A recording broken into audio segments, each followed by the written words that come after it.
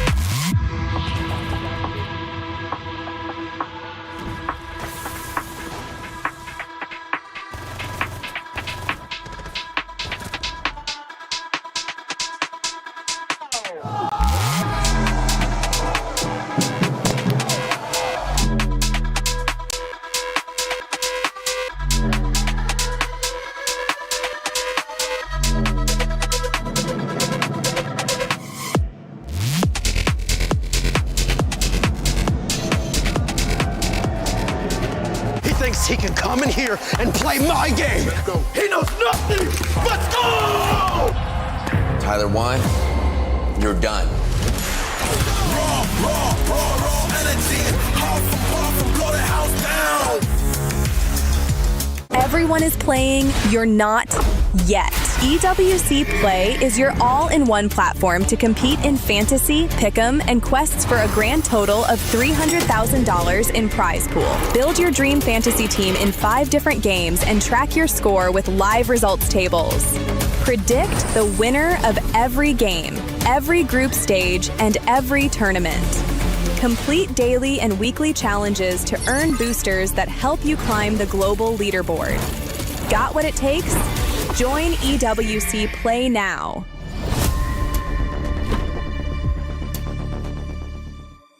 A lot of people are haunted by their past. I'm inspired by it. They're not just playing for themselves, they're really playing for their entire family. They have defeated their demons. They have crushed the curse.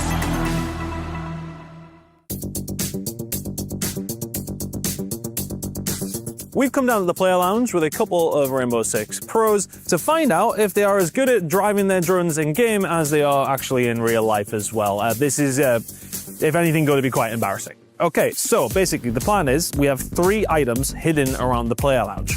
2 of them are game related, not that way, don't worry.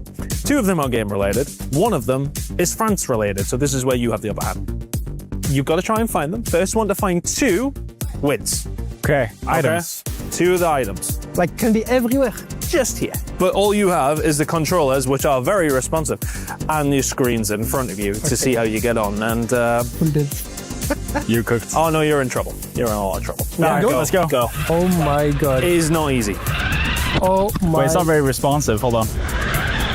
What is that? What is that? What's that? I have something. I have something. No, me, I have something. No. That is a power cable, my dude. Yeah, okay. you're stupid, bro. I have something. What do you have?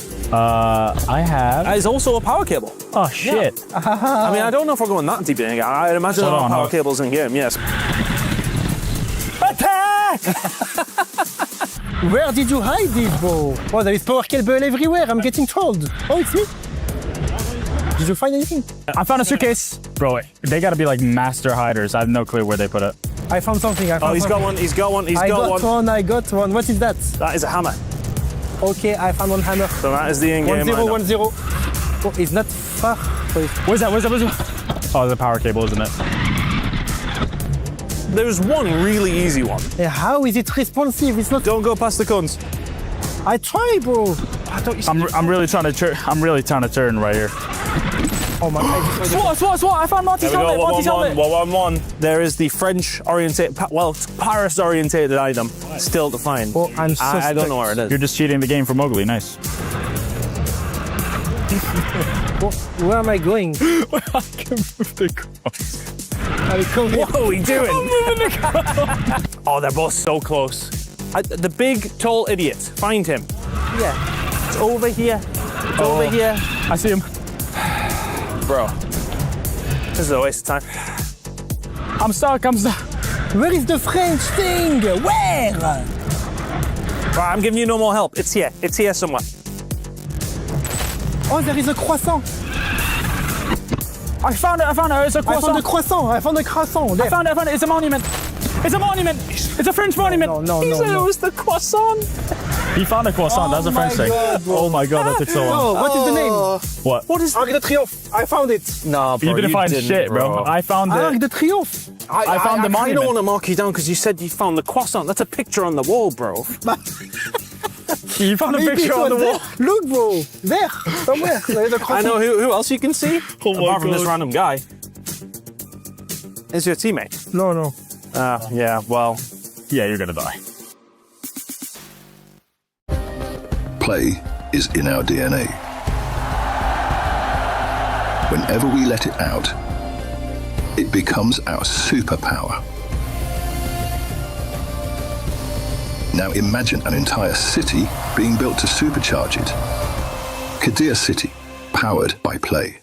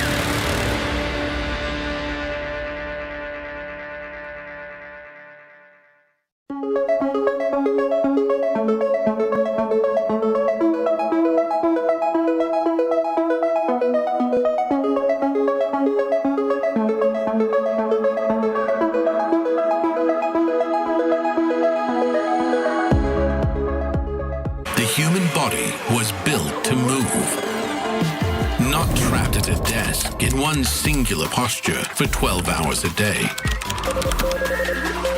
It's time your chair evolved. This is Secret Lab Titan Evo.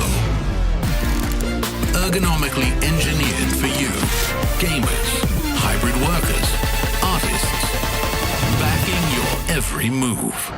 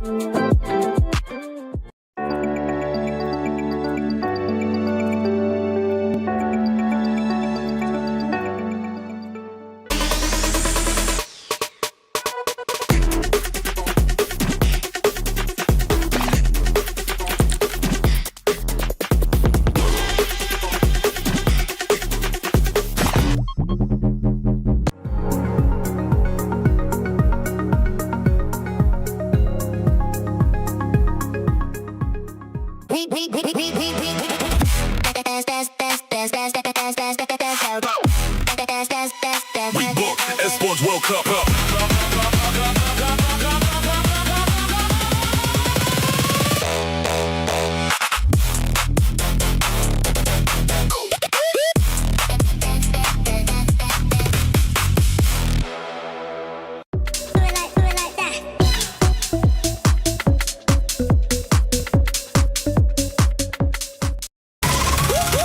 Je suis prêt, c'est parti, voir où m'emmène la vie. Chrome sur mon green, tu m'entends quand je respire. Top le veston, jamais film, gros pas, big plan, j'ai fait changer toute la piste. Regarde ma pêche, je pense pas j'attire. Je coupe la line, laisse la qui laisse frémir. Nouvelle état, new name, toujours fluide dans le move. Main en l'air quand je rentre dans le groove. Garde ce regard, je suis déjà posé. Deux pas, je tourne, glace dans mes yeux figés. Vite encore, puis je prends tout ce qui est à moi. Trop vite, trop fort.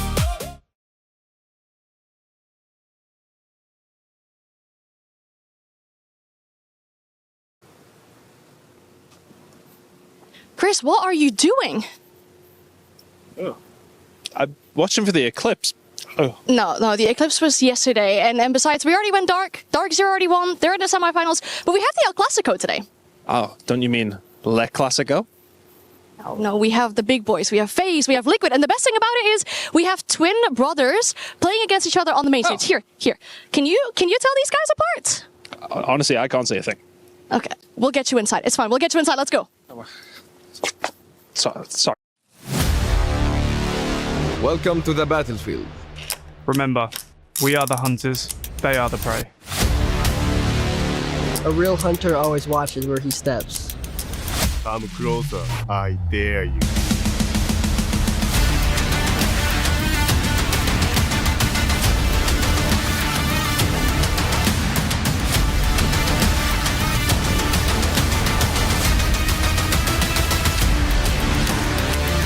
They said it could not be done.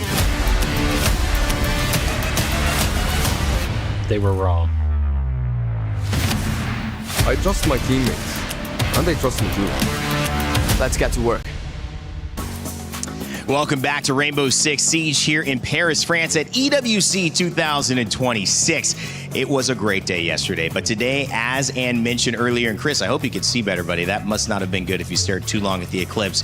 It is El Clasico, FaZe and Liquid later on in this afternoon. If you saw our matches yesterday, you know the drums will be beating from Brazil. The fans will be here. But for now, we kick it off with an all-EML battle, and that should get us started. One team moving through for sure for the region, one team going home. All those stories to unfold here live on the stage here at the Paris Expo Porte de Versailles, and I'm glad you're with us. My name's Rain Day. I'm joined by two amazing gentlemen here ready to talk game. Of course, it's iconic and Alphama best dressed desk so far, fellas. I mean, 2 days, two really fantastic outfit choices. I mean, we're in a city of fashion, so Come on. I feel like we got to bring it. I'm in Paris, you know. I need to live up to the expectations here. Also, being surrounded by You're Americans, French, too. I'm French. I have to, put in a little bit of effort into others. I mean, we got the group chat going. I like it, man. I'm like, these guys taking it serious. It reminds me of my dad, actually. He won't ever go out. He's got to get his outfit exactly right, but that's a 70s thing. Right now we're coming in. I like that we're bringing that back. Bring style back, baby. These two definitely do it. All right, let's take a look at what happened yesterday for our STC Rewind, because it was a day that began as potentially a story for Wildcard coming out, a team that looked the favorite going up against the drums of Furia. Dark Zero also had their chance to play against Weibo Gaming. Gentlemen, walk me through just the takes from yesterday's action here on the stage. I think we could have noticed the first big upset, and that could have been Weibo against Dark Zero. I think like overall they had such a strong showing. Looking at some of these guys, Reaps absolutely tearing the major champions apart. But really the discipline, the meditation, you see it on the screen right there, made DZ stand out. I think they're so cool, calm, and collected. Despite being the one team that was the favorite, I don't think they ever let the pressure get to them. Despite being on the back foot and going all 3 maps, really, they never gave up. And in the end, I think that discipline, that system, iconic, it seems to pay off.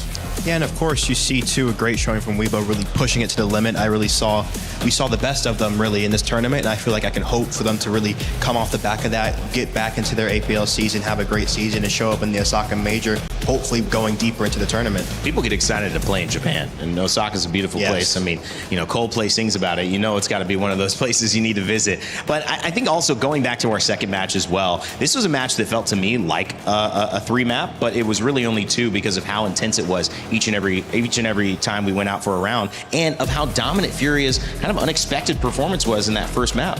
I feel like you'll say Furia was unexpected, but knowing the players on that side, how experienced and how calm they are, they really do have a great coaching staff plus great experience with also great young players. So I feel like they really can just show up, and they were really struggling internationally, but you see this tournament, they're really finding that footing with their play style, and they're looking really dangerous. Arguably, I would argue that Furia struggling a little bit earlier on in the season when Wildcard went flawless actually helped them, because when they reached the first map, Furia was kicking on full straight on. Like the first map was actually super impressive. They were full of momentum. You see Furia getting hyped up between the rounds there, and Wildcard, I felt like we're frozen in time and only started playing on the last map. It was too late for them.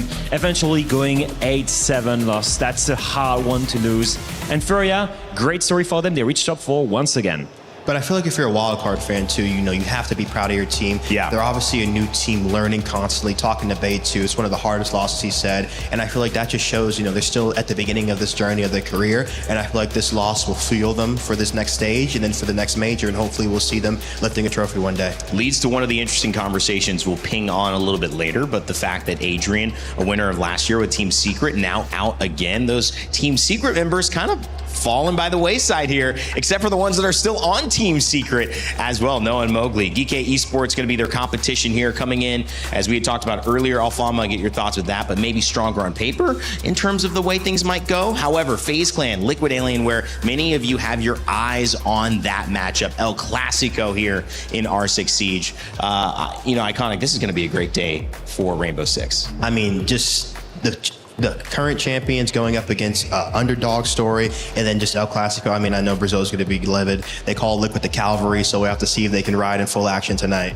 It's going to be amazing, and I know that there are a lot of things on the line as well. The stakes are high, whether it's at the Lenovo Legion Gauntlet, where we are here in Paris, or across the entire EWC. Chris Tunn is standing by with an update on the club championship to let you know where every organization stands with just a couple weeks remaining. CC update here from the Siege Splitfire booth. You can come down and play some of the new stuff that's coming to Siege right here at EWC, but we're not necessarily talking about that right this second. We're talking about Falcons closing the gap. It has been inevitable that it would happen this week with multiple participants in chess, how well they're going to likely do in Rocket League. And AGL's lack of participation this week means that their lead has been cut down from 350 to only 50 points. That has literally happened within the last hour or so, whilst Rocket League has been going on. They've made progress through the tournament, and things are starting to change. This is probably the pivotal week for Falcons. I mean, that's an easy thing to say. We're into the second to last week. We only have one more week for AGL to potentially get something going. However, some of the games next week are potentially leaning in their favor, but they will need Falcons to have themselves a bad week. Other teams who we can potentially speak about, Virtus Pro, Vitality, may well have more participation coming next week as well, where they can potentially get some points, but they need a lot of them. Some of these teams are well and truly behind, but Falcons closing that gap significantly over the last 24 hours. We'll be keeping you up to date throughout the rest of the day, how they are doing. Thank you, Chris, and thank you to Aramco, powers our club championship rankings and the leaderboard, 50 points. It's been a week and a half or so where AGAL have been at the top, thanks to some action we had on this stage, but now Falcons closing in. I mean, it's incredible, Alfama, because they've had some upsets, even in Rainbow Six Siege, a team with Joom that you thought, you know, one of the highest paid rosters here, thinking they would make it. They're not here, and yet they're still almost first again. Absolutely. I mean, it's the team that historically used to succeed. Before EWC was there at Gamers 8, they won 2, and they also won the first EWC, and then as soon as they joined Falcons, then they disappear. It must be rough for Falcons, but I think of teams like FaZe, of Team Liquid, for example, that were doing so well in the club championship last year and are struggling behind right now. It's a big week for them. They've got Magnus Carlsen at chess. Right. They've got their team at Siege still performing here. So maybe, you know what, if there is a miracle to happen, they could gain 2,000 points here. That story is actually going to be pivotal. We'll know a lot of the answers of at least 50% of it after today's last match. And if you think you know right now who is going to take the edge, whether it will be FaZe, a battle of family members, a battle of El Clasico, a battle of Brazil, let us know in your pick'ems. You can earn your share of $300,000, letting us know who you think is going to win. We'll show those results before the matchup, so you got a few more minutes. Go scan that QR code that was on your screen just a second ago and join us for the pick'ems. A little too early to ask you your pick'em. I'm not going to ask you your pick'em. I'm gonna say I'm not gonna ask you your pick'em, so that means you start thinking about your pick'em. But I mean, FaZe does come in as the last 6 invitational winner. Yeah, and speaking to some of the other players from Brazil, it feels like there's a mental block too for Team Liquid going up against FaZe, but even though they found regional success this last season actually to qualify for this tournament, it is the big dog. It's FaZe Clan. You're going to have to bring your all game, and you're going to look at KZ to really feel his team to really get those kills through. All right, well, that will be, again, our second matchup of the day, so stay tuned for that. To kick us off, though, it is a EML matchup, a team that comes in, like I said, stronger on paper in Geek Esports. Why? It's because Team Secret, despite being EWC champions from last year, have almost a completely different roster and showed up last, Alfama, in their EML split. So the fact that they're even in this top 8, for many, can be surprising.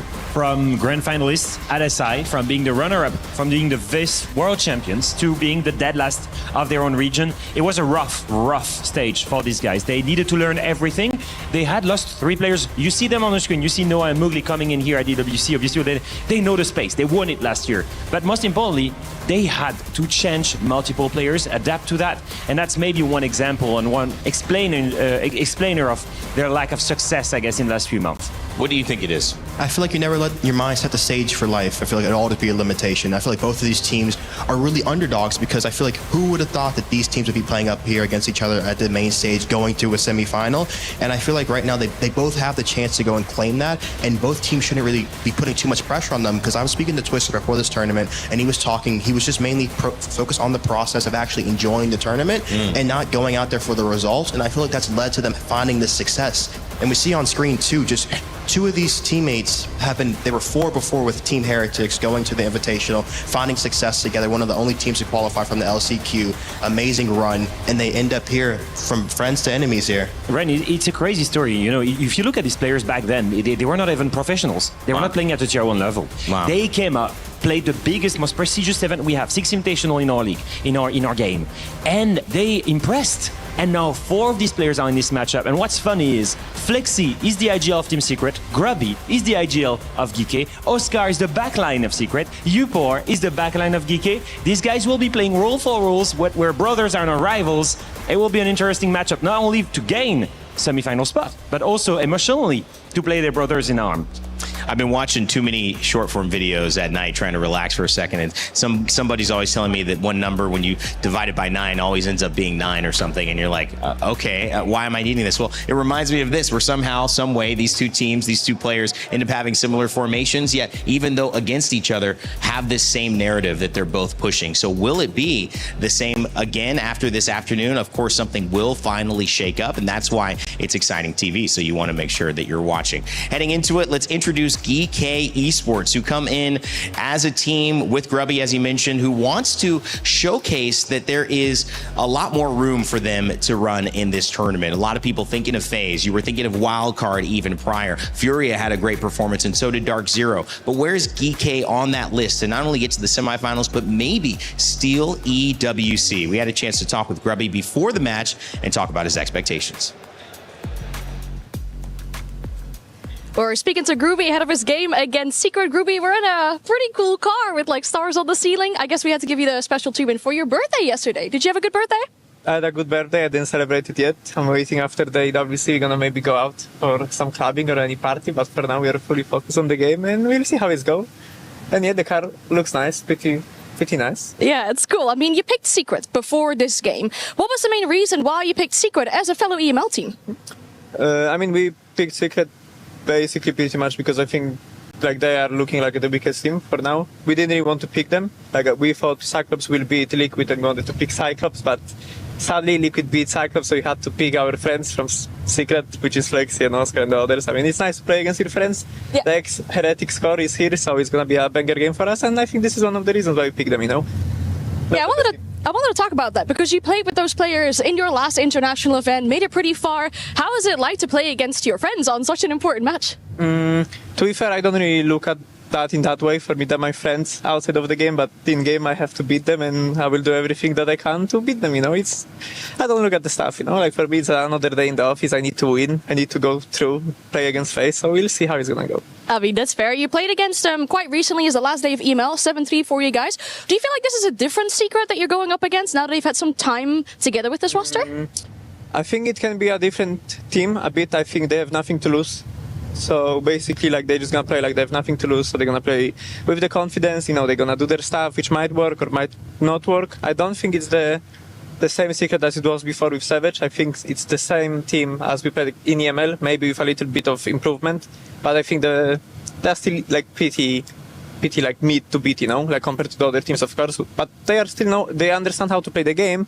So I'm not saying the game will be easy, you know, it makes the game hard, but it's like they just play like they have nothing to lose, you know, So how do you prepare for a game like that if you're going up against a team that has nothing to lose?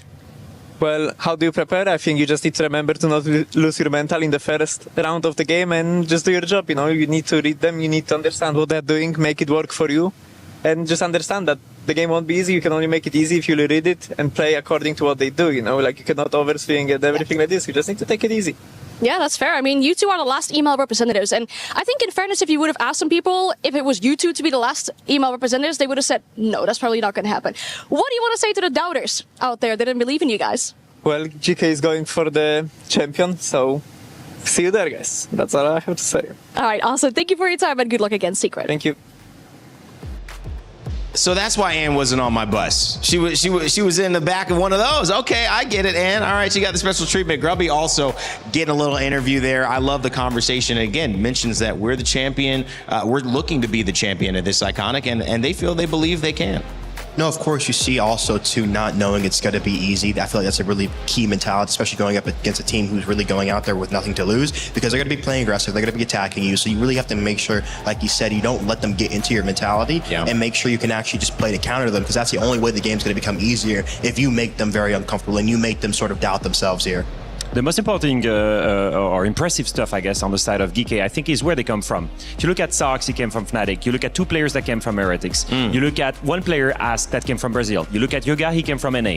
It's a patchwork of 3 different regions of players that maybe were let down by their rosters and that somehow have a wealth of experience and needed to not have too many cooks in the kitchen and instead align on one playstyle. That playstyle is lurking around, it's poking around, finding a gap, and then eventually they will all funnel through it. It's a very special one, very annoying one, and talking with the Secret guys, they're well aware of that playstyle, obviously having played them in EML. Well, it's going to be an interesting transition for these two teams to be friends, to have been former teammates, and now to be enemies where only one spot is available moving on into the semifinals. But we believe they can do it, and they certainly believe in themselves. Team Secret, you know those two teams at the top of the club championship leaderboard, AGAL and Falcons? Team Secret actually just recently beat both of them, and they're the reason Falcons aren't in this quarterfinal as well. So talk about a team that is on a run. Despite having won this championship at EWC just a year ago, this team is completely different, yet Noah and Mowgli remain on their Qiddiya City championship defense. In a world where nothing is granted and everything is earned, it takes courage to rise above and carve your name in history. Let's go! Your CJX at the Esports World Cup 2025 champions is Team Secret! Amazing feeling, it was my first win, as a player. It worked for me, after all these years, so yeah, it was incredible. So we won EWC, and after just everyone just disappeared. Jum went to Falcons and Adrian went to Wildcard, so it was hard, but it's okay. Coming to Team Secret was a surprise. I came from Tier 2, so it's a big jump from the competition level. They had a history of winning, or at least coming close to winning, so I knew I'd join a winning culture. The time between the season and EWC, we did some changes into the team, onto how we see the game, and we played less structured to play more this style that we were playing before, and I think it's working better. We're playing more loose, and we're not really worried about the results. Of course I want to win, but you need to be realistic as well, I'm just going to take match one by one and do my best as a player, and obviously try to bring the team with me. I think we can do a lot of upsets into the tournament. I've come to win, yeah. I'm ready to win.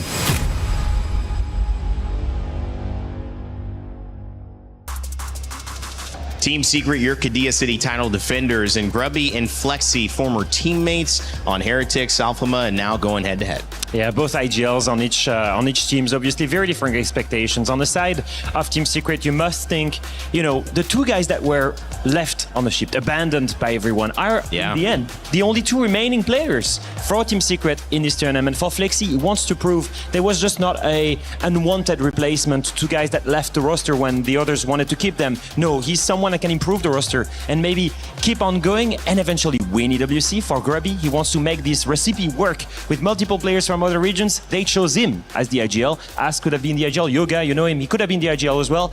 They chose Grubby. He needs to prove them they were right, basically. Jum's out, Adrian's out. Jum was partly Team Secret's, they beat him, right, on Falcons. Adrian, obviously, wildcard. A lot of people knew they could lose, but maybe didn't expect it so early. And now you've got Noah and Mowgli. And to me, the way I heard Mowgli speak about them leaving, it felt like kind of a knife in the back. Like the energy was that, whether he said it publicly or not, disappointed. And what do you think is behind that? How do you think he's feeling now going up into this moment, being the last remaining members of that old team?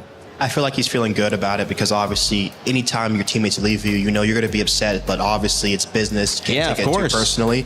And if they're leaving for better opportunities, that's good on them. But right now, they're here. And I remember going into that game before Falcons, he said in his interview, he said, if we lose, it's another day in the office. But if they lose, it's a lot of pressure. So he's really just using this opportunity to see the light in it and really going for it again. And you see them here on the stage confident. Yeah. You see he's finding a way to give that fuel to his teammates, to drills, to very young players, making sure he can really provide that expertise, because he's been a player, I remember since I was starting out. That's when he came into the scene too, into the pro scene, and we were butting heads at the Charlotte Major, and I've loved to see him grow his career. He's a lovely guy. I love the way that we've set this up, because there's players who are fighting for something much bigger than just this matchup, and also fighting to prove coming in here that it's not just a fluke, that it's not just, hey, we had a couple of good maps, a couple of good series. We can actually do this thing. Team Secret actually on a title defense. The map bans coming up, and the map pick here, Lair, first off for Geek Esports. How do you feel about that? Not surprised to see this pick coming from Geek. It really suits their playstyle. I've mentioned before, they like to poke around and go around the map and find a gap. Lair is perfect for this. They've looked amazing on it, and they did beat Furia on that map. Wow. On the side of Secret, it's a 5-loss streak. Obviously a weak map on their side, so very, very obvious why Geek picked it. Yesterday's story was we had this map that was picked. Furia had banned it 22 times in a row. They left it open. They fell for the trap. It was a loss on their first map pick. Do you expect it to be a little bit more contested here, as now we see GK and this other pick coming out from Nighthaven Labs from Secret? Do you expect it to be as contested? I feel like it's hard because we've actually seen Secret play this map recently, both maps, and a little bit questioning seeing the Labs pick come out against Geek because I feel like that is one of Geek's better maps, especially beating good opponents on it. So I feel like if Secret lose this first map, it could be a 2-0 in their favor, but it's going to be an uphill battle for Secret. Okay. It's a surprising map pool. I would say overall the map veto favors Geeky on paper. If you look at Fortress as well, it's a map that both teams kind of played a lot during EML, and Geeky found the most success on. And actually, the last time these two teams played each other was in EML, and the map was Fortress, and it was a clean 7-3 victory for the side of Geeky. Everything indicates Geeky is the favorite. But pressure then is on them because they pick Secret. Play this matchup. Secret have no pressure whatsoever. Like Leo said too, they like to poke around and prod for gaps. So I feel like all three of these maps are extremely open, where they can actually put their pressure down and find the gaps and isolate these gunfights. So Team Secret have to be on their toes, ready to solve these problems that GK are going to throw at them, and vice versa for them here too. It feels like GK are aware that Secret might do something unorthodox, maybe something unexpected, intentionally to try to throw off GK. How do you handle that coming into this map so you don't get caught off guard? I mean, that's the expectation when you're two underdogs, and you know that no one is expecting to win this one, so no one has pressure. So when you have nothing to lose, you're gonna go and throw some crazy stuff. They know Mowgli on the other side. They know how crazy this guy can get. They're gonna expect some guy to just jump out of a window at 250 in the round and somehow get a spawn kill. Best way to deal with this, Iconic. I'm picking your brains here, but in my opinion, crowd control operators, Grim, Deimos, Solid Snake, Shields. There's a lot of things you can do to try and control aggression. And the best way too is to punish it. You know, if they keep getting away with it, they're going to keep going for it. But early on, shutting down this aggression, making sure you have the information on them is going to be key. But if they keep finding that success within that aggression, it's going to be such a hard game to manage. These GK Esports players come together in June and put together a run that leads them into the quarterfinals. But they're against the title defenders, their counterparts in Europe from the EML, who are looking to do just that and move on to have a chance to reclaim that trophy sitting center stage at the Lenovo Legion Gauntlet. It's a battle of Europe to kick off our day 2 at R6 at EWC. Where is Milos? Where is he? I can't do this show without him, and it's starting any second. He's the yin to my yang. He's the pot to my kettle, the salt to my pepper. Wait a second. I know exactly what to do. Hold on. Put that on there on the floor. Great. Perfect. Then put this out here, and bada bing, bada boom. There we go. Take off, my friend. Take flight. Find the most handsome man in Paris. Go on. Fly, my friend. He's got to be around here somewhere. He can't be too far. That's it. Watch out. Watch out. Don't crash into anything. He's got to be maybe around the corner just down here. There's a corridor coming up. He's got to be down here perhaps. Where is he? Where is he? Find Milos. Find the most beautiful man. Oh, we found him. Yes. Hey there, beautiful. I think you and I are going to have a great day together. Let's go.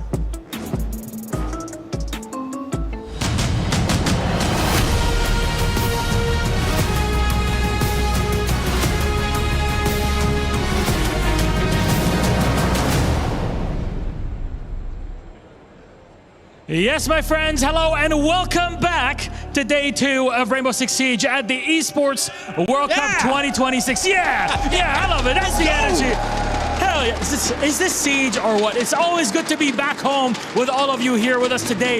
Yesterday, it was excitement, right? 2 teams have already been sent into the semifinals. That's, of course, Dark Zero and Furia, but their match will not be set until tomorrow. Today's decision is who plays that semi on the other side of the bracket. We're here to bring you all the action. Milos, and by my side, the one and only Adam Savage. Did you know that my man over here was in a Hollywood movie? Starred in it, too. Thank you very much for saying that. It's absolutely true, you know. You may think this 6'4" fridge, can he do anything else? He was in a Hollywood film. I'll give you a clue what it was, okay?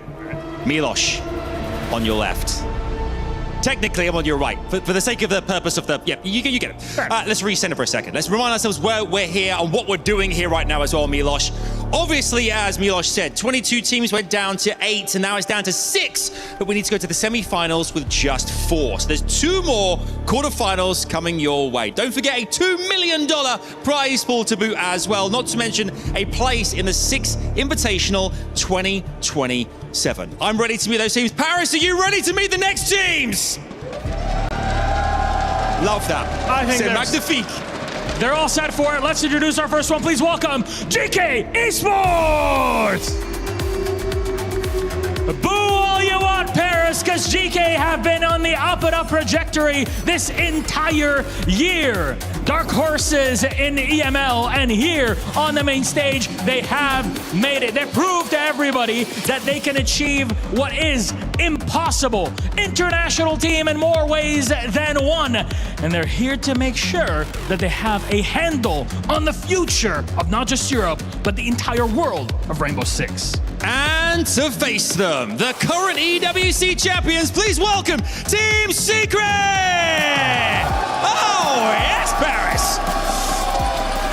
Last year's champions here to defend their title. Can Coach Twister bring the funnel and the thunder as they try and whirlwind their way into the semi-finals? Paris seem to be with them. They are ready to see them compete.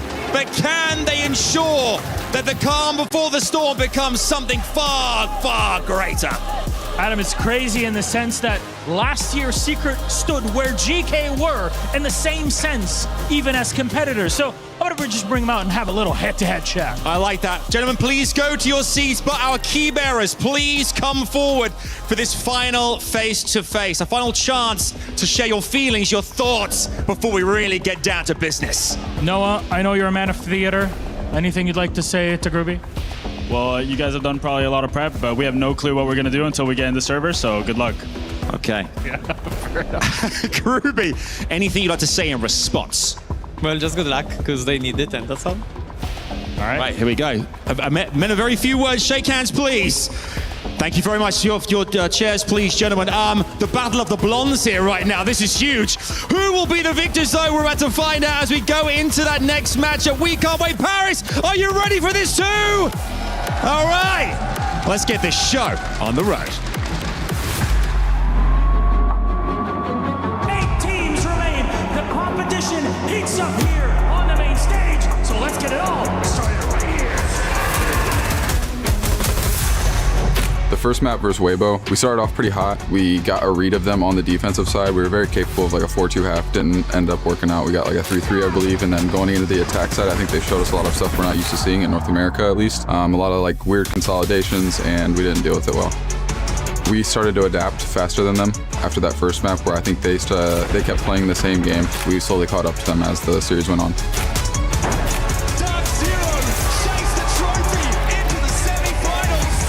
Being in the semifinals of EWC feels normal for us. We're used to these situations, we're confident, and we have the tools for the job. It's just about going out there and applying it. It was a pretty good game. We kind of expected the maps that we would play, so we were prepared for it.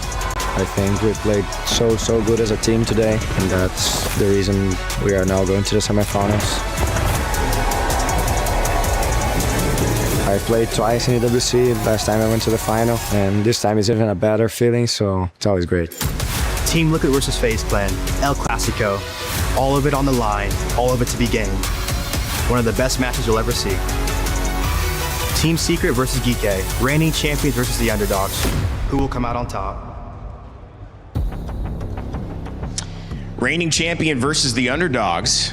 However, it's GK Esports who actually have the higher seed coming into this and have picked Team Secret to play against Alphama. But Noah saying, we don't even know what we're going to do, so you picked something that not even we know about. He just likes to play the mental game. I like it. They all know each other. They've been playing ranked together for the longest time. I mean, it's just a mental game for these guys. It's unfortunate that we get a double EML quarterfinals. No, I for love this it, guy. man. Just one. I know you're gonna say, yeah, guarantees that one. Iconic was jumping up and down. He was jumping up my throat. I saw him coming. No, but the main thing is, like you said, I think for GK, it's gonna be all about handling the pressure because they're the favorites. They were the one that had the momentum in the EML. They were the ones that had a 6-win streak in the EML. When the other team, they were dead last. They were struggling. No one expected them not only to make it to EWC and beat AG, but to beat Falcons, to beat Zoom, their former teammates that left them, to make it to the main stage. Secret, they have nothing to lose. GK, they have a little bit more, and I think that will play into the game. You know, we talked about a lot of these players at the top of the broadcast, but I want to know, in your eyes, Iconic, who's a player we haven't talked about that you think might sway this? I think the man from Iowa, Yaga, he's just coming out of NA talent on an EML team. I know Alfama's going to say something about that. He finds a way. He finds a way. He does They're find everywhere. a way. They're taking over. And I feel like he's a really experienced player just in this, for this matchup, being able to just really throw off Team Secret and just give them that aggression that they need. And I'm looking towards him. Alfama, I'll raise that question to you. Who's somebody that maybe we haven't highlighted as well? This gentleman right here? Yeah, I think Oscar is a super important backline player. I think he was a big name in Tier 2. He was given a couple of chances at the Tier 1 level, and he's already proved that he has what it takes. It's really big shoes to fill to come in when Adrian has left, when Savage has left, when Zoom has left the roster. And I think he's delivered so far here at EWC as we're looking at the bands coming through here on Lair. We've mentioned two play styles. One side, it's going to be GK that are going to be attacking and prodding around. On the other side, Secret, they're trying to force them to problem solve utility. Because if you problem solve utility on the side of GK, you're not playing your own play style. And that starts by removing one hard breacher and one utility-based operator here. And you see the denial bands coming out, making sure they can actually get those walls open, apply that pressure for their split attacks here. This is going to be a good one, guys. We've got a battle of EML too, much to the chagrin of Alfama, but much to the joy here of Iconic. We'll see which team ends up being the better. Will the Qiddiya City title defenders continue their title defense of Team Secret heading off to the semifinals? I'm sure the fans here would love to see it, but GK Esports has another plan in mind. Let's send it over to our casters, Dev and Pengu, to kick off our first series of the day.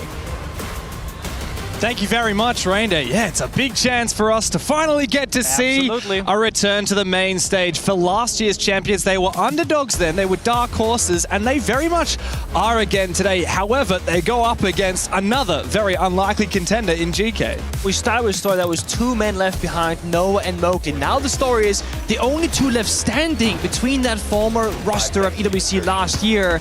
And Mowgli said himself on social media, I cannot believe, I did not expect that we would be the last squad standing from that previous victory last year. That's right, defending champions poached to pieces by Falcons, by M80, by Wildcard. The two left behind are now the only two left standing. Of course, on the flip side of that, we have the great schism of the Heretics. Schism. The Six Invitational last chance qualifier from Europe, Project Zero, which played at SI as Team Heretics, a Tier 2 team plucked up to the highest level. And of course, now Grubby and Upor on the GK side, Flexi and Oscar on the Team Secret side. They played their last international S-tier event together on the same roster. Now they meet in opposition in the server. I know Alpha and Des said that Noah's playing the mind game, saying that they don't know what they're doing. Of course they know. I don't know if they really do. I think they have entered the delusional era for Team Secret, where they're saying, we're not supposed to win. We're not going to win if we play the Secret style. We're going to play just randomness, chaos in the server. Drill C4 early here, takes down Sarks on the Nomad. They're supposed to kind of compartmentalize the map and stop them from aggressing back as the defending team of Secret. They also have Ass doubling down with the Monty. So this is GK saying, we're expecting aggression. We're going to be very passive, very step-by-step, very methodical siege, which is very predictable, but it's also harder to lash out against. So that C4 getting tossed like getting a kill, it puts Secret in a perfect position for this first round. It does Deadly C4. Deadly Vert, though, as well, on this bomb side here for Grubby, but it will fail if the Mute Jammers protect these defenders, and especially if Noah sneaks on down. Grubby, though, gets the better of him. Shotgun meets shotgun. And now it's a massive chance for GK to march their way forward. Drills peak solo, and Secret are falling to pieces. After that initial pick onto Sarks, they haven't found anything, and GK have so much time to look for an execute. Doing two different things right now. Mowgli was playing very passive by the bomb side, surrendering that hallway control, which also was blocked by the Sense Protector walls there. Meanwhile, Noah looking for a fight downstairs. They fall to pieces. playing from behind. C4 and Sacrifice still in pockets of planting. Not really going to be a possibility here for GK. They still have to go for that one more pick. Meanwhile, Flexi looking for a flank. There is a drone downstairs. I'm not sure if it sees it though, but never mind. Robbie's watching about his gun. Yeah, the big chance here for Secret hinges on Mowgli, the Frenchman, to lash out as Oscar has fallen as well. That fire will not deny the plan. Another gnarly shot here from the Frenchman. As Ask looks to finish planting that diffuser, it's Grubby with gun up, shotgun in hand. Surely no way. Mowgli wins this gunfight in close quarters. Little bit of damage, almost finds him. Out comes the Deagle, but Grubby shuts him down to claim the first round for GK. So close. And I love what they're doing there. The Monty unextending the shield, ready for a trade, because in case of the Grubby and Deimos falls to pieces, you just don't want to, lose in a 1v1. So instead, you get into an aggro spot with the pistol, with the melee possibility. The shield then doesn't work out because the Monty gets punched first, but then Grubby swings back and they support each other. A very good first round for GK, saying that we can control the aggression with some of our own aggression to counter. And yet, you just can never count out fraggers like Mowgli. Individual prowess has always been a strength of Team Secret, even as their team did get poached to pieces. But I am loving seeing Grubby get to really show his more performative side on the main stage. He's quite a character, that one. And I think, honestly, it benefits him as an individual that he's up against an enemy that he recognizes, that he can have a bit of banter with and have a bit of a joke mentality about. Because, we talk about pressure on the big stage and the pressure of a foreign enemy like Brazilian team that you don't scrim very often, that you hear so much about, destroying it on the international stage. This is just his friends he's up against. And I really think that someone like Grubby, when he gets the confidence in the server to make the plays and just seize those opportunities, like we saw in the first round, he's going to be a dangerous player. So there could be a point with Secret, they have to start when they get on the attacking side later, try and shut him down. Take those targeting operators like your Dokkaebi, your Deimos, your Solid Snake, and just say, wherever Grubby goes, we're going to fight him. But when you're on the defensive side, that's much more challenging because Grubby now will choose where that fight will happen. Sure, look, it's one thing to play some video games against your friends. It's another thing to do it while competing for a $2 million prize pool. Oh, yeah. Here at the Esports World Cup. It's a whole new ball game for Grubby. It's actually playing on the main stage as well. He's been to now actually quite a number of international events across the old Team Secret, Fnatic, but this is his first time really having a big chance. Same can be said for Starks and Upor, of course. That Team Heretics roster did not make it to the main stage at SI. I mean, Drills, Nova, Flexi, right? There's a lot of kind of first-timers or early in their career sort of players in that regard. I believe it's Drill's first ever proper LAN event. Might have been some tier 2s, of course, but... Dude has only been in tier 1 for 2 months, and he's already playing EWC. It's a pretty wild start to your career, but Drill's had a pretty good tournament. There's been some individual moments for him on certain maps. And I think that's the best you can ask for as an up-and-coming player is you have a good start to it. You don't have to because Noah himself had a really rough start to pro play. He was one of the lowest rated players of all time in his EML stage debut. And now he's recognized one of the greater players in Europe and also internationally. A lot of different teams of interest in teaming up with him. But he's been a bit secret. He's still there today.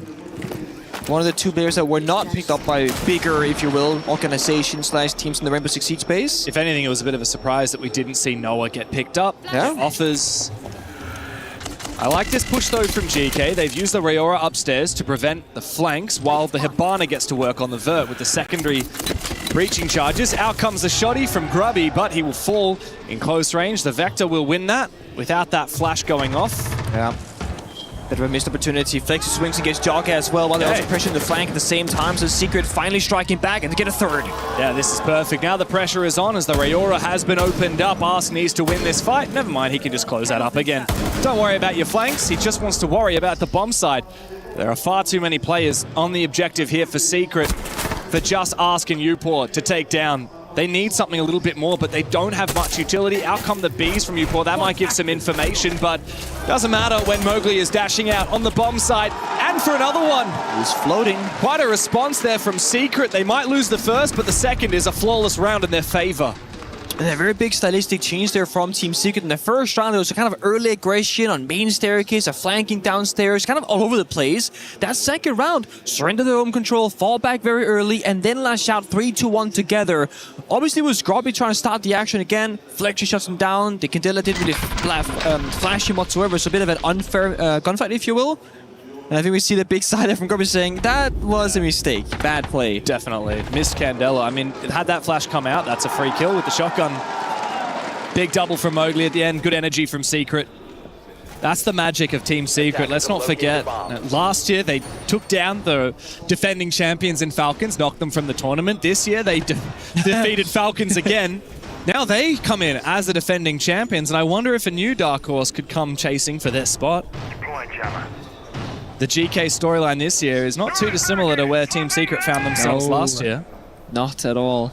Well, the one thing that makes this GK roster really unique, of course, they are historically a mid to bottom pack EU team, but they made massive roster changes 2 months ago. They brought on Grubby, Upor, and Yoga, and even Ask and Sark's only been around on this roster for about 4 months. Ask and Yoga, fun fact, have both played so many S-tier international Siege events. Ask mostly on Team Liquid, a little bit on Black Dragons. He's played 8. Yoga has played on 11, all for different North American teams. This is the first time both of them are playing for an EU team at an international event.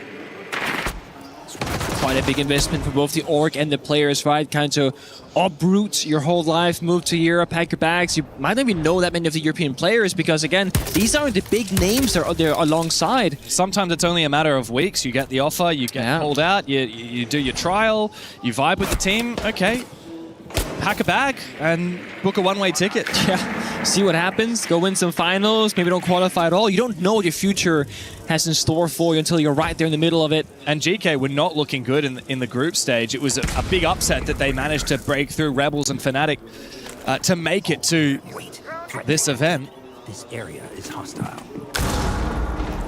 Sarks will scan 2 different defenders and fall right on back. Just applying a bit of pressure mentally in the server. GK has been very reliant on Grobby to start the action for them. Right now he's on Ibana with a lot of spare util in pocket, so he probably can't do it this time around. So the question arrives, who will step up for GK? It will be Ash taking down drills on that Omai. Big opening kill there for the Brazilian on the striker. Striked first for GK. Oscar in a bit of an off position. If he gets revealed though, oh, never mind. He can find the kill and get away before the Bees will reveal his position as well. That's a big pick onto Yogg. Upor quickly making his way forward, looking to try and bring back the advantage for GK, but thankfully Sarks will do so. A flank from Noah, a little bit too premature. The read is there, perhaps from the Solid Snakes gadget. And they lose bombsite control as well, because now all the last 3 defenders are going to be upstairs looking down the verge. So either someone has to give up that position, fall back to fortify the bomb side, or you just say, guys, there's going to be a gap. We have to go for fish. But there it is. Sets up the bait, gets the kill, and the second. Double pre-fire for Mowgli. And maybe it doesn't matter that Secret are all upstairs above the bomb site, because GK now will not be able to plant without some kind of pressure up above as they go for that defuser. Upor will need to try and make things difficult for Secret on this top floor, but it's going to be a tall task. Doesn't have full info. He's all alone in this position. It's time to plant right now, try and bait it out for a kill for Upor. There's no way this works. I don't think they know. The bomb is going to go down, James. This will have to be a retake here for Secret with Upor upstairs. Mowgli takes a lot of damage. Grubby on the bomb side. After he takes down the plant, he finds all 3. He does it all himself. Do you think Secret forgot where the bomb site was? Did they think it was upstairs? Because no sound cue of plant going down, no intel by the bomb site, no one who's playing Solids, flanked early again, and was shut down right here by Sarks. That's going to be the guy figuring out when and where the plant will happen. When you lose that sort of player, that's what I was saying earlier, you ideally want one defender to fall back towards the bomb site, which weakens the hold above. But Team Secret, they're playing for the fights, more so from the strats, and Grubby figured that out perfectly. Yeah. A great gap created. They were planting while going for a backstep, and Secret will call their tactical timeout. Let's listen in. They're basically just giving the read of what they're going to do into the round, so you guys are reading it quite well. What I need you guys to do is to use these flanks more for baity situation, because they are full worried about you guys flanking all the time. You guys saw that.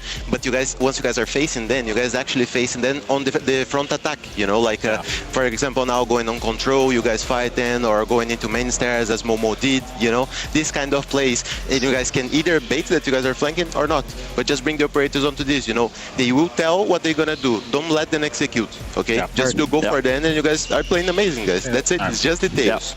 I think for these next couple of rounds, we just sack off flanking in total, and we just play like very aggressive on them. It's all about reading into the flanks here. Team Secret have been going for flanks, and GK have been very avidly watching them. Notably, Noah was the one that died trying to flank the main stairs. Funnily enough, Noah was the one playing the Solus, the perfect operator that would have helped them deny the plant in the late round had he stayed alive. So in my mind, I'm thinking, well, maybe Noah don't flank if you're the win condition in the late round, but Twister was saying do go for the flanks. Yeah, he was saying like do it, but in a different manner, right? Like they want to do that disruptive flow of gameplay, but I do have a bit of an extra point to it. They're in a 4 versus 4, 4 versus 3 winning position. Then Noah goes for a flame. Like they weren't going to execute. They lost a couple of bodies, you know, they didn't really progress the map. They never got control of the top floor, which gives them the bomb side.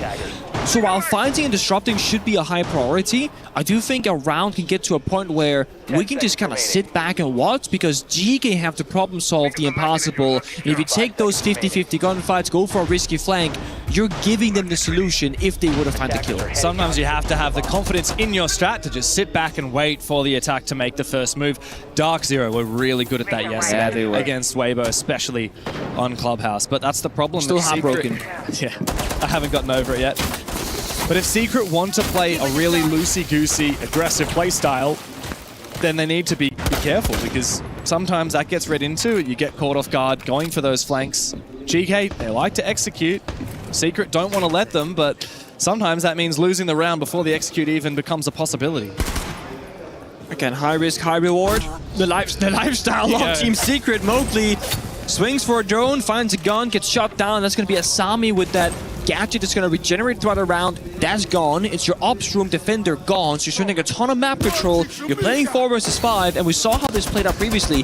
The top 4 hold from Secret didn't feel super strong in the opening round either. It's top fragger gone as well. Mowgli is the only one that made that first round close. As the smoke comes out from Ask, wow, the boost allows him to peek over the deployable shield and get the angle onto Oscar. The Tachanka going down.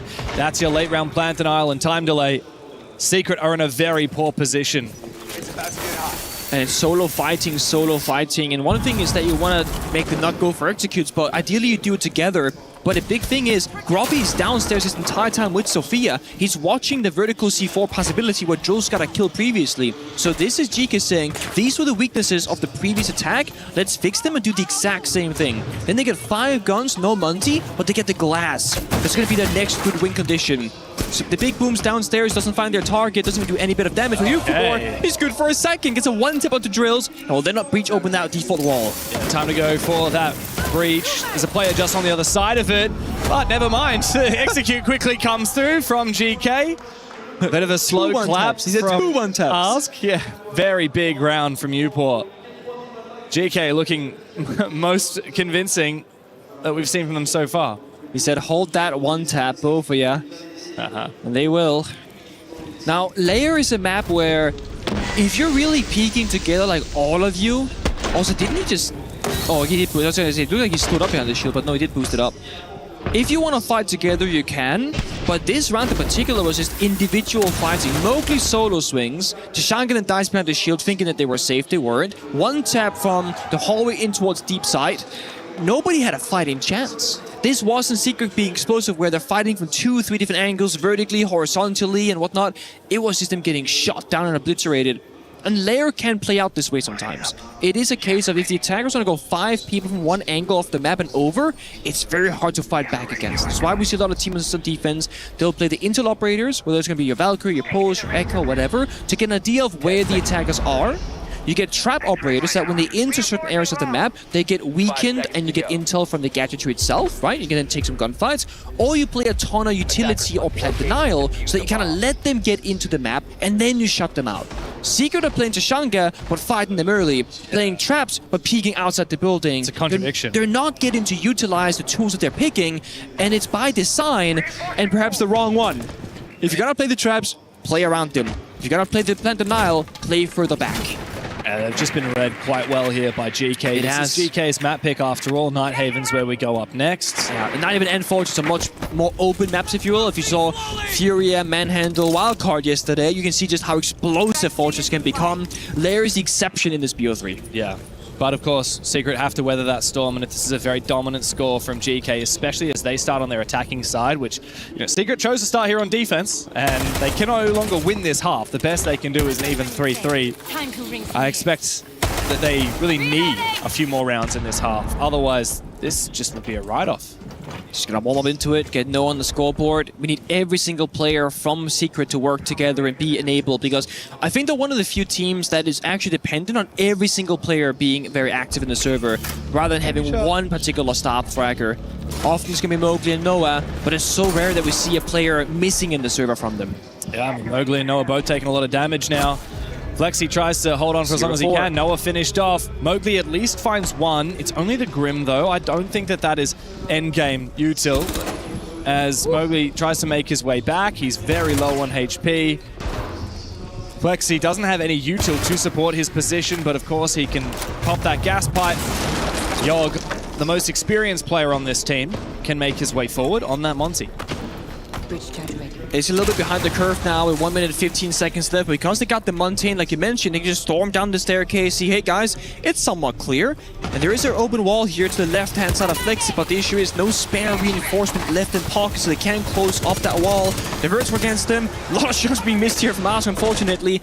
But hatch open in lobby for backstab potential. Mowgli goes down to the track stingers, or a gas pipe, I suppose, actually. And now it's all down to Flexi. He finds a kill or two here that can change the round. There's no way that he should be able to beat these players when Yogg is there on the Monty. Grub finds a third kill.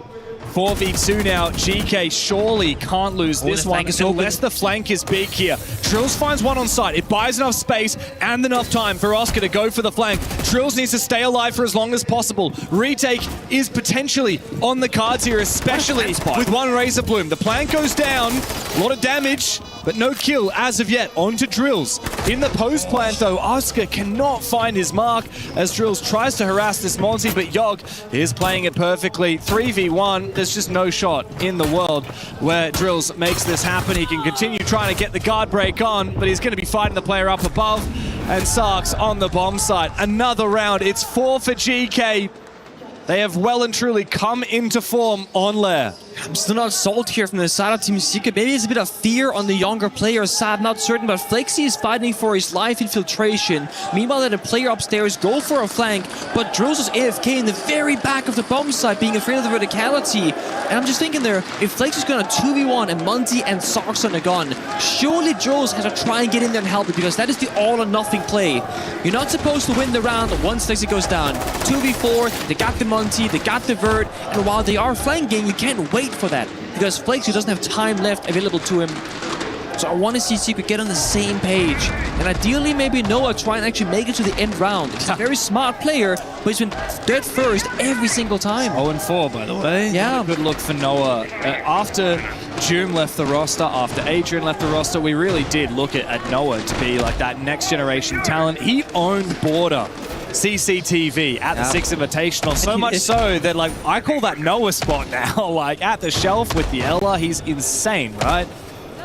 But sadly, yeah, hasn't been so present today. It's a very young team. I mean, Noah is only 22. The veteran of Secret is Mowgli, and he's only 23 years old. Of course, he's had a very long career as well.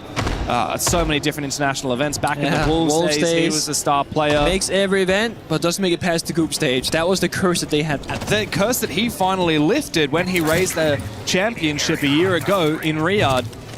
And now he remains the only French player here in Paris.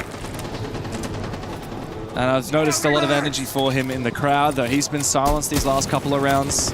Yeah. You know, he's still going for his Grobby. He's 9-1 now. Has not slowed down. Had a weak second round on the Ying. Got shot down early, but since then, just changed his operator pool. played some Ibana, now playing the Monty. And he's been playing Siege since he was 18, like in a comp setting. I was going to say he was 12 probably, but yeah. Probably, but like in terms of his like career time, like he's 23 right now. He's been playing the game for 5 years. Started in tier 3, then tier 2, and then of course now here at the highest level. Also GK, very flexible lineup, but starts to caught off guard. There we go. Takes the scanner out, sees the red dot, thinking, oh no, I'm in trouble. And gets shot immediately straight to the face. Flexi fighting again against the Monty. This time he's victorious. Oh my god. Grubby taking a bit of damage there, but Flexi doesn't want to overextend. Surely, Grubby, you don't go for the aim down sights fight here. And I have to at the same time. Flexi, you have to just fall back, consolidate the advantage. This is a split bomb site, a spray through the wall.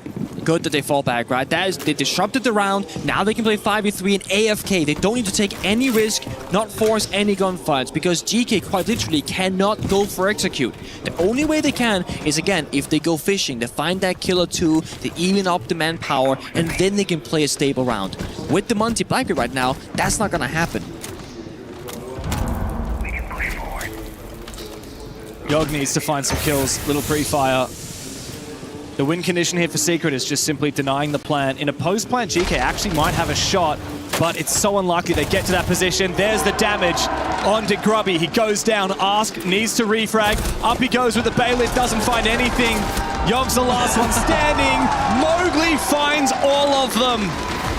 Another big round from him to find a second round in the half. A much-needed one for Team Secret. What do you guys have banned? Monty Demos? Monty Demos, right? Yeah, I think Monty Demos can be a thing. I don't think they are able to actually like bring heavy utility. Like probably like only one thing annoying is Solid Snake, and in case I actually think like Solid Snake might be a like better problem on this map. But you think it's better if you ban Snake than Demos? No, just ban Monty Solid Snake, no? Instead of Demos, right? Yeah. I think it should be better, unless like you really... they will play fast, which is... the thing is, they cannot play fast, yeah. So, should I just run the mute then instead of the Warden? To counter the Demos? Depends. No? Like I don't think so. Yeah, you can just see like, see the... Because I don't think these guys are actually gonna play like the main site, we call when to play. Yeah, I just want no hesitation. I see too much hesitation on this defense comp. Yeah. On attack, I want to see zero hesitation. You want to do display? Yes or no? Instant, like no, maybe, okay, yeah, okay. You know? Let's do it. Yes, yes, commit. No, commit to it, okay? Yeah, yes. Fucking show something, even if it's not the best. Fuck it. At least we don't hesitate and we don't have this kind of problem, okay? Yes, sir. Yeah. Let's go, guys. Yes, sir. Yes, come on. Let's fix the game, guys. Let's fix the game. They're terrible. They're shitting themselves. No one is fucking. Great to hear the input from the coaches during the halftime timeout. Also great to hear Shepard, of course, legend of the game, now coaching GK, spent most of his career with Team Empire, where he was a major champion, a Pro League champion, 2-time Six Invitational finalist against you, of course, his first one. Good times. Great to see him in the coaching role, and really interesting to see his insight, especially as back in that era, back in the Team Empire playstyle, very different kind of game. They were such a strategic team. The game has sped up a lot since then. Oh, 100%. And it was very curious to me to see like what kind of coach Shepard he is, because he's very new to that role, and I think it was a surprise to everybody, and himself even, when he was offered that position. Not as a player, but wanted to coach for us. He's like, coach? What? He was a legendary IGL in his time. Support player as well, right? Very, very much his own playstyle kind of player in the server. And he's also very hands-off approach, it looks like, from GK. And I was going to say, the playstyle they had in the attack, they kept taking turns. Who was playing Ibana, who was playing Monty, who was playing Solid Snake. And when it came to operator ban decisions, Shepard said, let's ban the Monty and the Demos. That was the game plan. And then everyone kind of tuned in. What about the Solid Snake? That could be a bigger problem. He says, yeah, actually, that could be the case. Then, okay, leave Demos open, stop playing mute. And he's kind of built it together. Where we go the other side, it wasn't Twister saying a ton of stuff, actually, because we probably missed that first bit. But Mowgli saying, guys, just commit. We have to make a play and commit to the play. No being scared. And then at the very end, he goes, it's better to have a bad plan on the same page than no plan at all. Yeah. And that was something that Fabian always said back when I played with him as an IGL. It's better that you have 5 idiots following a bad plan than no plan at all. Yeah, and Mowgli has a lot of experience of playing at these events and being like the loose cannon in a 100%. disjointed team. Like, to be frank, like that was what was always the problem with Wolves. They had so many great plans, but they could never sync it together. And then Mowgli would end up doing his own thing, having incredible stats, but the team wasn't operating like a unit. When he came to Secret, we finally saw him in an environment where they're playing the kind of game that he wants to play. Yes. And now he's passing that knowledge on to the young generation who are at their debut, right? Like, yeah, Drills, Flexi, Oscar, like they haven't played a lot of these events before. Drills never has. Oh. Noah, of course, he has his experience, but still a very young player. Mowgli, yeah, like I said, 23 years old. He's actually a dad, though. Like, he has a lot of maturity for his age. He's been playing this game for a long time. He would have grown up a lot from that young toxic player that he once was.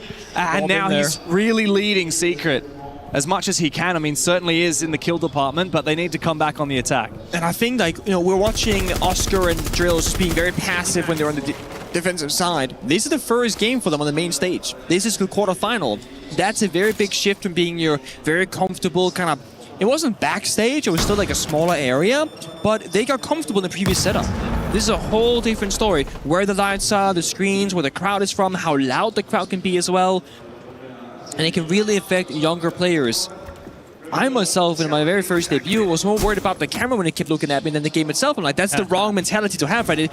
Screw the camera. It's all about the game, the screen right in front of you.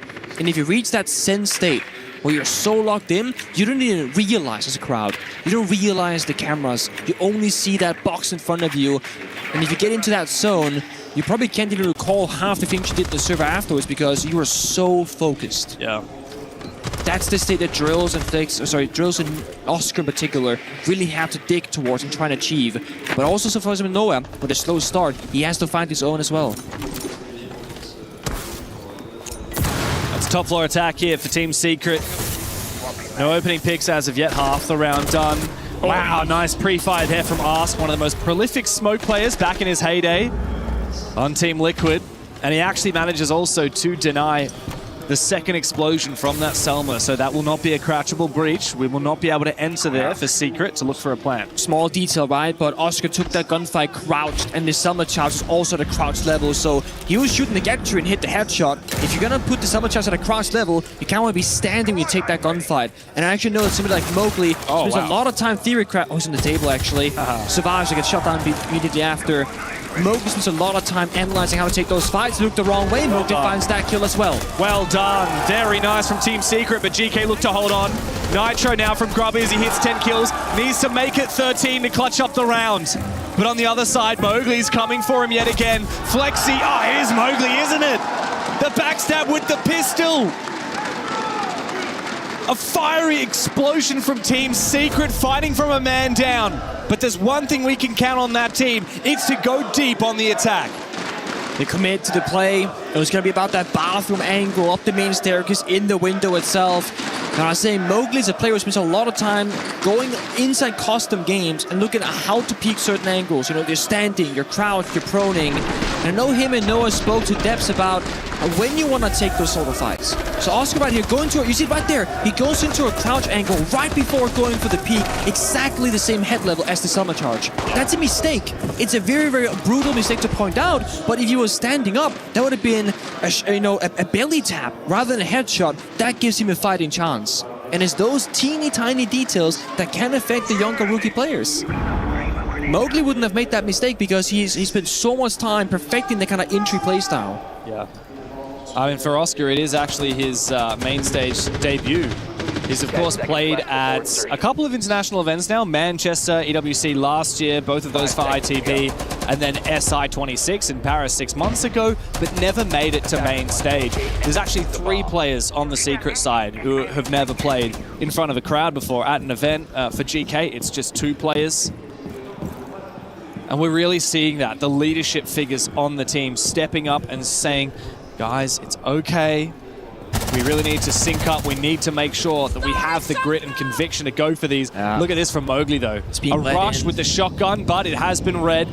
And that Ella mine will slow him down. I guess Noah missed it. It's going to be hard to find that throwable gadgetry. You know, a Jaeger DS is going to be on the floor, on the wall, but those throwable ones can be anywhere else. Late flash who's out, follows. Oh my god! The double peek was good, but it's a 1-4 entry at the end there, but well played from Sarks finding that first kill. Little bit scary there. The fact that he's able to steal a kill on the drills does damage a lot of the util here. Set up from Secret. They do have Vert on Mowgli, but now he is more responsible for getting that vertical game because there's no longer a Ram on the board. Yeah, it changes who's going to do what job in the server, and Mowgli no longer being an injured player is now playing a useful role. That means more pressure onto Flexi, playing the Blitz operator. More pressure onto Noah once he's done with his final Twitch drone and getting a final bit of value. He's looking for roamers. Just getting a bit of info on the map layout, saying, okay, this half of the map is clear, we can now get on in. That's why Flexi is top green, looking to walk further and further down the staircase with Mowgli shotgun. This is why you pick it up. Shotgun the staircase. Oh, Mowgli was too close to Kenneth as he pops. It takes a fair bit of damage there. And also, because you want to take the staircase first and do the vertical later, if Mowgli were to die here, they'd lose the Vert operator entirely. Yeah, that's dangerous. And Mowgli honestly could go down to this Nitro cell. Even if it's targeted at Flexi, there's a big possibility that he cops it as well, low HP. Mowgli needs to have an impact in all of these rounds for Secret. That's the commonality we've seen in the 7 rounds we've seen so far. Yeah. The problem here is going to be, do they know that bottom filtration here is actually not clear? Yawk is waiting for them on the Warden with Ask and Capital, on Tashanka rather, raining fire from deep within the bomb site. He's behind the shield on the rotate. Feels like we gotta get Flexi in the mix of things here. Just straight on down, take the risk. Oscar, he's a madman. He's a 1 HP madman. Was it worth it? It'll be worth it if he can find a kill on the back of it, but how does he do that? When the rest of his team is dropping around him, 1 HP on both the final Secret players. As GK look to recompose, Oscar finds one, but Upor will finally finish off that deadly blitz. Oscar has to have a big clutch, but safely behind the shield, Upor cannot be targeted. Grubby on the long angle.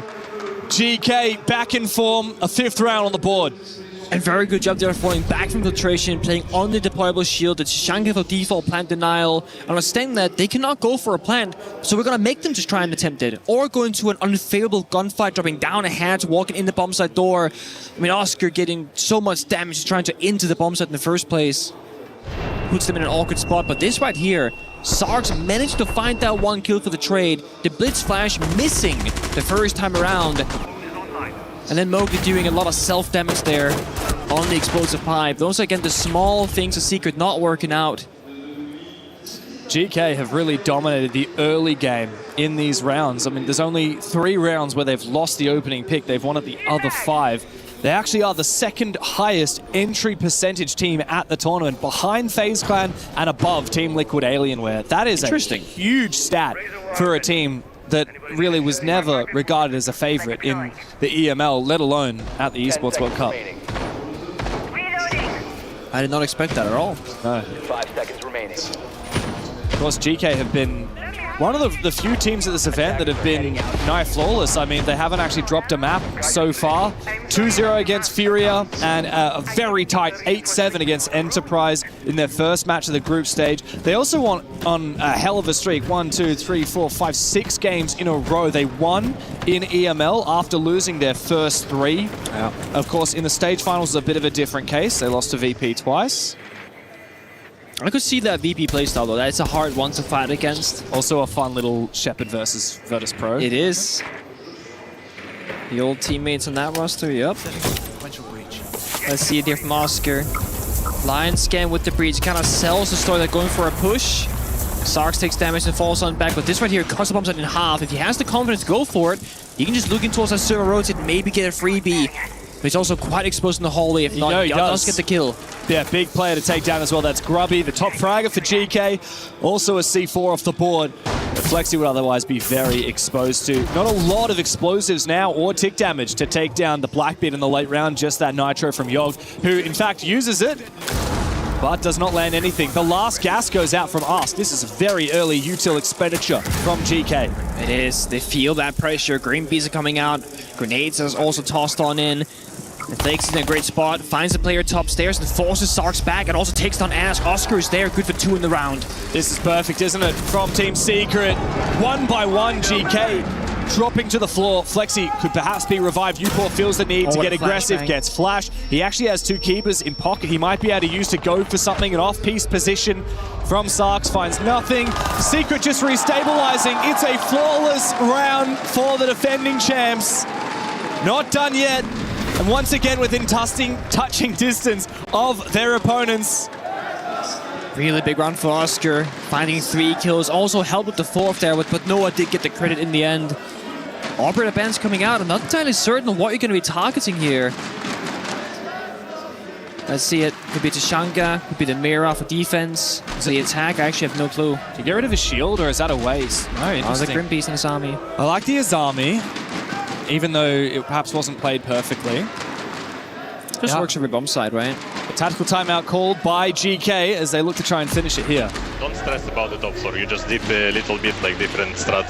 You actually don't need to fight with that. If you're gonna go for the basement again, I mean not for the basement, for top floor, just do your simple strat. Even you have the mirror, I think try to... I think we just, if we need to go top again, I think we just do the mirror tub, right? Make the main bridge close because we are fucked up 2 rounds on main bridge. Play with Tachanka, play with the rotation problem buffering because Grim is banned right now. For basement, I think they have like absolutely no clue. Maybe instead of Warden Yoga, you play Goyo to like slow the damage. Slow down more, Just don't lose your heads, like guys. The game is simple. You know what to do.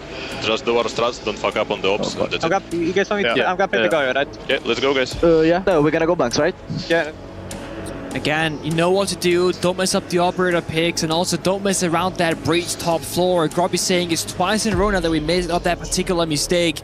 So it seems like for GK, it is the micro that they're concerned about, not the macro. The strat is good, but they're mis-executing that strat. Yeah, and it really just, I can't help but listen to Shepard and think about Team Empire. The plan is simple, but it's perfect. Yeah. We have done it 100 times. All you have to do is the game plan that's written down on your piece of paper. And to be fair, when you're going up against a team like Secret, which is very much go with the flow, very inconsistent, very deadly at breaking apart things and sweeping you off your feet, you just need to win more often than you don't, and you'll take the map, right? Especially at a 5-4 advantage on a defensive side. On paper, GK, they stick to their guns. Secret might win a round or 2 because Mowgli gets a 4K, but that's not going to happen enough for Secret to come back to OT. That's exactly it. If you can just win every round where a star player doesn't pop off, you'll be flying throughout this series in a BO3 fashion. So GK, all about finding out for every bomb site what strat works the best. And I feel like when you play the first 3 rounds of defense, you're kind of feeling out, okay, this is how Secret are attacking against us. Now you make your micro adjustments for the second rotation, and this should net you a better result. Secret got adapt on the fly in the server. That's a much more difficult task. But they got some possibilities here. Most notably, they're playing the Thatcher with a shield and with Capitao. This almost always means a direct bomb site approach, where the goal here is, in a perfect world, you EMP the Solus, so they cannot see when and where the plant is going down. You smoke the bomb site, capture fire, and plant in the smoke. And then the bomb just goes down. That's your win condition. And then, of course, Thatcher after that can watch those C4s being tossed out, of which 3 are in the server here. Another big win condition here for the attack on this tertiary bomb site is pardon me, having numbers advantage and baiting the defense into extending because they think you're planning, right? Thatcher is great for that. You actually have a lot of ammo with that EMPs. If you get into position, you throw out some of your smokes, this could be it. Is this going to be a bait or is this the real deal? It looks like it's serious. The Solus EMP'd Arse cannot find where that plant's going down, but he might be able to impact the default position. One of his impacts misses, lands on himself. Flexi eventually goes down, but the plant has already been confirmed for Team Secret. They have the numbers as advantage, but they've got that defuse on the ground. GK are the ones that have to make the next move. You wish that Mowgli wasn't inside the bombs. He has 2 fires and puck, but he's stuck in the corner, and Noah goes down first as well. But piece by piece, GK will start to make their way back into its Secret. All they have to do is hold down the lines as the rookie of drills finds 2 kills with the AK-12. Grubby and Yoga have to have a big moment here into the 2v2. Mowgli still has some fire left, but he's not able to use it. Oscar just has to prevent Grubby from getting on the defuse. He's got to stick it from now. Oscar can clutch up the 1v1 for Team Secrets. We're tied up. It's 5-5. Conviction, committed to the plan, and believing in the right result right there. There was one moment where I thought, oh my god, imagine that Mowgli found himself outside the bomb site. 2 capital fires, denying 15 seconds each of plant for defusing. That can win you the round single-handedly, but Mowgli's been deep to cover Flexi. He was stuck in the bomb site the entire time, hiding, waiting for the chance to strike out, and he did find that 1 kill. He could have used his fire while, like, where in his position, he still could have fired the plant. That's true. Even if he died for it, it would have bought 15 seconds, which was enough to guarantee the round win. But Mowgli is a fighter, that's the thing. I mean, he's in that prime state of like hunting for his prey. Oh my God. He's not gonna think that deep about it, getting caught with a bad timing. But that's also where I love that second layer. Oscar going upstairs, knowing the defenders fell back to go for retake, using the vert against them. That was not vertical made by the attackers. That was the defenders impacting the floor, C4, being desperate, and Oscar utilizing it to get a 1v2 clutch. Great post plan from Team Secret. GK did most of that right. I have to wonder, with that missed impact from Ask, was that the crucial moment, or was it the fact that the C4 from Flexi just wasn't in position? It's hard to say. There's no question that the Thatcher EMPing the Solus played a part into it because it bought Team Secret an extra 1 or 2 seconds. GK didn't know the plant was going down in that position. They guessed it. Yeah. I mean, they see the smoke grenades and go, well, either he's planning in the safe position or middle of the room, and we're gonna just assume it's a safer position. Either way, like Mowgli said, just commit to the plan. When you're going for that, I mean, mind you, Secret down 4-5. They lose that rush. It's match point against them. This brings them to a tied score. You've got to go deep. You've got to go all the way, give it everything you've got, because if you hesitate for even a second, you lose. You can't be thinking about, look, if we lose this round, then it's over. Pretty much, I mean, we've got match point against us. You can't be thinking about that. Ooh, nice work. The ADS actually coming into play, supporting that defense. Flexi makes his way forward regardless with the Blackbeard, but Grubby is keen to fight it. He doesn't have any util to help him out, but he has Upor, who takes down Noah, who's been unusually quiet for the Swede. Can Grubby get a little bit onto the Blackbeard now, up close and personal. Looks for the second player, good swing from Drills, and Flexi will finish him off. Team Secret back into it again. And the top fragger from GK is down. They're back and forth right now, exchanging bullets there between Mowgli and Upor. Both so low on health.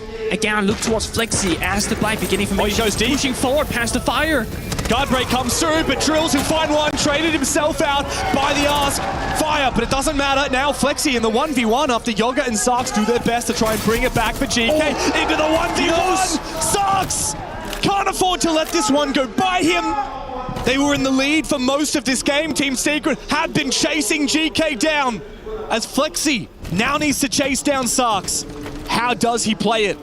On the Blackbeard, he makes his way forward. Can't afford to do much damage onto the feet. Can't afford to expose himself for too long. Such a if he hard gets up close and personal, he might be able to win the melee engagement onto Sarks, who continues docking back and forth. With the bulletproof camera finished off. There's less info now for GK, but Flexi, all the time in the world, he just needs to buy his time, make the right decision. It's a bait. It's a Mexican standoff. Flexi goes for the ADS, needs to time the fight, but look at Sarks. He's just running away again. We're playing a game of Ring Around the Rosie on the basement on Lair, and now Secret finally have to make a decision. It's up to Flexi. Does he go for the plant? He baits it out for a second. Sarks once again explosive position.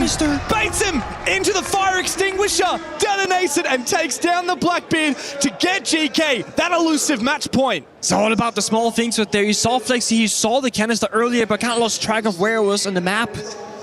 One more fast play question mark in the chat from Ask. The thing is, right, it was looking really good for Secret. They had numbers advantage, good trading here. Drill's getting targeted there by the fire. A little bit unlucky, but I think a worthwhile play. Flexi, though, cannot go for a plant in the 1v1. It takes 7 full seconds. The best he can do, put the shield on his back, stop planting, bait in the last defender, get off the plant, go for pre-fire. But that's a super risky play. And the issue is, he had so much time to work with, but it vanished very quickly. We're talking 25 seconds left at the end there when he was forced to take in the fight. Bomb located by attackers. Yeah, wow. But one thing that's true for GK is exactly what Ars said in the old chat, which one more fast play from Team Secret. I mean, it's been working pretty well. Yeah, they're really good at the fast plays, but just because GK know it's coming doesn't mean you can do anything to stop it. 10 seconds remaining. Also, mind you, when playing operators like your Goyo and your Tachanka, it's quite effective. You get to pop the fires before the push comes in. But think about the opposition of like Thorn Ella, Melusi, Fenrir. When they're in those hallways, they will get negatively impacted automatically by the gadget. That's the Tachanka and Goyo requires action. Even the smoke, even the nitro on Grubby and the impacts from Sarks, like there has to be a reaction from GK. to think, okay, I'm going to activate my gadget now to slow them down. But you're right, I think traps like the Ella are almost more impactful here against the Team Secret playstyle. We'll see. Oh, he's drifting. Drills on the Deimos. GK considered banning it out, elected to ban out the Solid Snake instead. And then the Grim. So I wonder how much this Deimos could have an impact. They did mention from Shepard earlier that the Grim being banned away, Bathroom is much more playable. And that's why we see Ask play inside a Bathroom rather than on the staircase itself. Really wanting Noah to have his moment though on this map because it's been a quiet map for him. 3 to 8. Uncharacteristic. Often dirt early, very uncharacteristic. Never lasts alive for a clutch moment where he's so effective usually. But now he's on the Ying. He could become the difference maker. It could be the entry. It could be the late round. It could be the push. It was the first one dead last round as well. Drills down below with the Deimos. Needs to look to target Grubby. As that mirror window, in that spot you would usually look for a breach, makes things a little bit more awkward. I think it has to be Noah. The main breach is challenging. The vert from down below from Drills, and the push up the stairs from Noah as the Incandela goes out, buys him some space. Can he make his way towards Bathroom though? It's a sacrifice from GK. They decide to just give up the ground and let Secret have this map control because they want to play plant denial and bleed away at that clock. So they're inside a Bathroom, they got the main staircase, they're also still working by the main breach. The issue is planting default is not going to be impossible, right? Chunk of fire, 11 in pocket, smoke as well, 2 of those, with only 60 seconds to go. Joseph Deimos, though, from downstairs could find a ton of value, but has to be cautious because he's getting flanked and Sarks gets the kill instead, so now the vert is gone. Uncharacteristically slow from Team Secret. One more fast play, not to be. Time to go deep for Flexi. Can he weave his way between these two players? Not to be. Grubby goes down after he finds one. Big from Mowgli. That's the win condition now for Secret. Somebody has to have their moment. The plant denial has been nullified now as Mowgli looks for it. It's up to Oscar to cover. Can he trust his young teammate? No, he can't! Because Sarks will find him. It's up to the Frenchman to clutch 1v2 to try and save the map. Bit of damage on the Sarks, bit of damage on a U4 as well. Out comes a pistol. This one does not pack a punch. He'll have to land some headshots. He'll have to find both of them. Upor has to cover while Sars commits to it. Mowgli can't get it done! GK finally step over the finish line on Lair. The first map in the books, and the defending champions find themselves staring down the barrel of elimination. To stop the push, they stop the rush. GK, they figured out the playstyle. They're ready for it. Early util expended. They weren't worried about a default plan position. Was fighting to the very end. In a 2v2, that's when you can figure we can try and go for a plant. And GK has stayed patient throughout the entirety of that, waiting for the right angle and the right moment to swing together and get the pick. So dominant for GK on the attacking side. Now when they switch to defense, they cruise on through it. Secret showed us a little bit of life, but it wasn't enough. GK's map pick goes to themselves, and Team Secret next up will look to try and battle it on Nighthaven Labs, but from a deficit once again. But I gotta say, there's no more dangerous Team Secret than one that is backed up into a corner, backs against the wall. That's it, nothing to lose, and a much more chaotic open map where those instant fast plays on the attack can really work out, and where on defense, going for solo plays is also much more favorable. Like I said earlier, I do think Lair is the outlier in this BO3. Statistically, stylistically, I think it's only gonna go better and better for Secret, so the question is the confidence. We saw Oscar and Drills really warm up into this game as it continued through, both ending about neutral or positive statistically. Oscar having a big 1v2 clutch.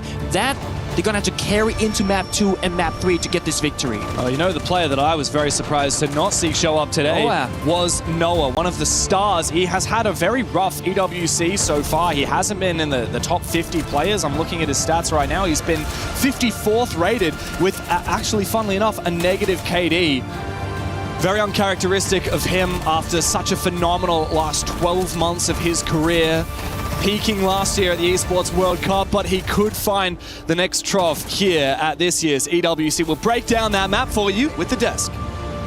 Thank you, Devin Pingu. It's a good start for GK Esports. That pick turns out exactly as they had hoped, as Team Secret goes down in the first map, but not without trying. A couple of nice clutches there from Oscar to close things, well, not quite out, but to get them in contention, and it's GK who pull away at the end. Rain Day here back on the panel with a little bit of a break, and inside alongside Iconic and Alphama. Gentlemen, GK Esports, they get exactly what they wanted there, but it was tight. It was a very good match. I feel like it's going to be a tight match, but we really saw Geeke's playstyle come to light, really spotting those gaps and identifying the weaknesses in their zones there. Yeah, absolutely. I think we saw that multiple times on a few rounds, especially.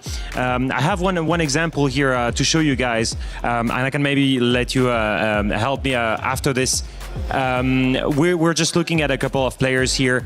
Obviously, on their side, I think Mowgli went absolutely crazy. I think on the side of Secret, obviously, probably the last hope that we have here for French fans. But it's great to see him play at that level right now. Yeah, I mean, I know you're going to break down some Telestrator. Let's just jump into it. We got some stuff to show, but let's get into it because I know you were talking about GK Esports and how well they played. Yeah, so we mentioned that playstyle, right, about the lurking around, and that's starting in the round 3. I have a great example to show you guys, and we're going to start with paying attention here to the position of Secret. 3 players are upstairs. The bomb site here is on the ground floor, and most importantly, pay attention to the position of Grubby, who can go and maybe try to play aggressive here, and Upor. The two of them, they could choose to make that 2v3 a gunfight, and instead they're gonna choose something way more interesting. Pay attention to what Grubby is doing. He's dropping downstairs, and he's leaving Upor alone all the way on the first floor here, and Upor is making noise. He's shooting towards that first doorway, he's sending a call towards the smoke, and these guys, they're panicking a little bit. They're worried about Upor. They don't know how many players are facing them, so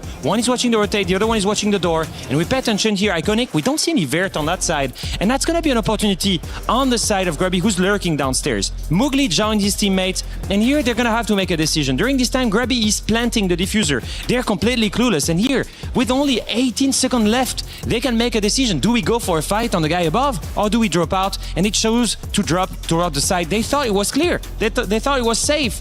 But during this time, Grubby was planting safely behind the pillar. He had found the gap that we mentioned before, and so they jump into a trap. Grubby gets the 2 free kills here, and after that, he switches on the bearing and finally gets one of the easiest triple kills of his career and a nice save from a 2v3. We've mentioned before that they're so good at opportunity seeking.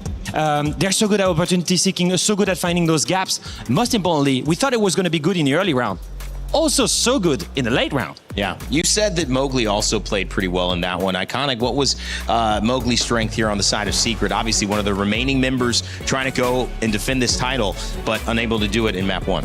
I feel like his real strength is just staying with the flow. You see him just getting insane multi-kills, always being able to snap around back and forth, back and forth. There was almost an insane clutch in the 2v1 with the Monty Demos in that first round. I feel like if he would have won that, it would have given him some huge momentum in that map. But obviously the last Frenchman standing, just one of the best players on his team, really showing up when they need him most. The last Frenchman standing. I mean, Alpha, is that just ignoring the fact that you're here? I guess you are sitting, so maybe that's why. That's why. I guess the last one succeeded, and the last one with families, friends, fans in the crowd. I mean, he already had that French aura boost at Six Invitational 6 months ago in Paris. It's showing already in this game. So now we've got this kind of turnaround potential where, you know, they don't take the first map, but that doesn't mean it's over.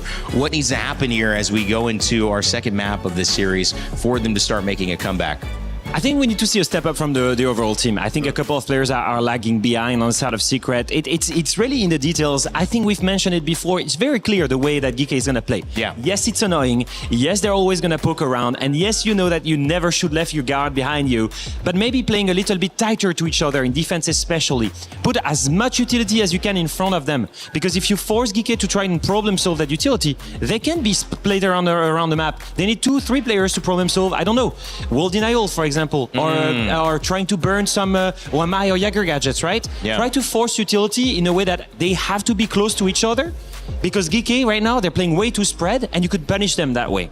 What do you think, Iconic? Like you said, the team, I feel like you kind of saw a little bit of the nerves coming out that first map, players being a little bit slow. Of course, the more notable players on that team, the more experienced players coming out. But you really need the whole team making sure you're reacting together because Geeky, like Alfama said, they're going to test those gaps. So if one person's not reacting, you're going to be losing these rounds really closely. And you see how tight of a series it is. It makes a difference 1 kill between the other. And I feel like they got out to that slow start on the defensive side, not putting enough aggression and pressure onto Geeky. Yeah. It just made them really comfortable there. So I feel like look on the defense side to really get in their face, make them aggressive, start making the rounds more dirty here.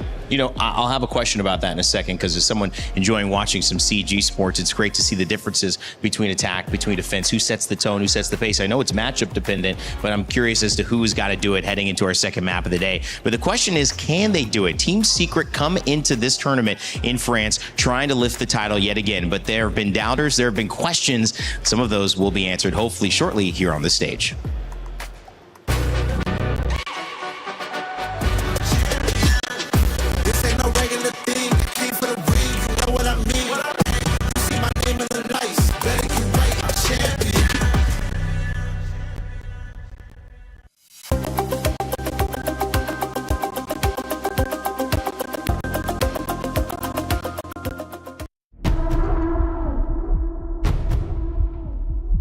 Of course, I want to win, but you need to be realistic as well, you know. I'm just gonna take match one by one and do my best. What were my thoughts on Team Secret pre-event? I mean, that they were going to be the first ones to be knocked out. Didn't have much of a leg to stand on. I mean, that entire roster got gutted after the 6th Invitational. If we did, I think it would be hilarious. I think being able to obviously lift the trophy would mean a lot. But if we were able to, you know, compete against all these teams that are qualified and supposed to be here, and then, you know, we as title defenders come in and actually just swoop it up, that would be pretty funny. Position, he's got the better weaponry, pre-fires the angle. Team Secret 7-0ing all gamers. After the first game against like the Chinese team, we started very bad, and I had like kind of a political speech like to motivate the team. He motivated everyone to play more aggressive and play faster. And once we got into the second map, we were able to understand the game better and read against them, and then it became easier. I just said, guys, we are playing one of the best competition in the world. We shouldn't be there, so just play, guys. Just have fun. Show you guys are good in scrims. Just show it. Show it to everyone, and we did it really good. And since this moment, we just like roll over everything, and it was perfect. Like before the match, I was saying, guys, if we win, it's gonna be so funny. Because for me, like if Falcon lose this match, it's like a professional mistake, you know. Like it's impossible to be like one of the favorites of the competition and you lose like against the bottom of the EML who shouldn't be there at all. League Effect, shotty in hand, waiting for the close range engagement. When we started the game against Falcons, I just saw that, we could maybe win. We could maybe go to playoffs. We were down 4-2, but then once that attack split came, I remember saying in the halftime, for 2 minutes, I said, guys, if we get 2 rounds, we'll be able to bring like the momentum back on our side and be able to shift the game. I think as well as when you see 5-5, I think as a team like Falcons, you're probably thinking, how are we in this situation against a team like Secret? I think there was something for Mowgli and Noah to just really prove, and you could see it in their gameplay. You could see it in the performance that they wanted that win. They wanted to prove to Joom that he made the mistake of leaving them, that they should have stuck together. Secret are here to dial back time and will return to the playoffs. Beating them 2-0, we have something, you know, it can't be luck, you know. Yeah, I'm full confident, I think it's gonna be crazy. He thinks he can come in here and play my game. Let's go. He knows nothing. Let's go! Tyler Wine, you're done. Raw energy. Off, blow the house down. A lot of people are haunted by their past. I'm inspired by it. They're not just playing for themselves, they're really playing for their entire family. They have defeated their demons. They have crushed the curse. We were there. For every click, every clutch, every respawn. We were there for the years of grind. And we're here. Now. The proud founding partner of EWC. Powering the biggest event in gaming. Shoulder to shoulder with the world's best. Making history. Greatness deserves a stage. Lenovo Legion. Reach your impossible.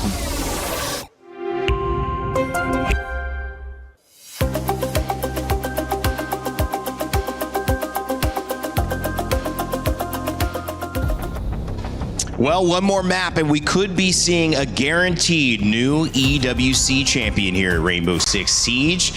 France, known for upsets, and the last French player standing in the tournament, Mowgli, hoping to get his crowd behind him. You see the Secret fans in their seats ready to go, but GK, that man Grubby, have a plan, and they want to execute it as well. We talked about so many of these stories, gentlemen, but I kind of want to talk about strategy, the tempo.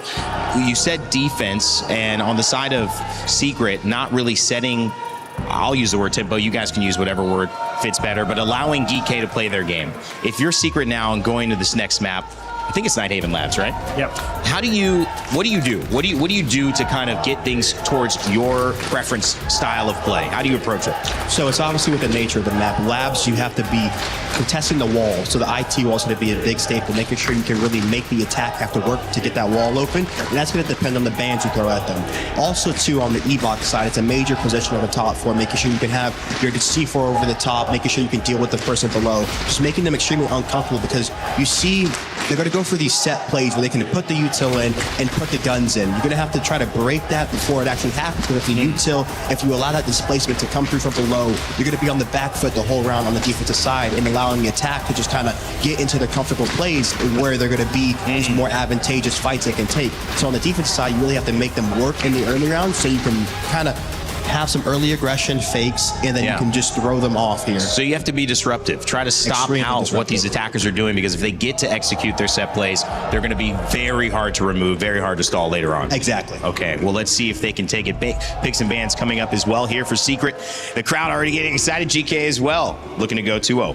I actually like the fact that Secret is going to start attack here. Denial. And at this point, that means that they can go and breach things more easily. You mentioned it before, right? IT wall getting that breach, connector wall being breached as well. This is the kind of things that we want, getting in the building quickly and starting by being proactive. Bring the pace to their playstyle. They can be more proactive in attack than they were in defense. And that's a good sign for them. It all depends on these first 6 rounds, right? The first half. Yeah, well, trying to now be on the flip side of that, set their pace, set that tone, get in those attacking positions, as you mentioned, Iconic. It is up to Team Secret now to do it. Fellas, before we send it over, what are the chances here? You think we're going to a third map? I would like to believe so. I think that we're here for upset. Secret was a team of upset. I think it's going to be a 2-0 Geek. Okay, 2-0 Geek. Going to a third map potentially. We'll send it back over to Dev and Pingu as we begin our second map of this series. Thank you very much, Rainday. Look, yes, Team Secret have been stirring the water ever since last year. If there's any team to ever go for an upset, it would be our bottom of the ladder in the EML, who got that invite and made it to the playoffs against all odds. But this could be the end of the line. What do you reckon, Pengu? GK looking very hot on there. I think a third map is going to be required. I think that was Secret starting off kind of scared, getting settled onto the stage, having a couple of players not be on the same page as the main command there from Mowgli. And I do think that they figured out those issues at the tail end of the first map. But now we're starting a map that, again, their map pick, much more comfortable on it. They won this last year, although being a different roster, against G2 in a dominant fashion in the grand finals. When Stompin had a huge clutch against them, they were super unfazed by it. So I genuinely believe that Nighthaven is heavily favoring Team Secret, but it will always come down to the performance in the server. I like that there's touch about the operator bans here, the Kaid, the Bandit, making that step one of heart breaching a lot more easy and simple for Team Secret to give them more attacking flexibility, not having to problem solve around it, but also to enable them to fast into the map, start off the round, start the fighting, and this is going to make GK fall closer and closer back towards the bomb side until they're piled up together, shoulder to shoulder. And that means the Secret can utilize the entire map control against them, and that is going to be a big win condition. If there's anyone that needs to rock up now for Secret, it is Noah, but Mowgli is the first one to go down. He's been consistently their best player. Both him and Noah will be taken out by Upor. Huge start for GK. Team Secret tie and drum straight in and immediately are shut down. It's Drills in a 1v5. What a terrible way to start the map for Secret. Yeah, and I was gonna say I would love to see some verticality here from the attack inside. It is the last man standing who's downstairs, isn't tracking people, finds an exit frag, but being called out in the chat. I mean, Yupa wasn't able to fight back. It was not fair, right? Well played. Well played. Ideally, if you know that there's a C4 waiting on that warden, you get a tracker from Deimos, force them to fall back, then make the entry. That felt like Secret skipping a step. Good nade, but Ask is quick to fall back. Just got a shotty. Yeah, you're right. He'll just play the close crossfire. 4-man crossfire, by the way. Yeah, there's no way that he can tap every single one of these headshots as long as GK play it right and swing on contact. Sarks goes down. This would be a 1v5 for the ages. I've seen a 1v5 on this map at an EWC before, but not to be. Ask takes him down. Drills, unfortunately, not able to aura farm quite enough there after he gets called out in the chat for being last alive. Classic Drills. So let's rewind the clock about 2 minutes, okay? I wanted Secret to use this to use the entire map against him. There are 3 people in a singular window. Drills downstairs, not using the Deimos tracker, and Oscar is outside the building when this triple kill happened from GK. They could have been in Aqua. They could have gone in meeting connector. They could have gotten more pressure on Cal Rafters. They could have started tracking people with Deimos downstairs and then made that play. So it feels like they had all the options, they had all the map to work with, and they chose a singular window of doom. Yeah. A little bit too simplified. Very simple there for Secret. Look, they have been better on their attack than their defenses in this map. Remember, they only won 2 defenses on less. So I expect that here on Labs, we need to see this first half show a little bit more promise for Secret. Otherwise, if this is a 4-2 split, just like the first map was, then I don't really think Secret will be able to come back in the second. I have to admit, I've been hoping for a 3-mapper. I really think that this series deserves it. Of course, GK might have beaten Secret in the EML, but this isn't Kansas anymore, right? We might still be technically in Europe, but playing in front of a main stage is a whole different ball game.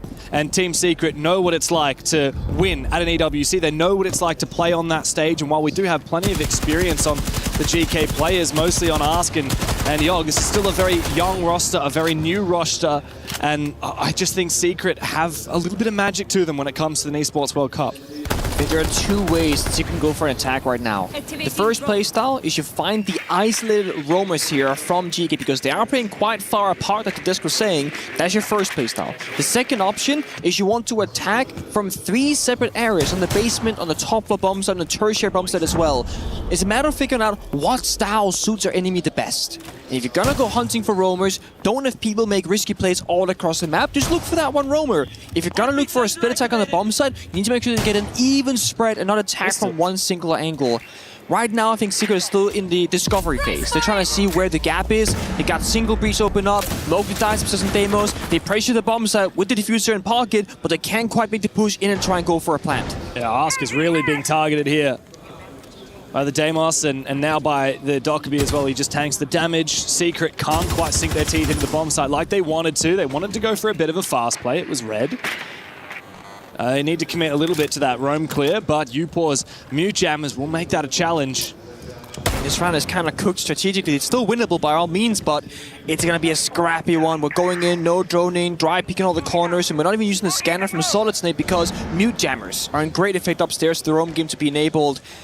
So Secret, desperate for a kill or 2, maybe even 3 required here. But at least because they're getting inside the building, they can go for that split pressure on the bomb side. Wow. Drills falls over, finds one, but they gotta attack from different angles at once. Flank opportunity here for Sarks, if Secret aren't aware of it. Specchio looking out. He actually decides not to go for it as of yet. No commitment here from Sarks. Secret, oh wow, he's going to go all the way upstairs. There is time, it's okay. In theory, but if Secret quickly get on the bomb site, find a pick, then Sarks might be caught way out of position. He needs to be faster here. He has impacts to make Vert in the late game. But Secret are at least a little bit aware of some kind of a flank. I like how they've played this. Secret's in 1 player deep into pressure the bomb site. Noah just finds all the kills. The rest is just waiting for to say what path is clear. Noah's actually on the grid above, actually. I was mistaken. Now they're going to go down that cargo staircase, looking to it to the side. Yeah, and they've droned out the final player as well. Upor's the last one left. From the 4v5, Team Secret do what they do best. Piece by piece, they get those picks back. A little bit of explosivity is the perfect recipe for Team Secret. Shout out to Drills. Just vaulting over the railing, going for the pick through the Toxic Babe when his teammates were kind of stuck and taking the fight with him. That is that no hesitation performance that Mowgli spoke about. Commit to the play, send it, show what we can do in scrim, show how good you are when you're not on a big stage. Because Drills has been regarded as a great screaming hero, a term they use for a player who will pop off in practice but cannot usually convert that onto a big stage game. And Drills has been playing in Tier 2 for 4 years. It's only 3 months since he joined Tier 1. He's not one of those ex-Heretics players like Grubby and Flexi and Oscar. He hasn't played at the Six Invitational. This is his first ever event, and it's first ever time on the main stage. In the online stage, in the last couple of months, Flexi debuted with a 116 rating. That is unbelievable. His EPS is through the roof. He's fragging out like crazy, which is great for a young up-and-comer. But what can he do on the main stage when the white lights are on him? Well, apparently he can dig deep under the leadership of Mowgli, telling him, look, I was there, I was you once, and all you have to do is believe. Anything is possible for Secret when they believe. They proved that last year.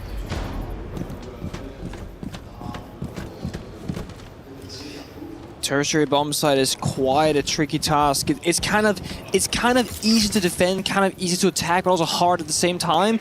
It really comes down to the initial kill.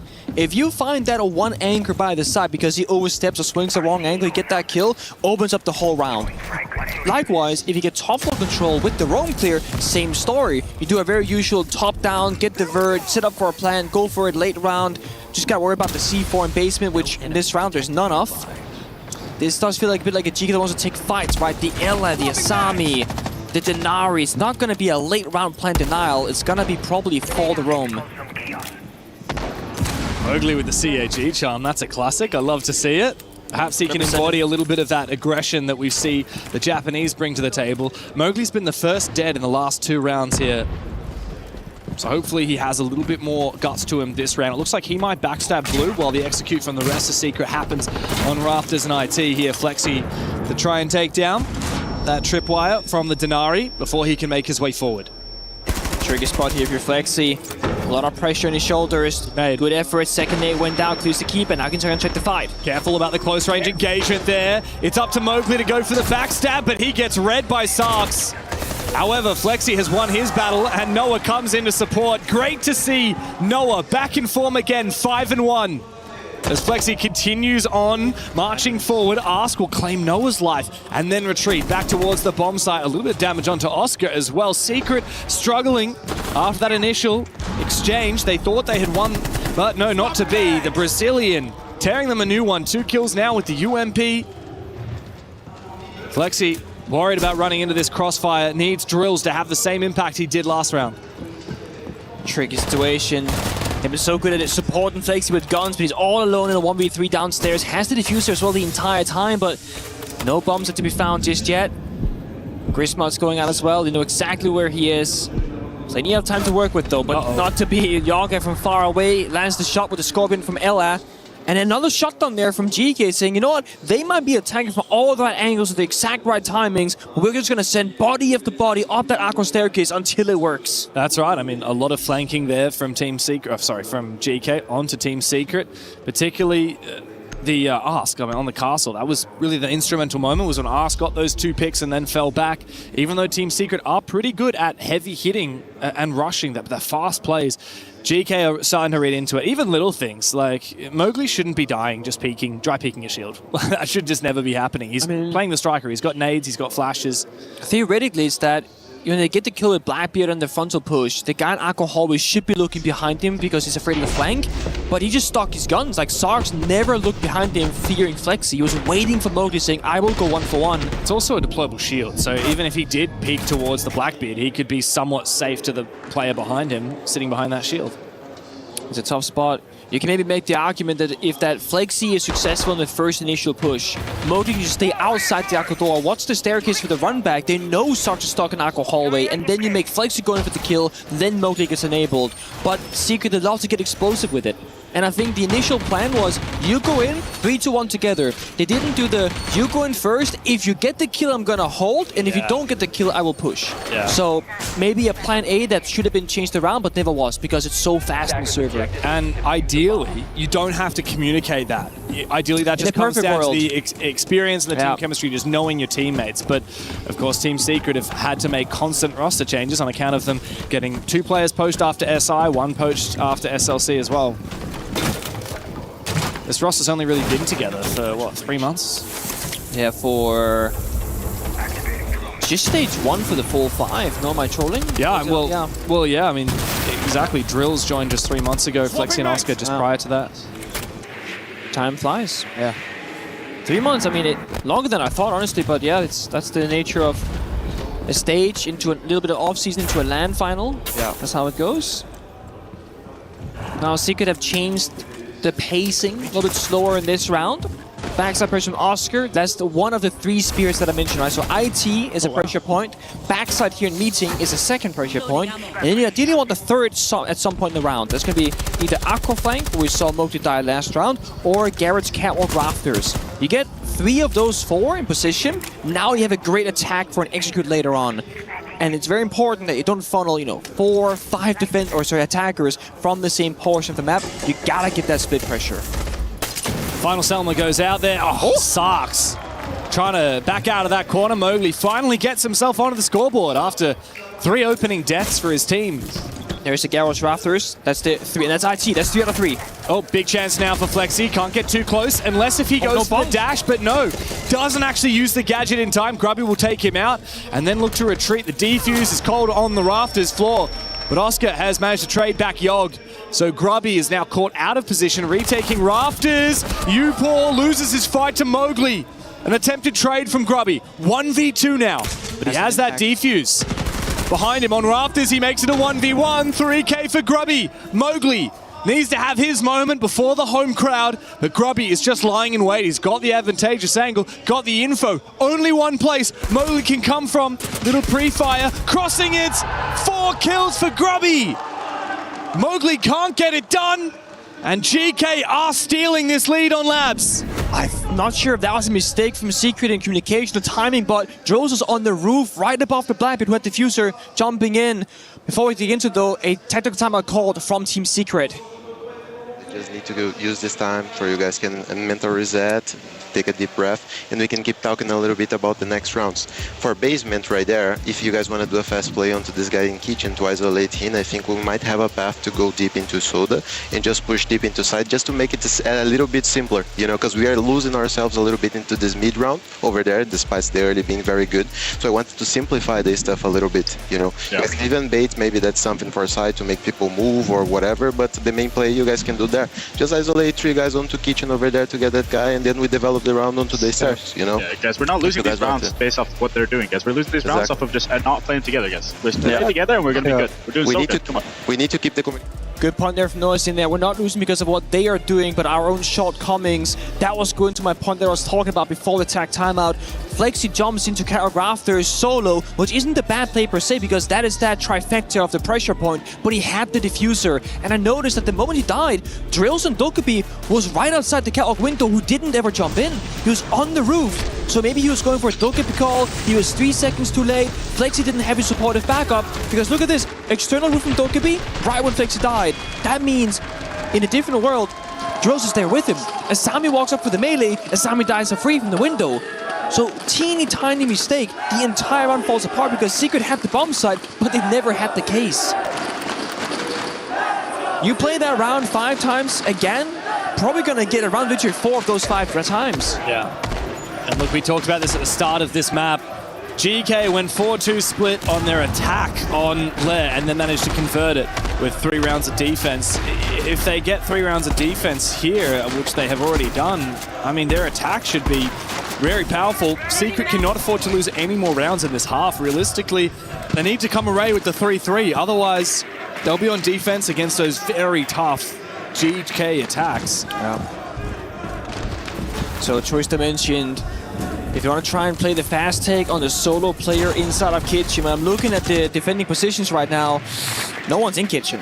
No one is in that isolated spot on an island for a fast clear, but that foundation of going Kitchen can still work. You can convert this into a soda machine, down the exo stairs, work together with the main breach. The only question is, what about the verticality? What about stock? That's gonna work against you. So I think Secret right now, they're communicating. Are we gonna commit? Well, the entry of Noah is here, so this is gonna be the main push.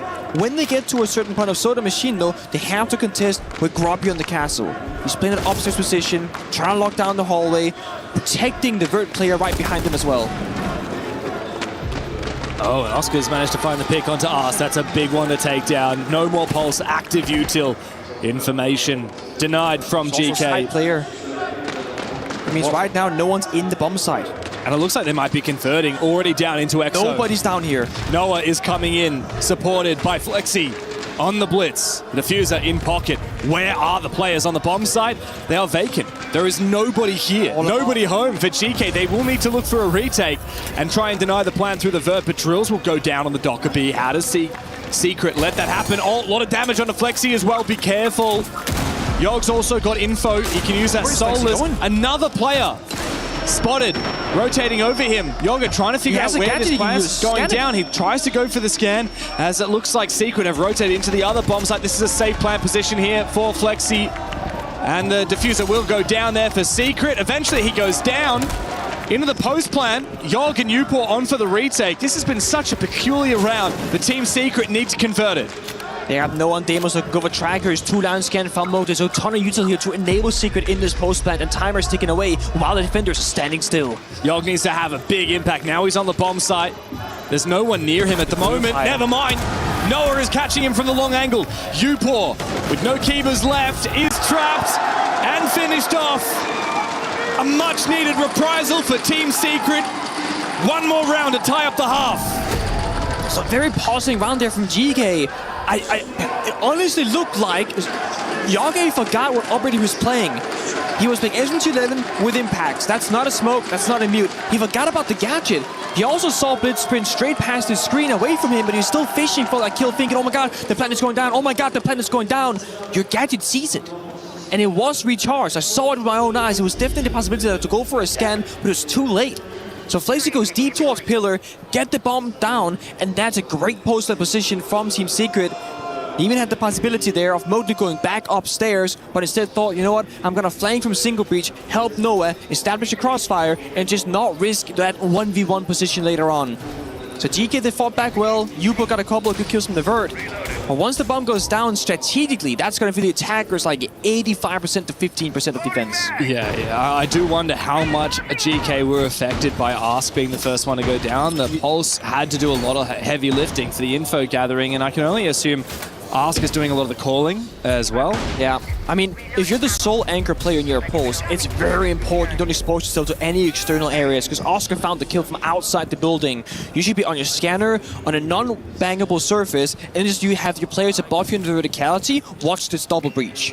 The only threat is going to be the single walk-in, but that's where the Pulse scanner radius being buffed recently. It'll see any attackers in that area, so you're not the playmaker. If you're Ask in that case, you're AFK, you're just simply staying alive, because if you die, you give them full bomb site access, which is exactly what happened. It's about to get hot! Final round of the half. Team Secret sorely need it. And they look to attack the tertiary bomb site. It's control here for GK. No info from the Pulse, but last time around, GK won this because they won that roam on the top floor. Ask managed to fade away with 2 kills before forfeiting map control, but the shield play was good on that top floor as well. Secret now breaching. IT, what do they look for next? How do they actually sink their teeth into this building? All about the opening, all about the pressure. I said before, bomb set is very rushable, if you will. But the moment this gate gets burned, it's going to show it that that's what the plan is. They want to go for direct attack. There's no way you can go for a plant here. Come on, Yoga is trapped inside of the bomb site. He finds one on the 9-degree angle. The Candelas find nothing. This is too risky from Team Secret. They didn't do their due diligence. They cleared above the bomb site, they cleared below, but they didn't clear the bomb site itself. It's too linear, it's too simple, it does not work out. Oscar falls, Drills falls as well. This could be a complete flawless lockout when one player standing. It's Noah. Noah had to be the player to get in the building and take down that site defender, that anchor for GK, but instead he fails at his job and finds himself in a 1v5, which he'll quickly make into a 1v4. Not that it'll matter. GK look to find 4 rounds in their defensive half. One step closer to knocking the defending champions from the tournament. Bit of screen peek there onto his teammate's drone, perhaps, to get a bit of intel. He got a yellow ping, but it's not exactly on the money, so he goes for a different location, expecting that boost spot by the chassis, but that's not where any defenders are hiding at. Jockey right beneath him, though. There's 40 seconds. Noah, you're wasting precious seconds, but we all know that this round is probably over. Little health to his bar, no real intel, and no teammates in the server. It's only a matter of time before he's gonna die. I mean, this round is dying a very slow death, just like Team Secret's chances of surviving this quarterfinal. It's looking rough. Fantastic half from GK on their defense. 4-2 split as we move into the halftime timeout. Let's hear from GK. Each 6-7, 6-7. Yeah, I mean, you already know the setups, like for top floor default strat with Azami and Fenrir. Yeah, only one thing for a top floor actually, that like Oscar might go for the clash hiding, so just make sure that you check if he's like watching the comms, you know, like the default trigger for like the guy hiding the op. For basement, they literally like, I think they kind of playing like our strat, but they more rely on the like kitchen side. They are extending like a full map, like kitchen, storage, Mowgli like playing always Warden, aggressive and storage, Fork with drills with Torn, Noah always likes to flank from the kitchen to main lobby, So make sure you know about that. And I think Flexi, like he's always like with the mute above, like with the mute jammers he have. How slow they were in the mid round of August. Yeah, we can play super safe, everything. I'm just gonna try to get Raptors. We just play on them. Make sure that we guys make. I'm gonna start an IT with the C4. Okay, we're banning Ace and Thatcher. I need one of you guys to hold verts into storage. Okay, for the Sylphian pull-up. That hurt. Somebody, the pillar guy. They just need to hold the verts into storage. Okay. Yeah. Yeah. We got this shit, okay, guys? Two rounds, we're back in the game, and we're gonna fucking win this shit. Come on. Yeah, let's go. Remember, like, if you feel like the focus is on you, Oscar, on site over there for storage, for example, just communicate so we can try to either retake garage or retake rafters. Like, I don't care. I just want us. Again, from Shepard, very specific, very particular by saying you guys know this stuff, but there are some footnotes here, okay? This player, Noah, likes to go for a flank, flexibility to mute upstairs, etc. Just to give a general vibe of the usual setup is. And the reason why this is smart is that you're following your paper and your preparation, and you're giving them the notes of what's gonna prove that that prep is correct. If they then start seeing that Noah's never flanking, they're not playing mute anymore, and the play positions are off, now we know that the prep work, it's completely irrelevant, and the players have to adapt in the server on the fly. So this is a case of, if it goes according to plan, this is what you're gonna do, and then we'll see what happens if that's not gonna be the case. And that's why the attack timeout later from Shepard probably comes into action. I also think it's a really interesting conversation when you talk about these teams that there's two mentalities, right? And we talk about it in you know, in film and storytelling, right? Like, do you show or do you tell, right? And Noah is telling Team Secret, guys, you know, we got to fire up, we got to do this. Shepard is showing the energy that he wants from his players. He's modeling it rather than saying, guys, I want you to calm down. He's just is calm. And I think it's a really interesting way because it allows Shepard to, as you say, talk about really specific things. Oh, they might try and hide the clash in this first round. If you see someone on cams, it's probably because they've got a player hiding on site. That's a default trigger for us, reminding you of a lot of the prep. And I know that Callout talked about this. He doesn't often, for DZ, doesn't often need to reiterate the prep for the upcoming half because that's in the piece of paper. We've already done that prep. But I do see the value in it, particularly for Shepard, with this as a newer team. Instead of relying on them, just a little reminder of maybe some last-minute things that he didn't manage to print out for them this morning. These players like to have tendencies to do this. By the way, keep in mind they might do this. So also again another point where, because the halftime check, where on the side swap where you get that 2-minute tactical timeout for both teams, it's a very new system. In the past, coaches and players have to discuss both the attacking and defensive side before the game starts. And if you call a tag timeout, that one that you have, then you can figure out what the problem is.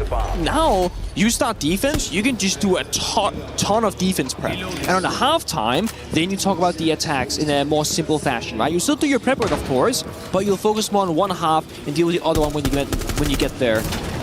So of course, if you're an old school style coach, not really Shepard, but most of the coaches, that's gonna have to be an adjustment from then to now in how you do your prep work and when you tell players which things.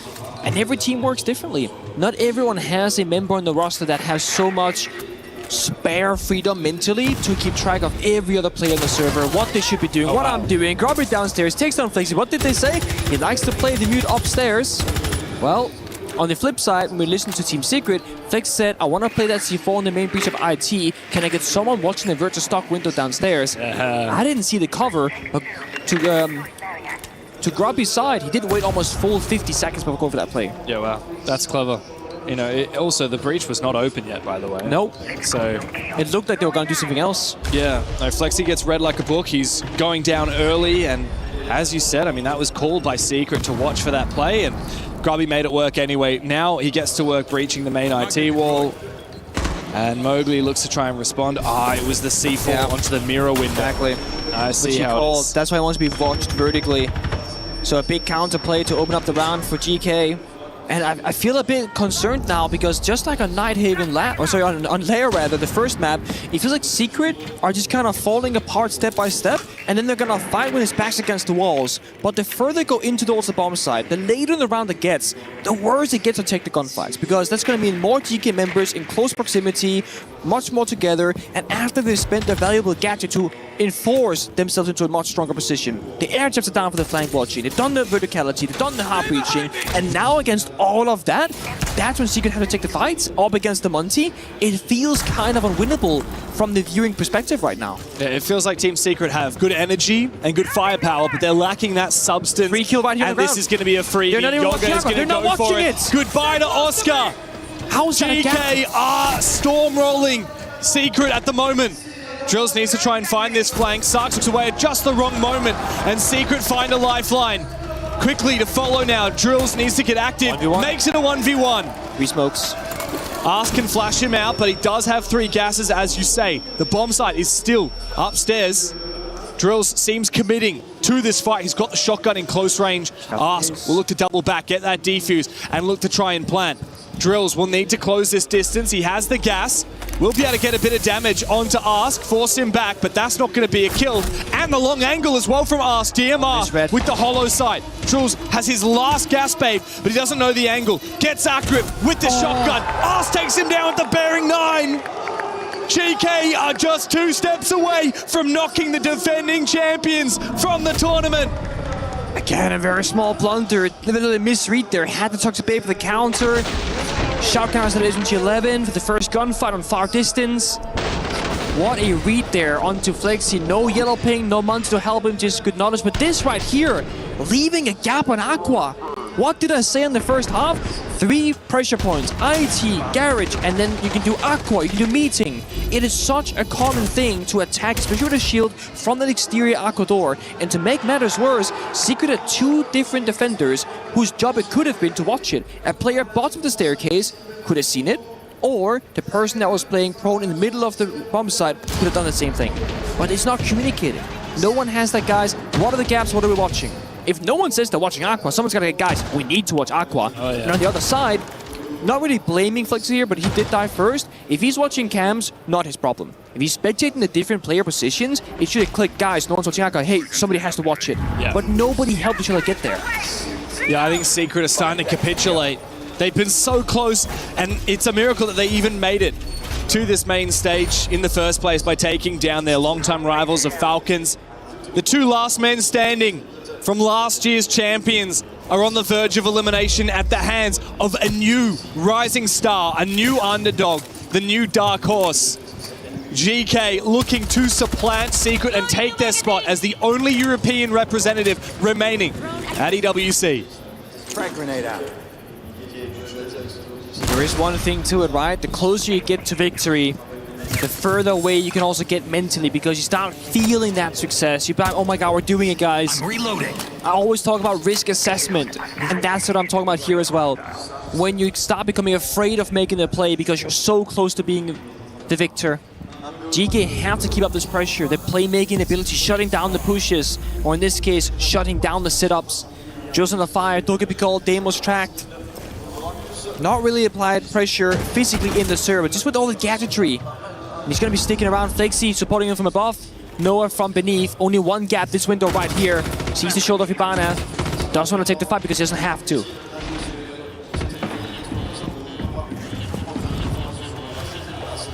Dogapicol will be answered here by Flexi. Oh, wow, very close. Good coverage. Oh, however, Ask finds the gap, gets the double kill with the F2. I'm seeing Secret fall apart right now in slow motion. And it's only speeding up. The wheels begin to turn. Oscar will find one.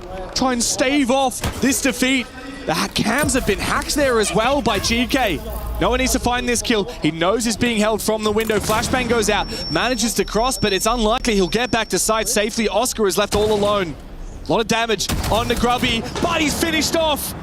No one now. 1v4 with the infamous Scorpion, his trademark weapon. But GK will not be baited into submission. He's going to have to fight for this tooth and nail. Oh, he's not going to get the chance. Yog from behind, ever so patient for GK. One more round, and they are through to their first semi-final. Such an unfortunate way to lose the round again, right? They try to rotate who's going to hold which angles with the Dogapicol going out. So Flexi rotates over, gives up Aqua, flips it here with drills, and leaves a small moment of a gap when nobody was watching the flank behind them. Maybe you can argue that Noah didn't have a tight enough network because it works almost like a spider web. When I set up this kind of flank position, or the roaming position, so that you kind of have feelers everywhere on the entries where the fighting can happen. And there's a gap in games room, a gap by the window. Noah was only holding on to kitchen and main lobby. So that teeny tiny gap, especially operators like your Solid Snake, your Dokkaebi, your Deimos, they get so much free intel without the droning required. Ask found it, he forced it. Secret are again, you look at them against Falcons. They are a hive mind. They are thinking the exact same thing. They're going for the exact same execution. They're all on the right timing. Right now, especially in Nighthaven, they are not. It's going to be some half-committed rushes on the attack inside of falls apart very quickly. Not doing the due diligence of respecting the player positions from GK. And now on defense, some people taking a fight, some people hiding, some people playing together, some people playing solo. They are all over the place. We saw Flexi there on the player cam showing his signs of frustration. He individually 0-7 started defense getting triple boomed by Grubby downstairs on Sophia and has not found the kill or any bit of damage to any attacker since.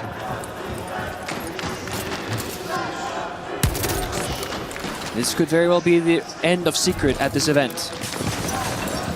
And to make a comeback happen here would require something we just haven't seen from Secret all day long. Something we've barely seen from Secret this tournament. They might have had what it takes to knock out Falcons. But GK to be the team that steps above them. They picked them, right? They said, we know how Secret play the game. We take the safe option here. We're going to counter them. We know exactly how to beat them, and they've proven that. 6-2 on the second map. Looking for the push here. Sark shotgun on the Deimos. Looking to into Aqua. There's a player waiting for him, and Noah finds he goes to Grubby. One kill redeemed though by Ask as he breaks 10 desperately into the top floor, sneaking for Yogg. It's time to start making moves towards that bomb site. One by one they push together. Good kill there from Sarks. Secret are dropping one by one. And their miracle run will come to a close. A year ago we saw an all-EU final. But now Secret, after winning that, will have to bid farewell in the quarters. GK, the unlikely representative for Europe, will rise. The last remaining hope of a region that dominated the tournament a year ago will make their mark here at the Esports World Cup. And barely 6 months since their roster reboot, GK are through to the semi-finals. A surprising way to qualify for the tournament domestically in EML, to a surprising fashion making it this far at the event. But they came in first seed. They picked their opponent in Secret, saying we know exactly how to beat them. I looked at the map Vito. Okay, Lair, it's a tough start for Secret, the defending champions, but Nighthaven. But Fortress, if they get to those maps, which they will, then they can turn the tide. Didn't happen. Ever since Sideswap, we saw Secret on defense. It didn't stand a chance. Great operator selection from GK, great aggression, and very synchronized at how they're playing the game in the server. And GK, after being pushed 15 rounds by Enterprise in their first match of the tournament, remain undefeated, not dropping a single map. Not to EP, not to Furia, and not today to Team Secret. They came to play today, they came to make a statement. And for Team Secret, we must bid farewell to the two left behind, the final pieces of the puzzle, and the final two EWC champions from last year. None now remain, and we will have a new champion here at the Esports World Cup. Oh, we will. And the thing is, right, with the current bracket, the way it looks, it's only going to get tougher and tougher, especially for GK, because they got the Brazilians waiting for them. They got more firepower coming their path. But I do think having this performance on the big stage to start things off, they're going to have the confidence and they believe in themselves to honestly think they can probably take that victory as well tomorrow. The debut on the main stage for two of the players on this roster. The debut representing Europe for Ask and Yoga. And for Grubby to have a stellar performance like that, it means everything for GK. Let's go hear from him on the stage.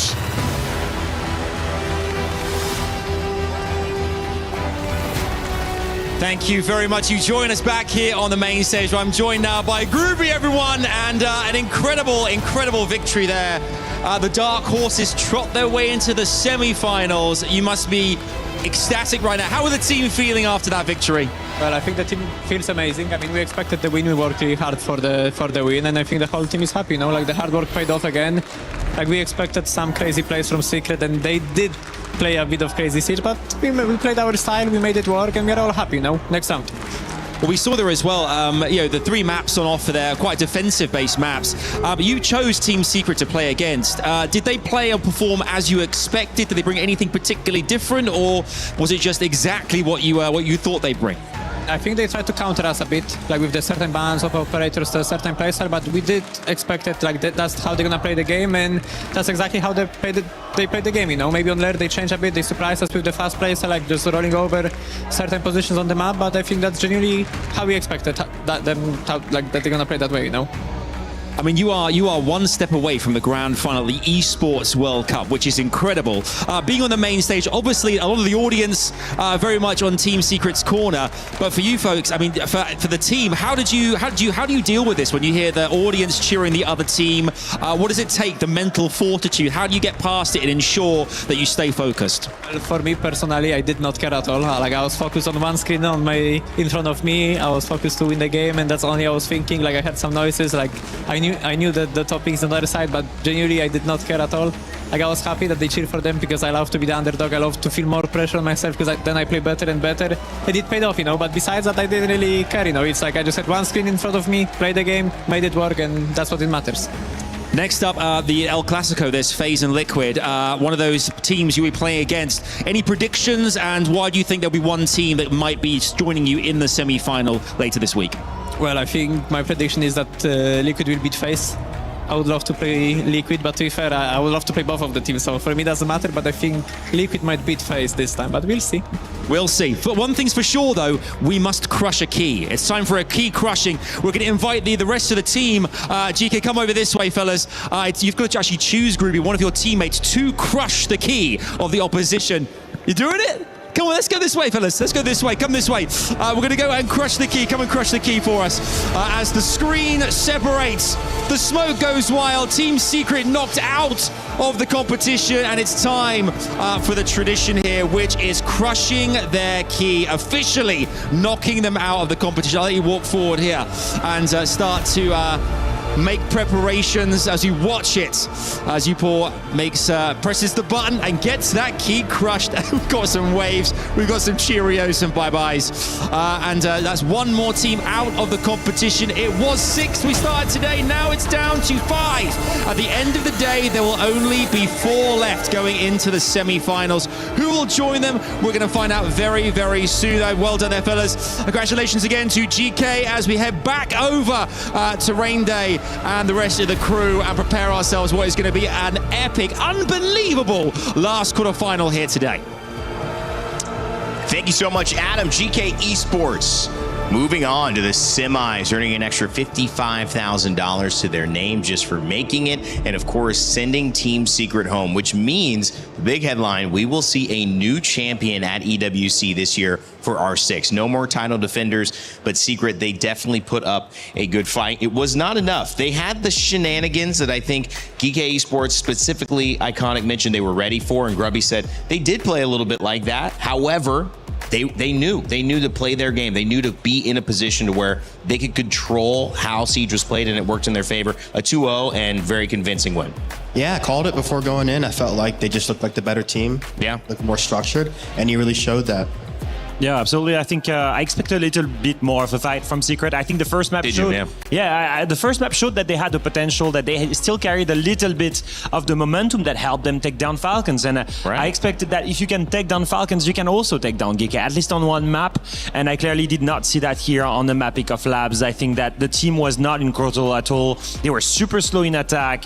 And when came the defense, I think overall the attack from GK was so good. The trading, the team play, absolutely amazing. My thought is, was there something specific about what worked against Falcons that just didn't work against GK? What do you think? I mean, the pressure handling. I'm not going to lie. Was it a story of Secret beating Falcons or Falcons losing to themselves? Great point. I think the story is somewhere there. I think Falcons, there is a lot of pressure on that organization, to perform well at the club championship. If I remember well, I think they won the club championship two years in a row. Right. That is a $7 million cash prize. That is huge for an organization to fund their ventures in multiple esports games, their facilities, Absolutely. and help perform. And so for an organization like this and a team that has so much pressure on the back of their head, ever since losing SI, not being able to go on the grand final, I think that meant a lot to them. To come to EWC, they had to perform. And I think the pressure got to the head in front of them. Secret, you heard Mowgli say it in the interview. He said, it's a professional mistake to lose to us.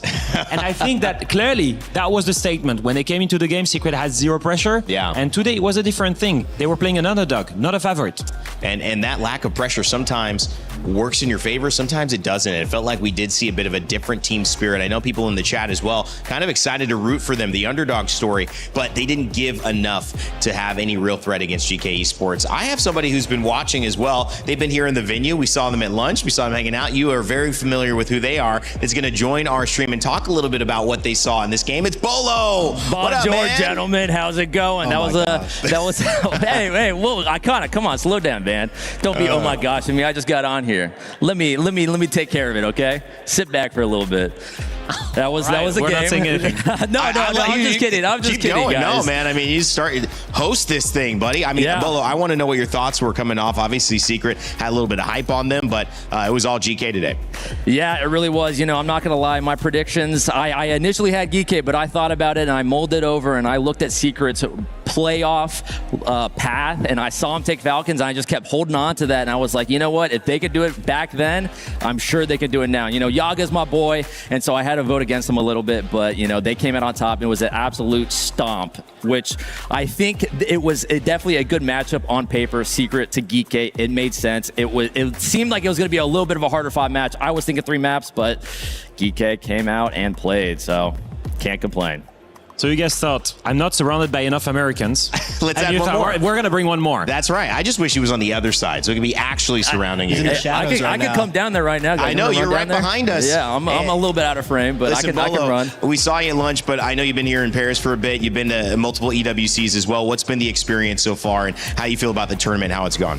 Bolo in Paris, indeed. I am loving this. I've been here, my 3rd time. Every single time is an absolute treat. And of course, Esports World Cup. Everybody from all corners of the globe, every esport, it is a blast. All for one thing of esports and who is the best. And I'm all for it, and I'm sure you guys are loving it. I'm sure, especially you, Alfama. I mean, I get to be in my home country, 2 S-tier events in a row now. I mean, we're not going to talk about Salt Lake City. That's for you guys. But I've been having quite a lot of fun here. And you've got to say, right, the French crowd, it's really amazing. I got pretty good noise canceling up here. I don't know. I haven't been hearing them too much, so you're gonna have to. You haven't sold me quite yet. Just think back on when you went on that stage at SI to receive your commendation. Oh yeah, middle of COVID with probably 10 people watching and clapping. No, not that one. The one SI 26 for the commendation. That's what you said. Okay, my bad. Okay. Now you're talking. I'm starting to get you a little bit. I'm getting you a little bit. I bet if Falcons were here, I'd be hearing them roar. That's true. Team Secret took them out though. That's the issue there. So no Secret, no Falcons. Now we're going to get a new champion. Speaking of how well they went down, it's obviously on the side of GK who were responsible for that. We have an MVP we want to get your reactions to as well. It was Grubby. We talked to him earlier on. Obviously now the MVP of this series, Iconic. I know this is your first time meeting Bolo as well, but you want to get his thoughts on Grubby, or what do you think about our MVP choice? Talk to me, J Dottie. What do you think? Man, Grubby, he is really flourished on this roster, man. He is doing so good. He's putting the fingers up. He's showing them in the lobby and outside that he is the top dog. First map, it was a Mowgli Groovy show, but sadly, Mowgli could not keep that consistency up onto labs, but lo and behold, Groovy, we're talking about him in both maps. He was there to play. Cannot complain. Great drip on this clutch right here on that Azami. Yeah, and most importantly, if you want some drip in-game, don't forget to buy the Bolo bundle. Oh, man, I was getting to that. Alfama, come on. You getting a kickback, man? The That was Bolo nice. Vigil MVP bundle. was Yeah, nice. I might take him out to a croissant and like maybe like a cigarette or something. You know, I'll treat him. You took him out to the one thing he's got all the time, man. The only thing you can definitely get in Paris That's is a croissant. true. That's true. But you know, hey, you could have a croissant and a coffee and maybe a little ciggy, but nothing like having one with Bo, right? I'll see you later tomorrow morning, Alfama. We'll make it happen. I'll show you the best spots in Paris. Love Bolo, that. thank you so much for joining us, man. Send the best to your chat, your viewers, and everybody. We appreciate having you here in Paris. Thank you, gentlemen. And we enjoy what we're going to be cooking up here over this El Clasico coming up Yes, soon. I'm sir. sure it'll be an exciting one on your stream. Thanks, man. Take care, guys. All right, Bolo here joining us. We've had the pleasure of some iconic faces, not just in the Siege scene, but across all of esports joining us. Content creators are one of the special signatures of EWC alongside the key crushing. We make sure to bring different voices, not just on the esports side, but the people who are of esports, but now maybe creating that bigger voice through what you could be in the creator program as well, joining and talking about content creation. There's an opportunity there, but Iconic, always cool to chat with Bolo. Brings a great energy. No, of course. I feel like he's been a staple of the scene. So many people look up to him. I remember being a rookie, going against him the first time when he was still on TSM. And I remember he dropped 20 the first map. You know, I'm a rookie, so I'm like, you know, next map he's not doing it again. Then he comes back again, drops 20 again, 40 in 2 maps. And I'm like, okay, there's respect. And showed some love after my rookie season too, but always a great human being, really just being, you need that in the scene, really to just advocate for the youth and to really have people to look up to and aspire to be. So great seeing him here. It's a beautiful thing, man. Of course, on the other side of this great victory is also a little bit of defeat. There's lessons to be learned, and standing by with Noah, who wanted to go and repeat with Team Secret. It won't be happening, but hopefully has some good insights here as to why and maybe what they can take away from this after their loss to GK.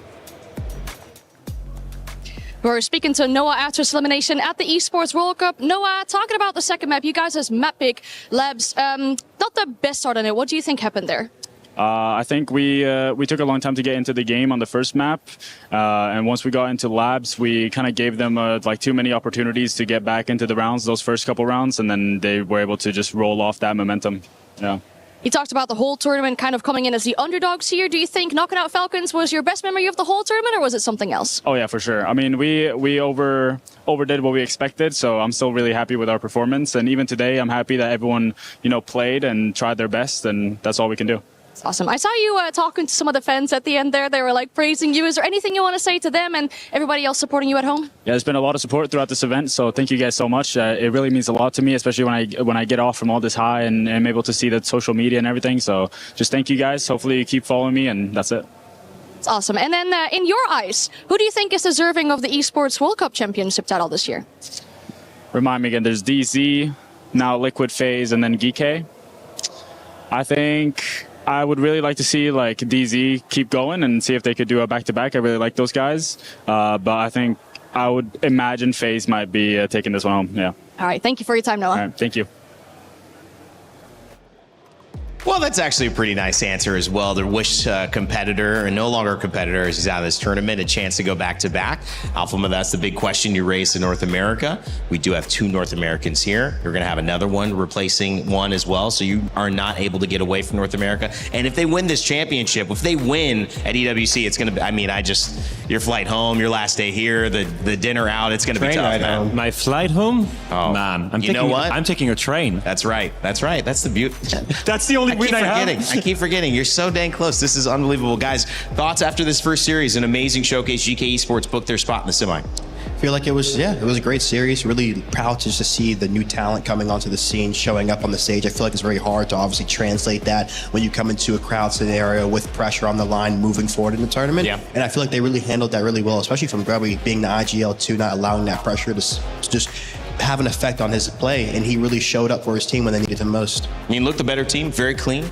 Absolutely, and I think it's on 2 things, right? Secret being on basically here on the top 8, and I think they thought it was enough. Yeah. It seemed like they were not combative enough, especially in that map 2. I felt like they kind of gave up. I'm not gonna lie. I've known some of these guys to be a bit more fighters, and I think maybe they didn't believe that they had it in them to make it to the top 4. Whereas for GK, they're fired up. They're still riding that momentum from EML, and they've been looking so good. And I'm just wondering, you know, at what point do we stop the dark horse story? At what point are they able to beat some of the biggest teams here?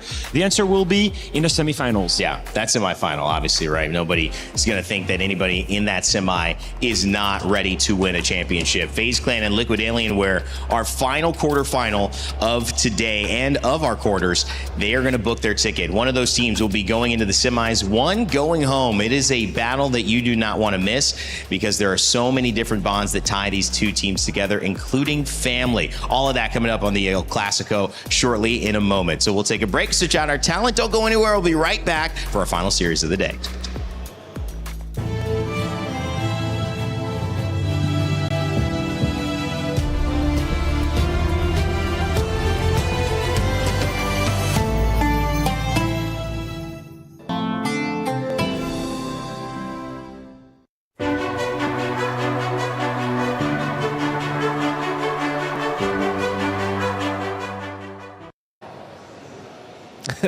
This is Xenox's Confessions.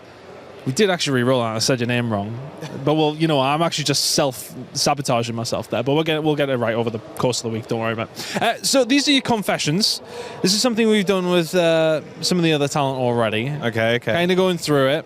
We're just going to ask you some questions, mate. I wouldn't worry about it. That much. I'm a little bit worried. Not gonna lie. That's fine. I'm a nice guy. You just need to ask any of the other talent. I'm all right. You ever played any other games competitively before casting, and any old flexes that you're still proud of? I did play one particular title competitively, which was a game called Paladins, which is like a Overwatch clone, if you will. So it's like a makeshift Overwatch game back in 2018.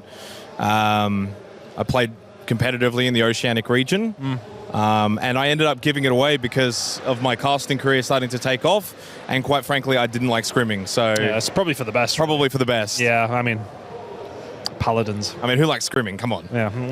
Do you ever used to get tilted in video games though? Like they're really tilted. Like what's the most you've ever been tilted? I mean, I get tilted all the time, to be honest. I'm a pretty competitive guy. Like, I want to win. There was one time, and I'm starting to maybe get an idea as to where this was going. I was playing a 5-stack of Siege with the other Aussie boys, and I got so tilted that they were, asking me to communicate. Yeah. And I just typed in chat, "I'm tilted." And that was it. So they got the message. They weren't getting anything else from me. So you've been casting for a while. Are there any of your old calls that still get brought up, especially from other games? I actually don't know how to answer that question, to be honest. So I have a big background to these questions. Okay, background. The background to this one is that you stole one in particular for your call in a PUBG final. Okay, so I did a PUBG final 2019. We were in Oakland for that event, and it was the second time that I'd ever worked in an arena environment, and so much better, isn't it? So much better, crowd involvement. And so back home in Australia, we have the Australian Football League, AFL. I don't know if you've heard of it, Chris. No, I haven't. No, I haven't. Okay, awesome. And this is why it's fine. I ripped a call from a commentator from the Australian Football League that happened back in 2005 as well, mind you. Oh, that's, yeah. So by that point, okay, it's a free game. It's a free game. And so, yeah, I did rip a call that applied at the time pretty well to what happened in the game. And I still get ribbed for it to this day. Yeah. This was 7 years ago, by the way. That's fine. That's so long ago. In esports, that's like literally a century ago. You're fine. Thanks for making me feel old. Yeah, well, no, I'm right there with you. Don't worry. So, yeah, we'll talk about the AFL, right? I mean, how'd you go with the Lions last year? And what did you get up to on Grand Finals Day? So, in the Australian rules football, Brisbane Lions, that's the team that I support. We've actually made the grand final in the last 3 years. So to help you out and maybe those at home, it would be akin to the Super Bowl in the NFL, or maybe the FA Cup in the Premier League or English football. So my team has made the grand final last 3 years. We actually lost the first year, and then we won the second year, and we won last year. Last year's grand final coincided with one of our APAC broadcast days for Rainbow Six Siege. And I went straight from the grand final, which was at the Melbourne Cricket Ground, straight to the studio. And I was very excited, let's just say. But we had a very good broadcast. It was a very good day. We actually had a pretty big upset. Daystar beating Elevate, and that's all I'll leave it at. Yeah, I often wonder how I would cast excited. You ever ride many of the e-scooters that you see around in Paris? I have ridden the e-bike. The e-bike. The e-bike. So 6 weeks prior to the Six Invitational in 2024, Sao Paulo, Brazil, I actually broke my arm on an e-scooter. It doesn't surprise me. It's Larry and Paris, never mind Sao Paulo. So, I mean... No, I was in Melbourne, Australia. Oh, all right. Flying to Sao Paulo in 6 weeks. So I broke my arm, straight to surgery, fixed it all up, and then I actually had to get the cast off 2 weeks earlier than they would have liked to allow me to fly. So fun little story. Ended up actually going and casting the grand final for the Six Invitational at that event. Fortunately, by the time we did the grand final, 3 weeks had passed. I'd taken off the wrist guard. Chilling.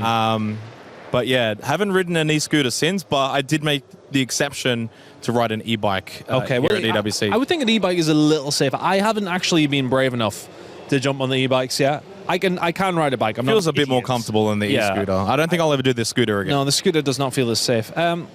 What is the house situation like back at home? Do you have plenty of space? Any big purchases in the new house? I did buy a sim rig. Oh, okay. I'm into sim racing. Yep. So when I obviously got my new house, more space, and that was my first big present. I worked Rensport last year. I know that is not a cheap thing to do. All right, listen. No, I enjoyed that. That was good. It's always a bit awkward to kind of come over here and do these kind of questions, but you answered them very, very well. And no, thank you so much. You were I didn't know where this was going, to tactical be honest, with some of them. And now that I know how this has gone, let's just say I've got some getting back to do. Yeah, you've got some ammunition now. Yeah. That's going to help. Okay, well, thank you very much. Thanks. Oh, well. Oh, zoom it in. We might just end there.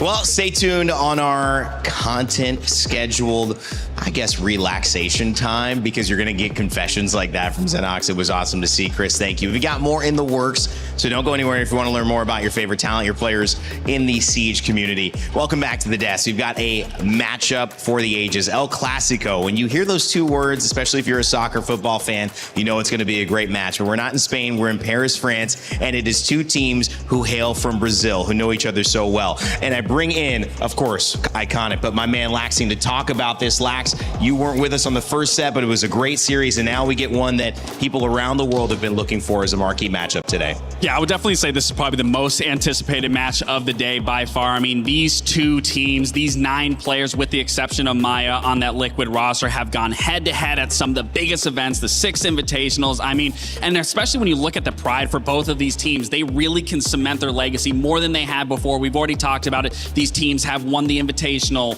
FaZe doing it back-to-back. They've won majors where the Liquid roster was dominating all of 2023, but none of these players have won an Esports World Cup, so they can just cement their names and etch their names even further into Siege's history's books. And as a player, I mean, there's nothing that gets you hyped up more than something like this, I would imagine, iconic. No, I feel like, too, if anyone's going to stop FaZe, it's going to be Liquid being a few years ago. The team started their core beating them in that final, so I feel like it's going to be just a test of both teams here. Well, the interesting part about this dynamic is that you've got 2 hammers on one team, that's FaZe. You've got 1 on the side of Liquid, but in one household, you've got 3. How does that work out? Well, it's because of our PS5 story of the day, Battle of the Brothers. That's right. When I was first kind of getting caught up on this scene, this story to me struck out as one of the most incredible in esports. And the fact that you've got 2 brothers on opposing teams going up against each other today, but also the emotion that goes with that, the pressure, the experience, it's just an amazing thing that we get to see here. Yeah, it absolutely is. And on your left side, you have Nate. On your right side, you have Handy. But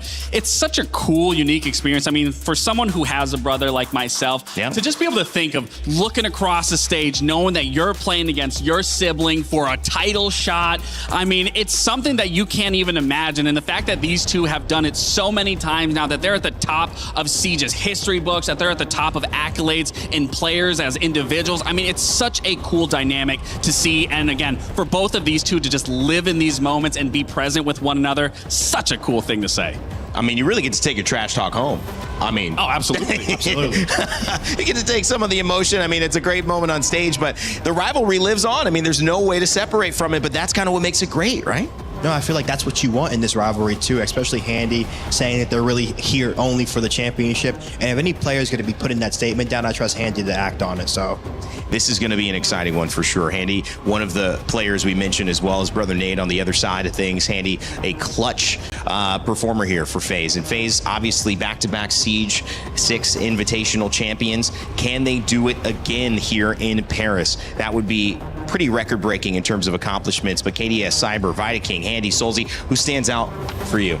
All 5 of these players. Yeah. I mean, there's not one singular player on this team that you can choose to talk more than the other. All of these players are well respected in the scene. Again, 2-time world champions back-to-back. I mean, there's a reason why they've been able to do it, and it's because all 5 of those excel in their roles exceptionally well. And you would do a disservice if you aren't talking about all of them in the same sentence. I would say Vita Kane, the captain, you know, since he came to this team, you've really seen that consistent level of IGLing and just game knowledge just really show through their play, because they always stay calm, they stay tactically engaged and making sure they have the gunplay, but they also have the right operators and the right utility to deal with these positions that you can actually deal with. So I'm looking towards him to really lead the squad. Championship marquee, no doubt about it, but the team that many think can be the ones to take them down is Team Liquid. Those are their opponents today, and we mentioned Nade, the brother, on the other side of things, trying to take one away and maybe even up those hammers. We'll have to wait a little bit for that, but obviously the idea is still there with this championship. Iconic, tell me who stands out on this Liquid Alienware roster. KZ, I mean, he's one of the best players in the games, holds multiple records for kills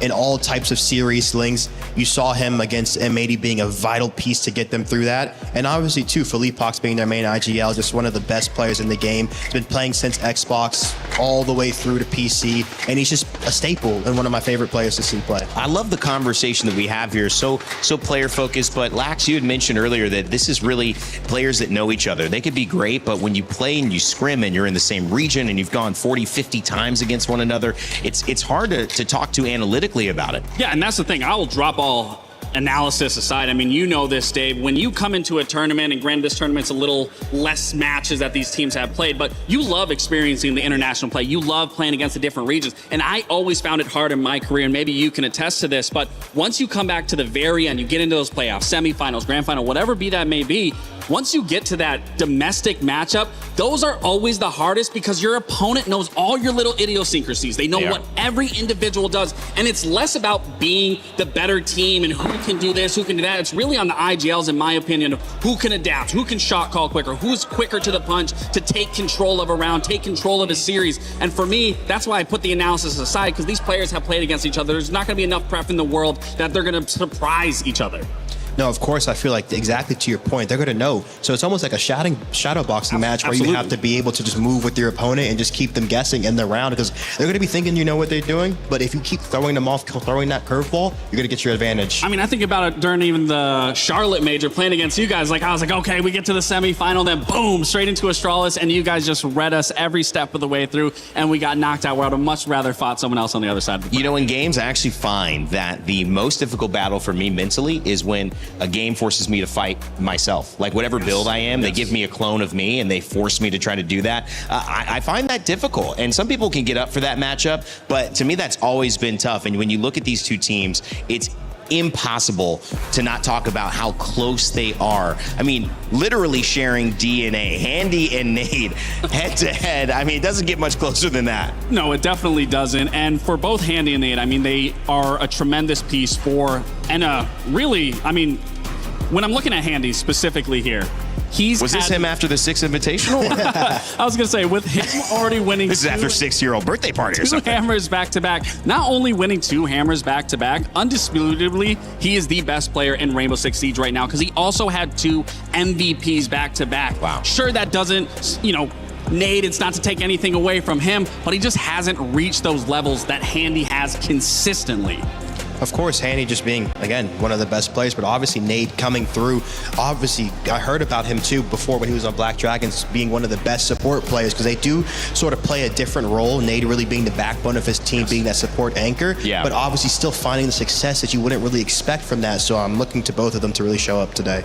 Yeah, I mean, that's a good point. They do play something different. Handy a little bit more out in front early, right? And obviously, this is going to be interesting with both of these brothers in the same building half the time, whether it's just playing on stage or whether it's back at the hotels preparing.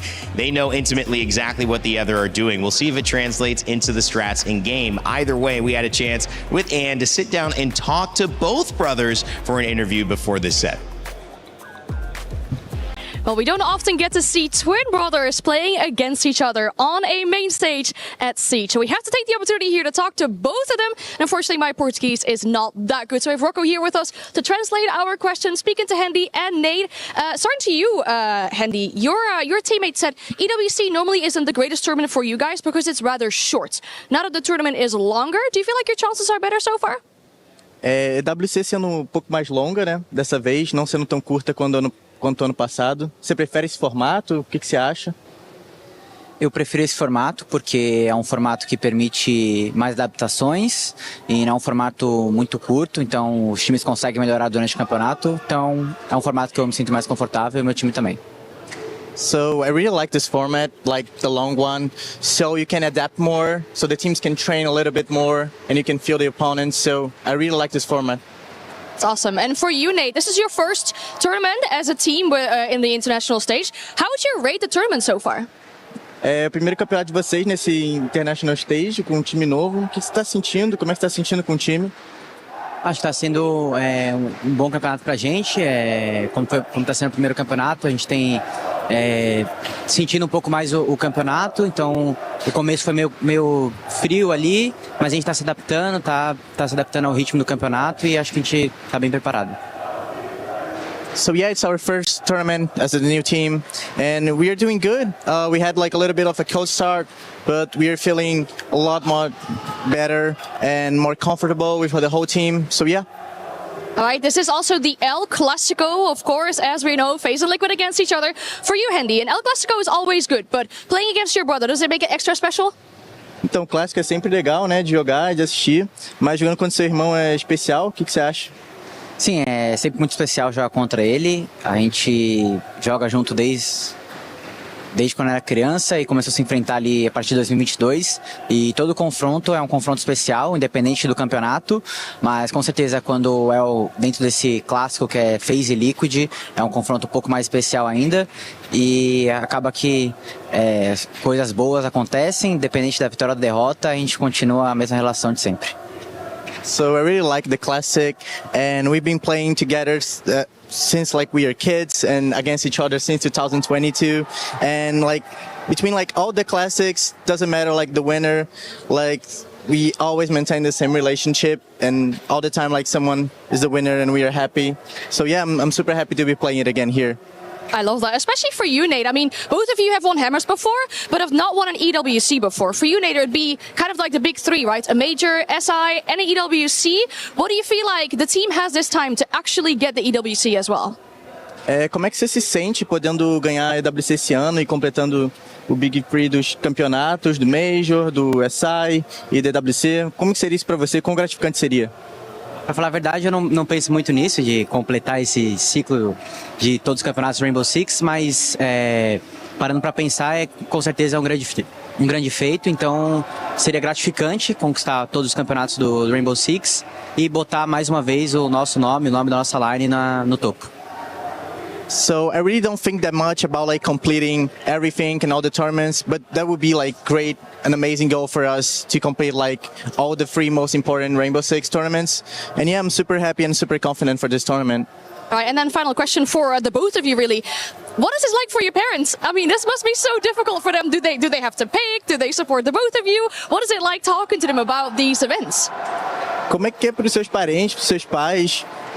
Como é que eles se sentem quando esse jogo rola? Eles torcem para algum escolhe um, eles torcem para todo mundo junto? Como é que é essa dinâmica, né?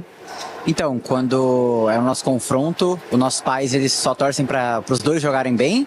E independente de quem ganhar, vai ficar feliz pelo outro e com certeza vai ficar triste porque o outro perdeu, mas infelizmente não tem como escolher esse lado e acaba ficando assim. So they all gather and they watch together, but they just cheer for like us to have like a good game each one of us to have like an amazing match. And sometimes it doesn't matter who wins, who loses. One will be happy, the other one can be like a little bit sad, but in the end, everyone is happy. A mesma coisa que ele falou, eles torcem pros dois jogarem bem. So yeah, it's the same thing that he said. They just cheer for us to have like a great match. All right, that's awesome. Thank you guys so much for your time and good luck in your match today. Well, it's great to see. I was wondering where the parent conversation was coming in, guys, because, I mean, it's like you got these twins. Where's mom and dad? But I love the idea of how they're watching in a group. I mean, hello, if you guys are watching, good luck to both your sons. Listen, I was going to say, if I was a brother in this situation, I would definitely be absolutely roasting my brother if I had more titles than him at the dinner table. Forget what my parents are talking about. But yeah, let's focus on the maps here. Obviously, Fortress coming out first. I mean, this is kind of an interesting one for me, not for the side of FaZe. Obviously, they didn't pick into it. Liquid did. But if you remember, FaZe got beat on it pretty bad by Virtus Pro 2-7. So it does make sense in terms of just having that VOD, seeing where things went wrong and trying to pick it apart. But even for the side of Liquid, I mean, that was a very close series. They had to come back from a 2-6 against M80 in order to close out. And that's when KZ, dropped 25? Yeah, and that's not something consistent on Fortress. Absolutely. So, too, going into this next map, Lair, picked by FaZe, one of the pioneers, like you said, on this map, really establishing when it came out, the meta, and that's what FaZe really do. They really set up what's new, what should be run, and they're really good on this map, 6-1 coming into this year. Decider going to be Border. How do we feel about that? I mean, it's not as strong of a map for the side of Liquid, but in terms of FaZe, again, I would say this map pool favors them in a way, but again, I'm not looking at it from an analytical standpoint. I'm looking at it from these two being always head-to-head with one another. What really, again, is going to shine for me, you already talked about one IGL and Vidaking. I'm going to be looking at Felipox as well. Those are going to be the two stars that I'm focusing on, is how are they facilitating these rounds on their attacks? How are they getting that advantage? How are they going to proceed into those executes and push that, you know, what's the word I'm looking for? Just to push that goalpost even further to get to the very end. And again, that's the biggest thing that I'm looking at in this matchup is those IGLs. They call Border the casino, so let's see. It's a 50-50, it's a dice roll, so I'm excited if it goes that. It's anyone's game, honestly. All right. That could be a little scary for some of these guys, but you know what? They probably are just like that on the bench, relaxed, ready to go. This is El Clasico, something they've been involved in for so many years, since 2022. Nade, and Handy talking about this rivalry. It's a blood battle, man. You love it. The battle of the brothers here in Paris, France. Can't wait to see it. Let's kick off our final series of the day. It's FaZe versus Liquid Alienware. Oh, Milosh, buddy. What an incredible, amazing quarterfinal that was. Yeah. You know, GK securing their place in tomorrow's semi-finals. And we say goodbye to the reigning EWC champions here with us. But, you know, there's lots to play for. So I'm just thinking, talking to Groovy there as well at the end, from Poland, no less. I mean, this is the great thing about the Esports World Cup, this international affair. Players from all over the world, fans from all over the world as well here. Maybe think about the countries that I want to visit one day. Different continents. Where? One continent I haven't really visited much, South America, okay? I love the sound of South America. Amazing. One country in particular, Brazil. Imagine samba, festivals, coffee, food, the people. I'd love to go so bad. One day I'll make it happen.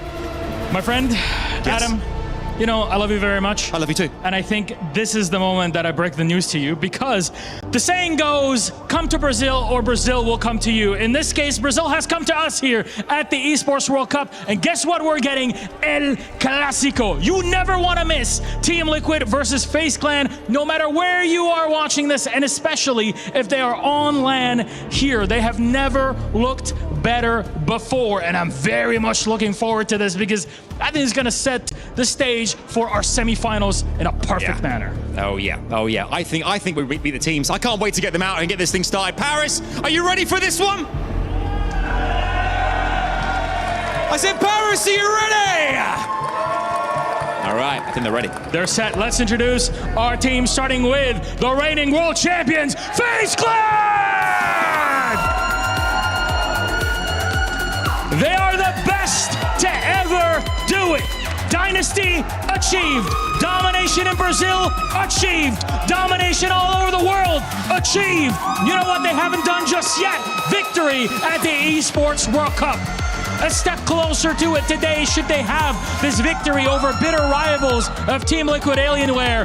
But this is their moment, and they have seen 1,000,001 stages all over the world. Today is just another day at the office. To face them, they're ready and waiting in the wings. Please welcome Team Liquid Alienware! The cavalry has arrived.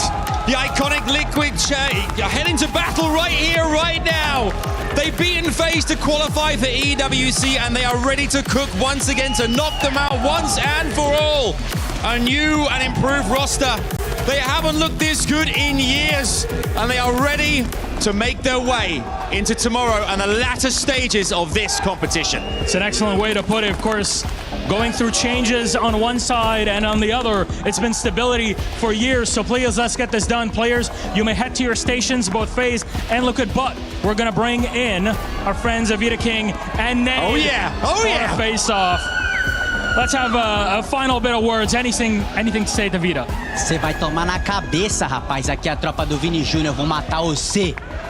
We're the Vinny Jr. gang. We're gonna destroy you. All right, and Vita King, coming to you now. Anything you want to say to your opposition right here, right now? Final words.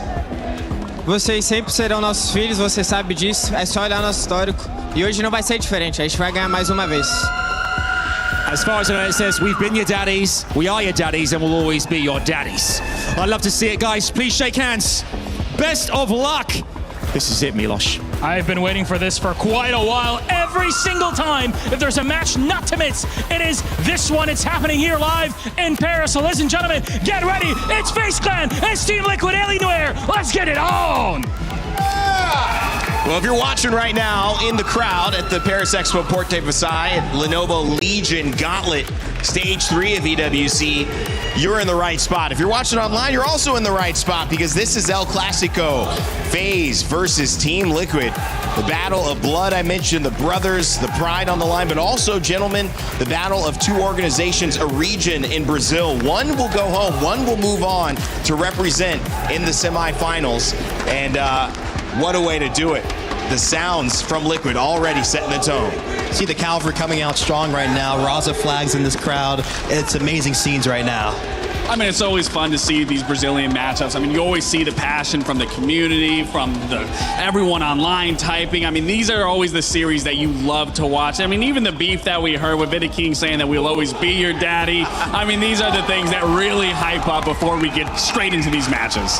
And they understand that they're here to engage in that type of back and forth. This isn't something that you could ever hope to, go 30-0 in. Some type of rivalries just always have chance, always have a little bit of a moment, a little bit of magic that separate them. We used to see the great stars. I go back to Spain and you see Messi or Ronaldo or these moments of brilliance that determine who takes home the pride that day. But here, are we looking for something just like that to settle the difference? I mean, you got to take risks here. You have to take those gambles. I mean, we saw KZ even in the series versus M80 when they were down, where they were almost one game away from being knocked out, and you saw KZ taking risks, taking gambles, and those were the big plays that were pushing them one step further, which is now locking them down here, again, one step closer to a grand final. Player to watch for those special moments, KDS. Have to look for them. Okay.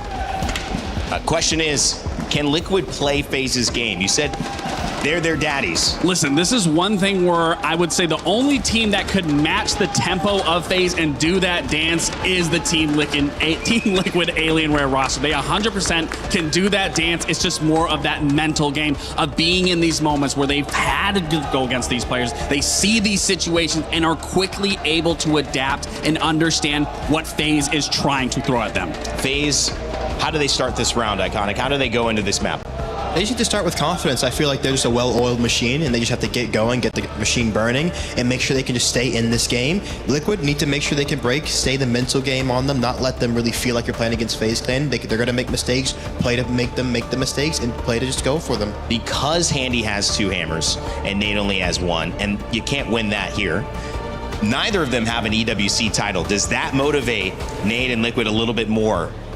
Absolutely. I mean, these guys have been winning everything for quite some time. And again, we talk about Handy and the rest of FaZe winning 2 back-to-back world champions. Handy also having 2 MVPs. I mean, everything is motivation for these guys in order to be better than their Brazilian brethren and to be able to bring home yet another title for the region of the SAL. It's been an amazing showcase for SAL recently in Rainbow Six Siege. What has got them as a region, if you're just coming into it and checking out, hey, wow, Brazil seems to be on top here. Why?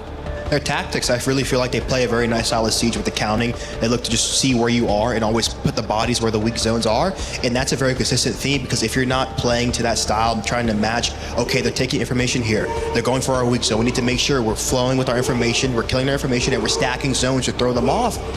You're going to be able to play against them. If not, they're going to be hitting the weak zones on you, and you're always going to be in a disadvantage. For me, it's whenever it's came to Brazil, it's always had to be that arrogance, that they know that they're better than their opponent. They know the players that are in front of them don't mean anything, that they have to play their game. They have to focus on themselves. They don't let any of the outside stuff affect them. And again, these players, this roster, it's just another day for them. Sensibility rarely wins championships. You have to believe that there is something great in store for you before you see it. And obviously that arrogance, that confidence, you could look at it and say the source is the crowd. These types of supports that we've seen not only from Liquid today, but Furia yesterday as well. Also representing the region, booking their ticket in the semifinal, but just maybe from the players and the history that they have succeeded in so many different moments. This stage, for some people, you look at Oscar in the game that we just saw before, coming in from stage 2 to stage 1, the lights are bright. This is a moment that maybe wants to look at and say, I need more reps here. When you look at these two, they're like, they have all the reps. Yeah, they're going to be comfortable right now. It's going to be able who shows up and who takes it right now. Going into the map, let's see bans. Big bans on your screen here for our first map. Monty Thorn, standard issue. Getting rid of that pull pressure, getting rid of the trap here. I expect to see Liquid hitting the gaps hard. See if they go for that double trap ban or if they go for a wall denial or maybe the mirror here. Expect FaZe to get rid of an info op, maybe the Doker Demos. Probably the Snake it's going to be though.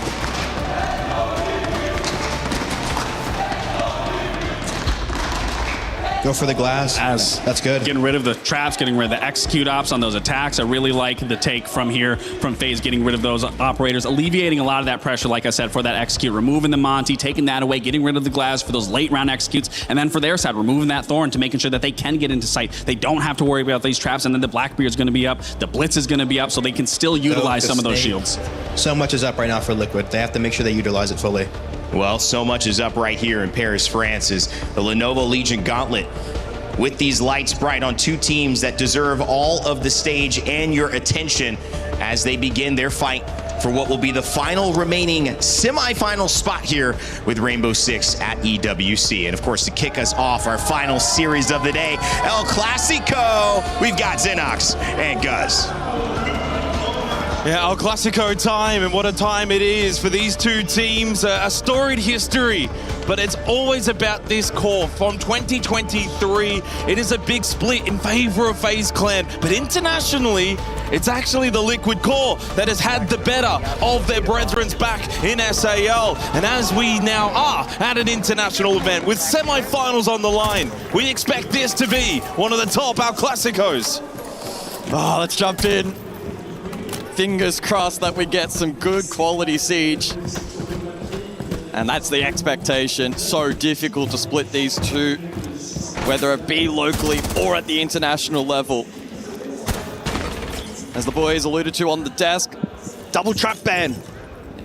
Indicative that Team Liquid Alienware will be looking to exploit gaps explosively here.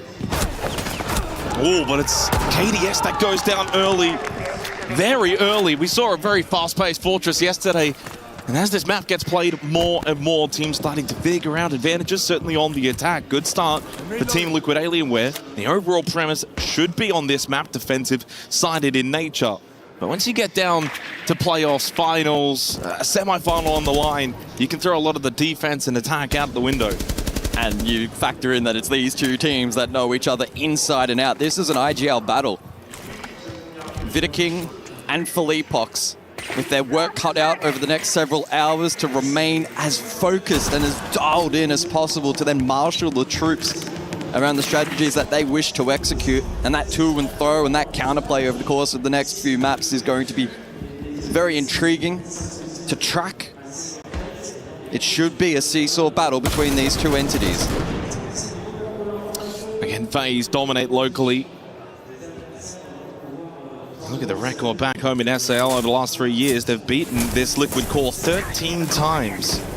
Only to 5 times for their opposition as KZ will fall early. Evens things back up 4 versus 4. Just over 60 seconds remaining in the round. That's a big pick for FaZe. Needed that when the attack had the extra player advantage. Nitrocell ripped from Cyber inside a bathroom. This one should hit the back of the Blackbeard. Philippebox will go down. Crucial kill again for FaZe. 2 kills over the last 30 seconds, changing the course of this round. Yeah, Team Liquid are gaining decent information courtesy of that Grim, but actually executing upon that, proving to be a challenge. Oh, Maya dead, no RAUs. The purpose of the sentence now null and void. Down to Nade and JB92. Big pick from Nade. Finds the head of Vidaking. Of course, the focus in an El Clasico like this is always going to be highlighted by the brothers themselves. Nade finds one, but Handy, who's established himself as one of the greatest that this game has ever seen, he's going to be a thorn in the side of Team Liquid Alienware. 15 seconds now for the duo. Kid acquired by JB92. Faulty and unsuccessful. Souls and Cyber get the last 2. FaZe always look comfortable. They take the opening round on Fortress. Yeah, it was a little bit of a shaky start, but only temporary. A one-sided fight on the exterior did net an early advantage for the attack. But then with all that util layering still on offer on the side of the defense, despite a double trap ban, we saw just how precarious it was to take map control, then transition that in towards site. The likes of the Mirror and the Fenrir in particular combining really nicely and opening up some of these playmaking opportunities. The Blackbeard was dealt with in a clinical fashion. And then late in the round, FaZe were incredibly disciplined, forcing the play forward there from Team Liquid. And it's a solid start for FaZe Clan. This FaZe roster not missing a single event in the last 3 years. On the flip side for Team Liquid Alienware, of course, didn't make Salt Lake City. Also missed Montreal back in the day when they were with Furia. But despite that, in terms of overall event wins, which this is kind of intriguing when you're the back-to-back SI winners in FaZe, it is actually 3-2 in favor of this Team Liquid roster. 4 if you want to count Reload, but no, I don't know if many would. APAC made the grand final, we count it. It's still a trophy in the cabinet. Of course, back in the W7M days, first in Copenhagen, Atlanta, SI24 winners. And with Furia winning Reload. Indeed, I say just, but it is just the 2 SI hammers for FaZe Clan. They'd love to add the Esports World Cup to the trophy cabinet. Good start. Taking out Command and Bathroom. Second round will be Dorm's games.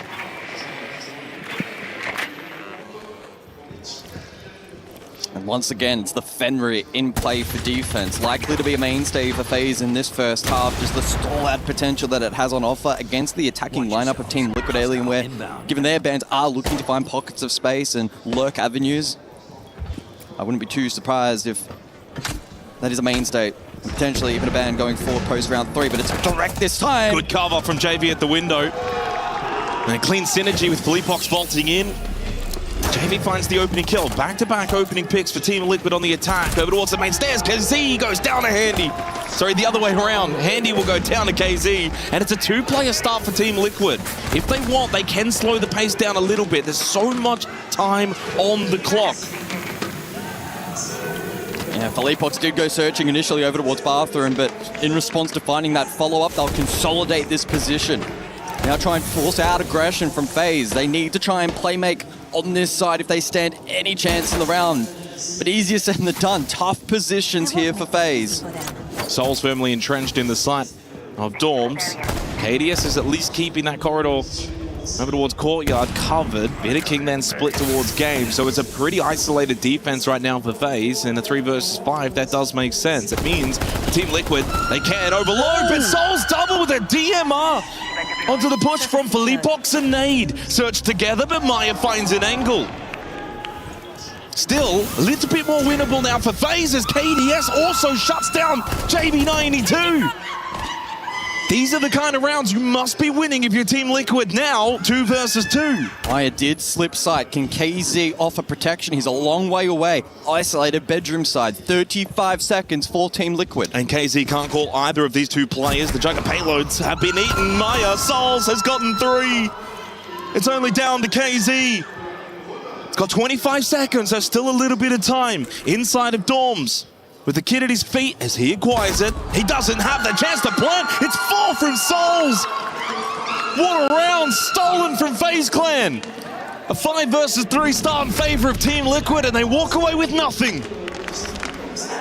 Yeah, a great highlight of how strong the DMRs can be in the right hands. Team Liquid Alienware failing to close that gap, activate the blitz, and playing into Souls, who heading into this match, 4th rated here at the Esports World Cup, 123 EPS.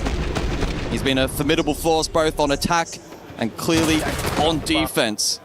And that's now back-to-back rounds where Team Liquid Alienware have had win conditions. They've actually been in a pretty good position, got the open of round 1, had decent pressure in towards site round 2, and on both occasions, FaZe have been able to stand tall. Yeah, back-to-back opening kills for Team Liquid, and haven't been able to capitalize. Huge round from Souls to find 4 kills. He starts 6-0 from the opening 2 rounds. Those are the missed opportunities. This is, of course, Team Liquid Alienware's map pick of Fortress. And Lair to follow after this, guys. It's not a great map for Team Liquid. 1-3 record. On the flip side for FaZe, 6-1 record over the last 6 months. That actually included, it started the streak with a 7-0 over Team Falcons back at the 6 Invitational. For Team Liquid, the only win that they've had on the map of Lair to follow after this was an 8-6 over M80, of course, here at the Esports World Cup.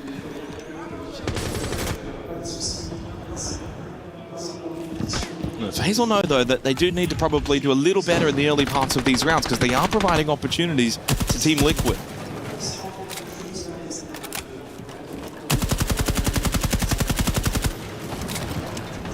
Yeah, in terms of that opening kill conversion at the event for Team Liquid Alienware, 72%. They do find themselves straggling behind some of the top performing teams in that conversion rate at the event so far.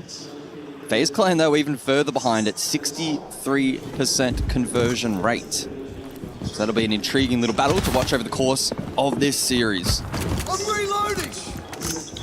Team Liquid currently posturing top floor. Probably looking to employ limited vert and then hit Dawn infirmary side, rather. We'll see what they shape up for, though. Handy does need to be a little cautious if Philippe Hawks makes his way on the clear, and that is what's happening. Handy pops the extinguisher, gets a little bit of aid from the environmental. So the Nitrous will fall back, but then caught by his brother, Nade. Opens up the account for another opening kill to Team Liquid Alienware halfway through this 3rd round. Mind you, with that multi-ban, Blitz or Blackbeard could be banned next after this. Team Liquid need to make the most of the Blitz. Maya, though, also very low, joining Philippe Hawks. So even though it's a 5 versus 4, the attack is quite wounded. Well, they are, but I feel like we've been in this position before. And Philippe Hawks is so low on HP. He'll be under threat from the Nitro from Vidaking. Can Team Liquid Alienware problem solve themselves into the site this time around? It's a matter of conversion and capitalizing upon this opportunity. Souls lurks. And he's been impactful so far. Haru goes up. Oh my goodness, found the angle onto the low health Philippe Hawks for the 2nd round strike from Souls. They lose Nade as well. Souls finally dealt with, though, by KZ. So the boogeyman has been eliminated. That DMR in the grave. But here comes Cyber and the rest of FaZe as he combines with Vidaking. JV92 needs a 1 versus 3. Well, he starts with 1, 2 to go in the next 20 seconds. He's such a good player, but breaking this cross will be a challenge, especially into the mirror. 15. Time running low. Has still got the diffuser in the pocket. Step up shot. Gets him quite low. He's expecting a swing. It never came from the direction he thought. Make it 3 straight to start for FaZe Clan. Whoa. And it's the way in which these 3 rounds have played out, where towards the tail end, FaZe finding win conditions and being able to extrapolate advantage. Team Liquid Alienware, in terms of their structure and the overall macro so far, has looked pretty strong, but converting late round, posing problems, FaZe, and their ability to anchor on site has been phenomenal. But one thing we haven't seen in these 3 rounds from Team Liquid is we're going to get the bans, Deimos Wamai, and it looks like we may actually get a tactical timeout as well on top of this from Team Liquid. Igor is ready to chat. Só que, tipo assim, a gente tá fazendo o mais difícil, que é o início de round muito bom. A gente tá buscando as open. Só que depois vocês estão esquecendo de fazer um pouquinho da parada que, tipo, é o mais básico do jogo, tá ligado? Então a gente foi fazer o split switch, depois só falou, Case, agora fica aí de boa, prepara as trap ali pra gente conseguir jogar um pouco mais pra switch, que os caras estavam de Denari. Ali no Doublish, 5v3, só faltou a gente contar e jogar todo mundo junto, tá ligado? Mas tá passando a cal, só que, tipo, na hora o cara tá desmolcando. Aqui a gente tá numa vantagem, a gente tem que jogar, tipo, botando mais superioridade numérica nos caras. E agora também fudeu um pouquinho essa C4 ali pelo sapão. Então, tipo, aqui agora, vamos fazer uma foco bomb com o nade de Zofia, tá? Eu quero que vocês fiquem jogando ali, dronando pra ver o range. A gente tenta pegar o pen kill com a HE, domina aquilo ali, só nós vamos tomar o win e a gente arranja uma killzinha de Zofia. Qualquer coisa a gente splita pro colchão, subir do meio, tudo aquilo que a gente conversou. So 3 rounds straight for FaZe, an early tactical timeout from Team Liquid Alienware. What I will say, guys, though, in the 3 rounds that we've seen, 3 straight opening kills for Team Liquid. The early battles they've done well, but where they're lacking, of course, the on-site execute. Where's the utility layering? A lot of it is just dry swing after dry swing. The DMRs then for FaZe are quite favored. In terms of actually on-site, there's not a lot. In that example, the util layering was somewhat there, right? You think about the ROUs down the corridor. Yeah, but that's off-site. It was FaZe's ability, though, to cut that cross and then weaken the on-site hit. FaZe are just responding really well positionally, and just the read that they have on these pushes has been spot on. Which is a frustrating feeling, because Team Liquid probably aren't in the mindset that they're playing all that poorly right now. It's just that FaZe are outmatching them. Yeah, I mean, they're starting the rounds well. They've had all 3 opening kills. None of them, of course, have been converted, so it means nothing. It clearly shows, though, that they're having a rather comfortable time getting into the building, getting into good positions, win the initial battles. Where they're struggling then is that mid to late game. Adaptation has been much better. FaZe, good positioning, good shot taking. And again, though, I just feel like Team Liquid could utilize some of that utility a little bit better. Command Bathroom coming up into the 4th round. It is Fortress, though, and the most defender-sided map of the tournament. It's the kind of map that a 5-1 half for FaZe could easily then be replicated by Team Liquid into the second half. It wouldn't be completely that shocking. Noting as well that FaZe have taken the Deimos out of play, limiting a bit of info gather, and Team Liquid elect to actually go the Wamai route. So trying to enable more of that util layering and clearance. Well, the Wamai wasn't even played in the first 3 rounds, but it means you don't have to worry about that becoming a problem. They didn't go the Fenrir route, though, which has been quite damning for the attack. 3rd time we're going to see the Fenrir. No kills yet from Handy. Hasn't been needed. KZ's taken very, very low, and this has also been a common theme in this first half. Team Liquid Alienware, while they're getting the opening kills, what's not noted is the fact that FaZe are also getting them quite low in a lot of these rounds. We've seen Philippox on the Blitz twice now be taken down to 1 HP. That makes it a lot harder then for the shield play executing into the site. It's the mirror deployed here as well from FaZe once again to help offer on-site support. Philippox will be relaying the message. You can see him calling furiously. A triple impact attempt down below from Nade, though, will not. And that is a successful result. So it does make holding behind that mirror a little bit more difficult and challenging for FaZe. Obviously would have liked to have found a kill, but it does open that up and denies the position to be held. Good swing from Cyber, though. They get active. First opening kill for FaZe. Another one around the corner, though. Cyber wasn't ready for it. Nade got the free kill. Mirror window popped. Was broken anyway. Souls, by the way, taken down inside a bathroom. This is much better from Team Liquid in terms of their on-site attacking play. Bitter King's down as well. So does go JB92. It's a flurry of trades with Bitter King still on the floor. Handy, though, he's gotten his brother. Maya quick trade. 1 versus 2 with Souls and KDS quite low. Newest member of this core team, the former Liquid man himself, Imaya, can't stop KDS!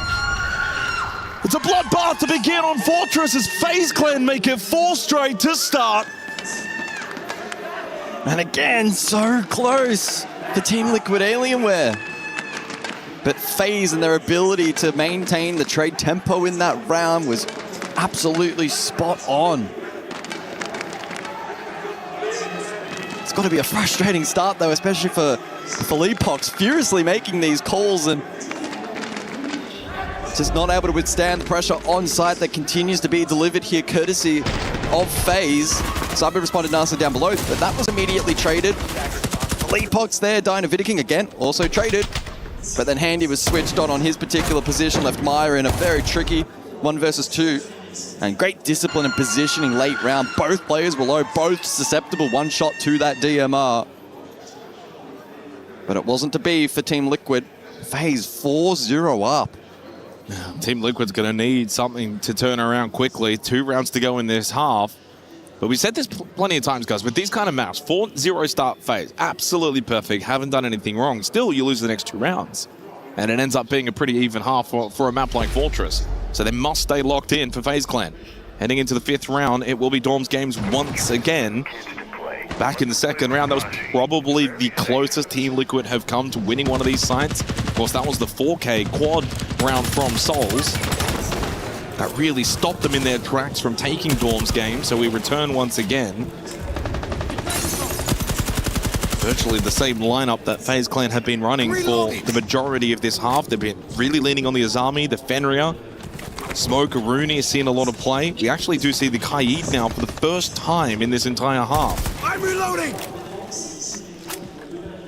As for Team Liquid Alienware, we will see the Maverick employed.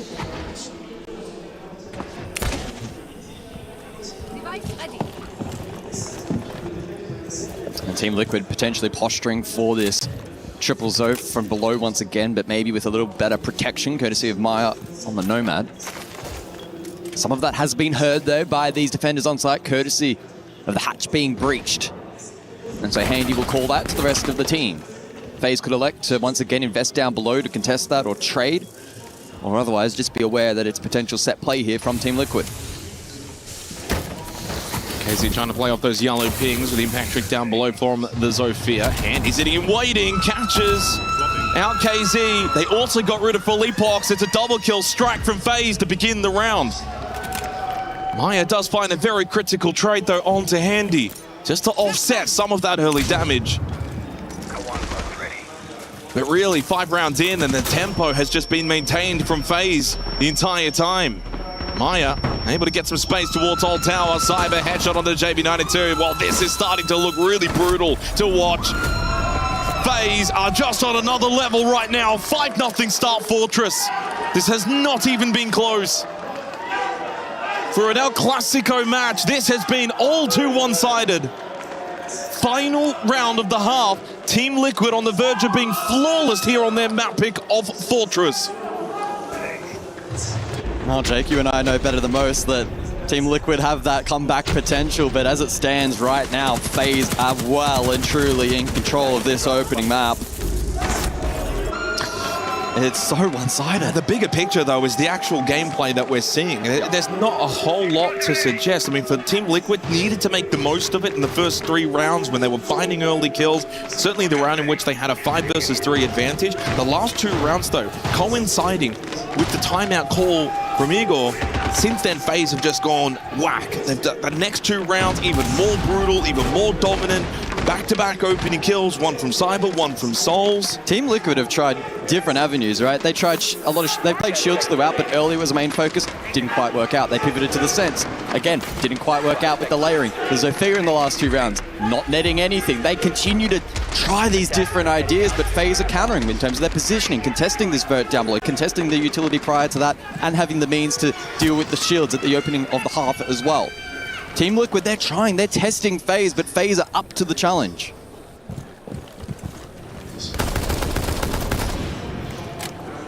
Goes without saying, really. This is a must-win round for Team Liquid Alienware. 5-1 half is a little bit more salvageable on a map like Fortress going into defense. 6-0. Well, it will be close to impossible, but funnier things have happened. Not the way that they wanted to start here in this quarterfinal. And if we're going to be completely candid, I think the winner of this is probably favorites in the next matchup against GK. Certainly would be if it's FaZe. Maybe GK versus Liquid would be a little bit more of an even match.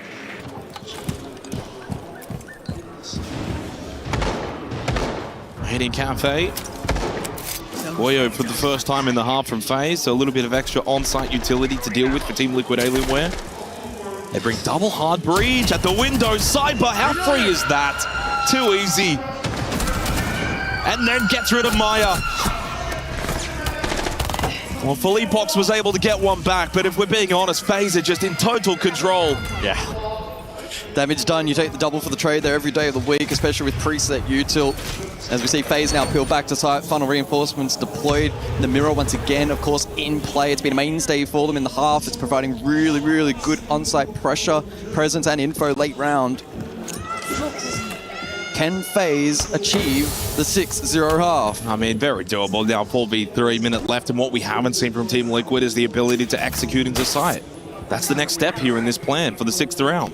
It's going to take something very special.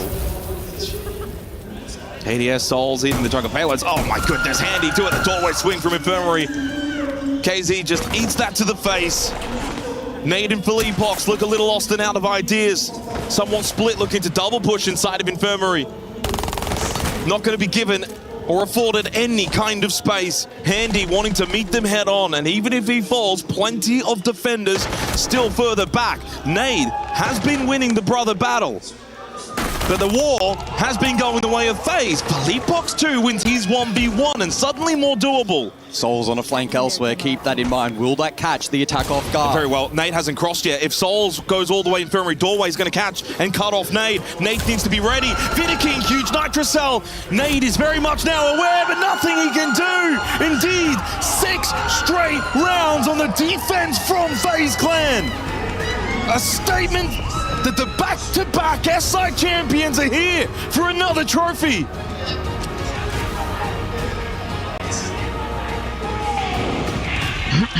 Tá lá, né? O cara quitou. Só pegando a tá discutindo com os caras ali, velho. Fala aí, mano. Fala aí. Tua mina tá discutindo com o torcedor dos caras ali. Eu vou falar depois do banho. Tá dando dedo nos caras. Rápidas, né?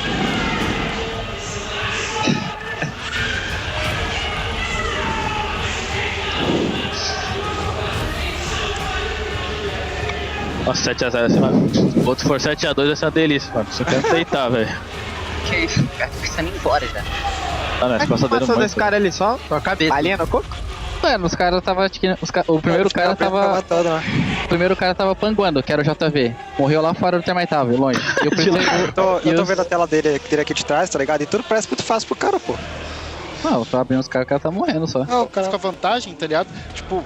Eu senti falta da gente tomar a atitude de ir lá e querer matar, tá ligado? Beleza, tipo assim, vocês entenderam errado a call do Maia ali, do cara full esquerda, só que combina o que a gente tá querendo fazer, tá ligado? A gente pega um 5v3, a gente joga 2 caras, vira 3v3, depois tá, guys, o que a gente vai fazer, tá ligado? Isso aqui não é um time que tá se entendendo, tá ligado?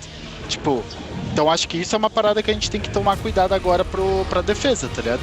Agora vai ficar foda, vai ser a mesma coisa lá da outra vez. Tipo assim, vamos pelo menos vender caro isso aqui, tá ligado? É uma série, tá de boa, só que, mano, não tá nada demais. Oh boy, what a half from FaZe Clan. Guys, that is an all-time display. A reason why going into the next 6 Invitational, they're going to be hard to stop. If they're just picking up on form, I mean, this is what they're capable of. Look, defense fortress. So adding the context, there is a level of expectation to defend well on this map. But they didn't just defend well, they defended incredibly well. 6-0 against a high-quality outfit in Team Liquid Alienware. El Clasico match, Team Liquid map pick. A statement as to how good they are. When they're on form, there's not many that can stop them. No. I don't know if my ears were deceiving me, but I don't think FaZe were really talking all that much at the halftime break. Understandably so. A strong lead, and now a matter of just getting the job done. Getting prepared and ready for Lair. Who knows if that's going to play out in a similar fashion as the bands roll through. Kai, Goyo, accompanying the Monty and the Snake.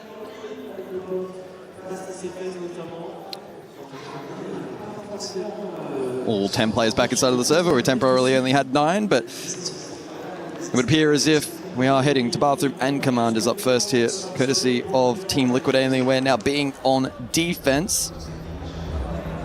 And I wonder what's running through their minds at the moment as we look back at the replays of the final round of the half. Cyber aggressing early, and whilst eventually he did fall, took 2 with him. A strong advantage afforded to FaZe, ruthless in their ability to deny that site control.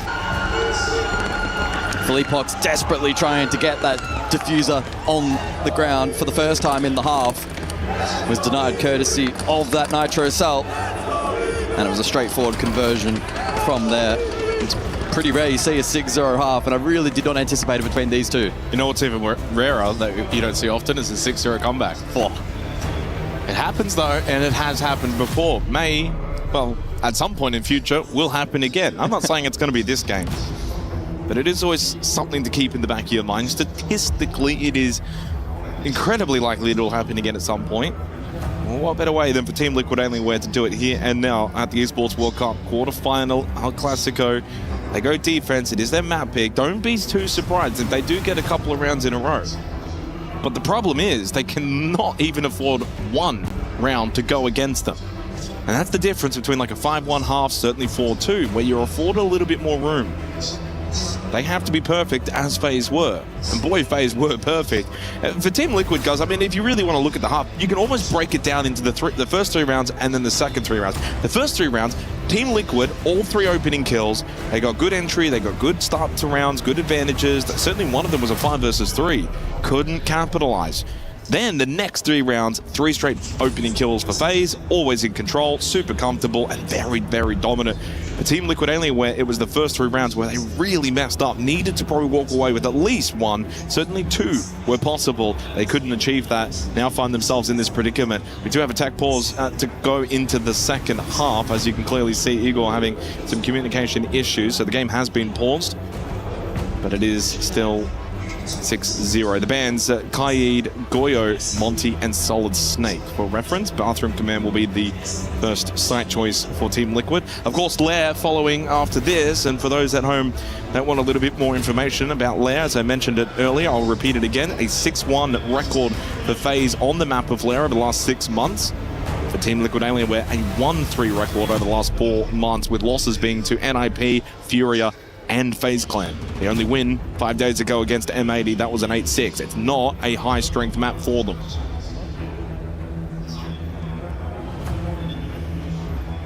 Yeah, never a nice feeling when you're the one experiencing the tech pause as well, when you're facing a 0-6 deficit, but always an element here in the LAN environment that needs to be contended with.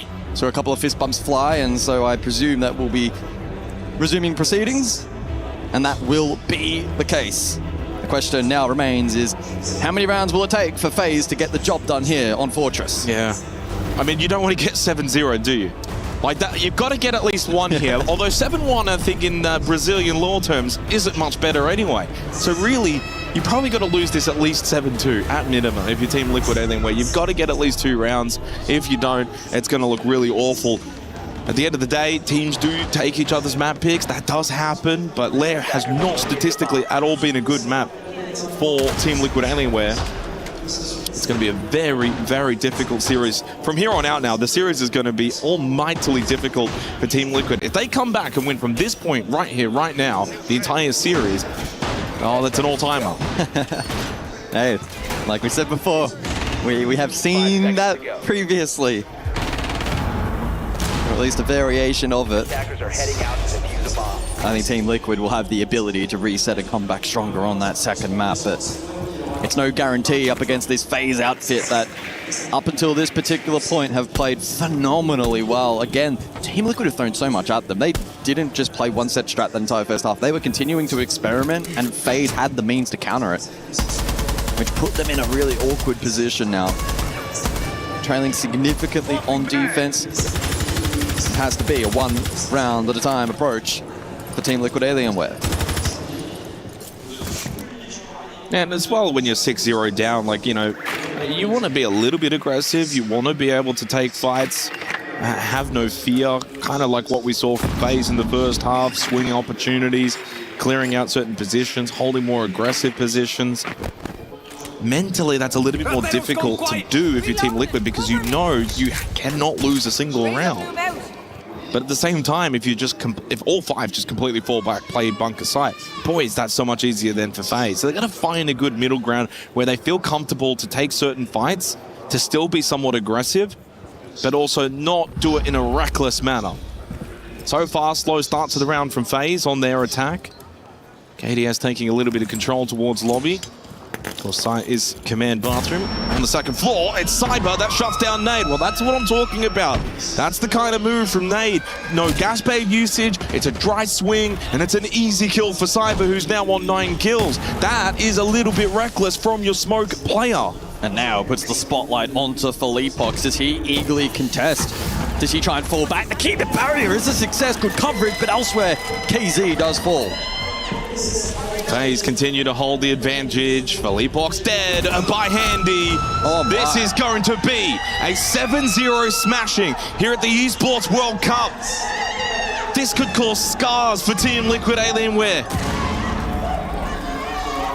And El Clasico is supposed to be the best match that you can possibly have, the best matchup, but this has been anything but.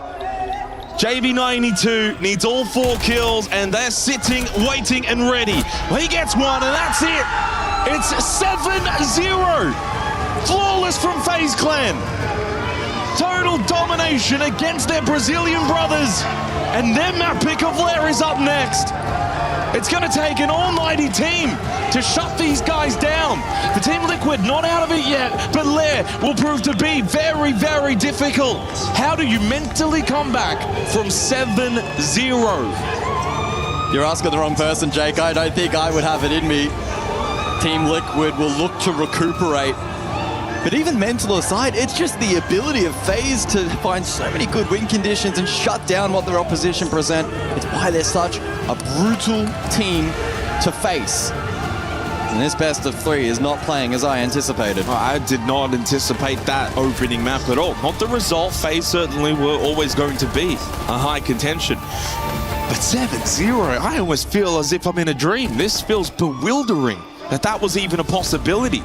And this series now is on a knife's edge for Team Liquid Alienware. They must respond on Lair.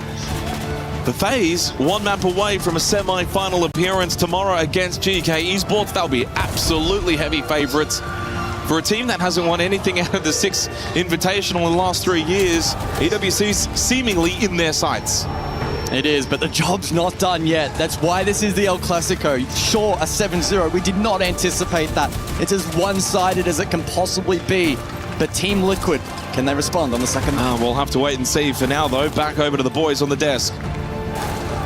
Gentlemen, it was a great run from FaZe. It was almost a non-existent run and response from Team Liquid Alienware, who do not get a single round on Fortress.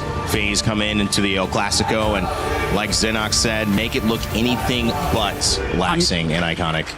I made a cup of ramen in the green room and I turned around and it was 5-0. I don't really even know what happened. I blinked and the series is already over. We're talking about a map too. I mean, great call from you going into this. You said we're talking about Vidaking, we were talking about the IGLs, and I mean, absolute dominance, great adaptations, just great way to shut down the Cavalry. Yeah, they couldn't really even get a footing into that game. These rounds, our defenses, our setups, they had so much utility ready to stop their plays, and you saw them playing so well off each other too. Have to highlight Souls and the DMR. Really just been an anchor for this team for so long, one of the most experienced players, support players in this game, really showing why he's still here. What made FaZe so successful in that? Because, you know, you look at the quality, the caliber of these teams, the awareness, you know, you would think that there would be at least one moment that they could capitalize on FaZe's weakness, but they didn't show any.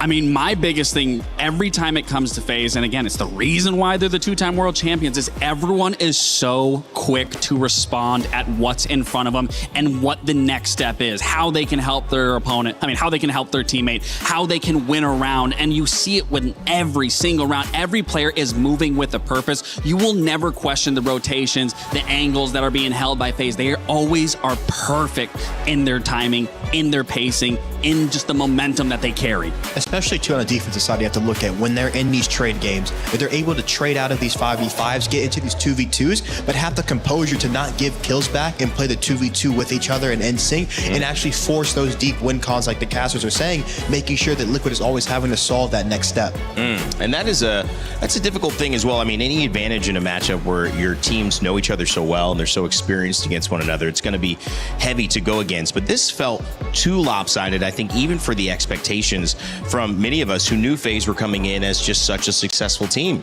I mean, this is the FaZe that you don't want to be going up against when they are on form. I mean, when they are in sync with one another. I mean, I have to feel bad for the Team Liquid Alienware guys because they were trying to make these rounds swing into their favor. Even in the first 3 rounds, they had the opening kill, but they were not able to convert. And then when you look on the side of FaZe, they were able to convert their opening kills and then get into the single attacking round that they needed. And then as you were talking about, they play those 2v2s, those 3v3 scenarios of constantly putting themselves in the winning advantage where they are always leaving themselves with that man advantage. Yeah, and I feel like too, honestly, if you're a Liquid fan, it can't get worse. You know, 7-0 happens. Yeah, that's true. It can't get any worse. Reset, go map 2, and hopefully get back in this game. There's some reality to that, and I think there is some salvation to the idea that when things are going so bad, you gotta just like, well, I mean, how, take it all away. Fine, I got nothing. But from that is clarity because you get to see, okay, well, we need to get 1, and 1 is better than anything that we did in that last round. I want to talk Souls, though. You were talking about some of the graphics here that we put together for matchups in it. So we prepared something. Let's throw it up if we have a chance to do it. And hit me up with what this storyline for you means, guys. I mean, he's just been a staple of the scenes for so long, going back to even when I was looking to aspire to be a pro player, when I became a pro player playing against him. Just a solid backbone. You see him on this DMR getting so many crucial kills, and not even crucial, but just stopping the main push, stopping the shields with the DMR, making sure he's always in the right position for his team. And you see too with the cost, he's finding that impact not only in one round, but consistently over the game here. I mean, I spoke with, I believe, KDS after their series and like the quarterfinals of even getting them here, and I said, what's it like being able to know that you have Souls on your back line, that you could do everything in the beginning of the round, but you have Souls laying in wait? And he said there's no other player that he'd want in these positions, and rightfully so. I mean, you said it best. He's not just only impactful in one round, he's impactful in every single round, and he makes his name known. He makes his plays heard and observed by the other team that you have to question every single time. Is Souls in this room? How do we go about this? Do we set up this 2v1? But again, I mean, Souls just consistently performs for this FaZe roster. It's a dominant roster. You mentioned playing in synergy, playing together, making 2v2s harder than they need to be. Souls obviously 8-2 and an 83% cost. This is a guy right now that needs to be dealt with, but you can't really deal with him by himself. You have to look at this entire roster and where they're getting the edge together. And so, Iconic, now that we go to map 2, does this look like there's no hope for anything but a 2-0? Is there a way to turn this back around, guys? El Clasico? I mean, you had to disappoint these fans back there. I don't think they're going to be disappointed. I think they'll have fun either way. But how do we do it? How do you get back into this? I feel like it's leading towards a 2-0 right now, but if you are Team Liquid, like I said, it can't get worse. So you really have to come into this next match with nothing to lose. You have to come to attack FaZe, make them uncomfortable, break their defensive lines, break their utility, just push them to the edge. And I feel like if they can do that, they can come back in this. We mentioned a little bit about what Nade was fighting for, not just his brother, but the fact that he has a chance to win EWC, which neither of them have won. But if it goes the way map 1 went, that will be ending shortly. However, another major on the sites. I mentioned Coldplay sings a song about this. Lovers in Japan, one of my favorites, and I know the Osaka major is going to be one of your favorites as well a little bit later.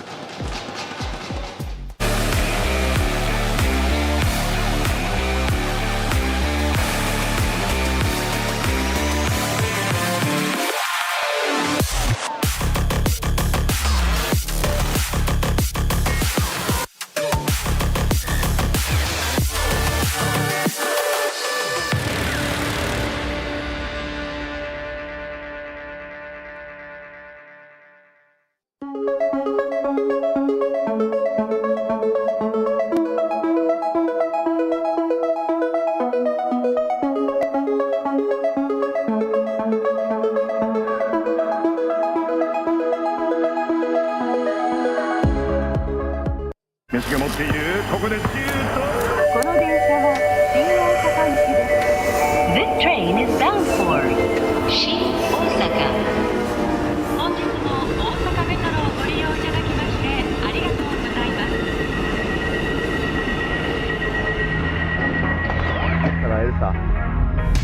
皆さんこんにちは APL のマリックです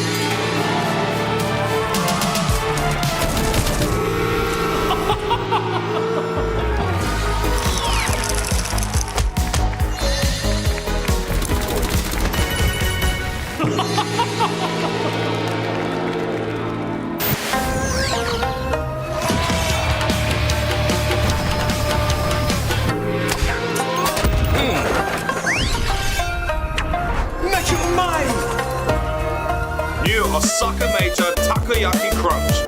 Taste the excitement. 네. また会えるよな。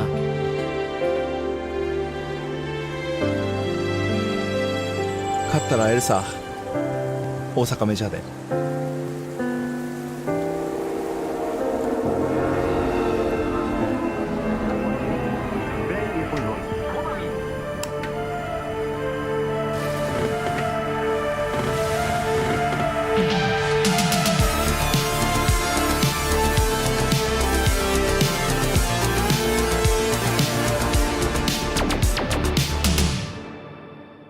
Thinks he can come in here and play my game.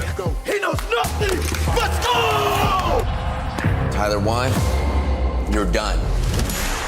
Raw energy. Half for half and blow the house down.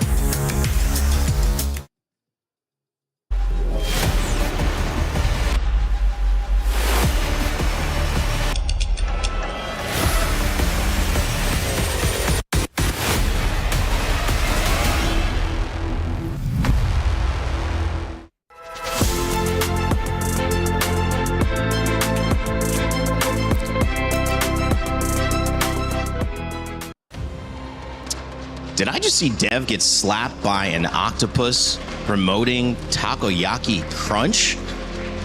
If that's the way you guys are starting off the Osaka Major, I'm excited to see how it finishes. November, that is really soon. I'm excited for Siege fans as well. I've been to Japan 4 times. It'll be my 5th coming up in January later on. It is one of the best places to host an event. The fans are electric. You will love it.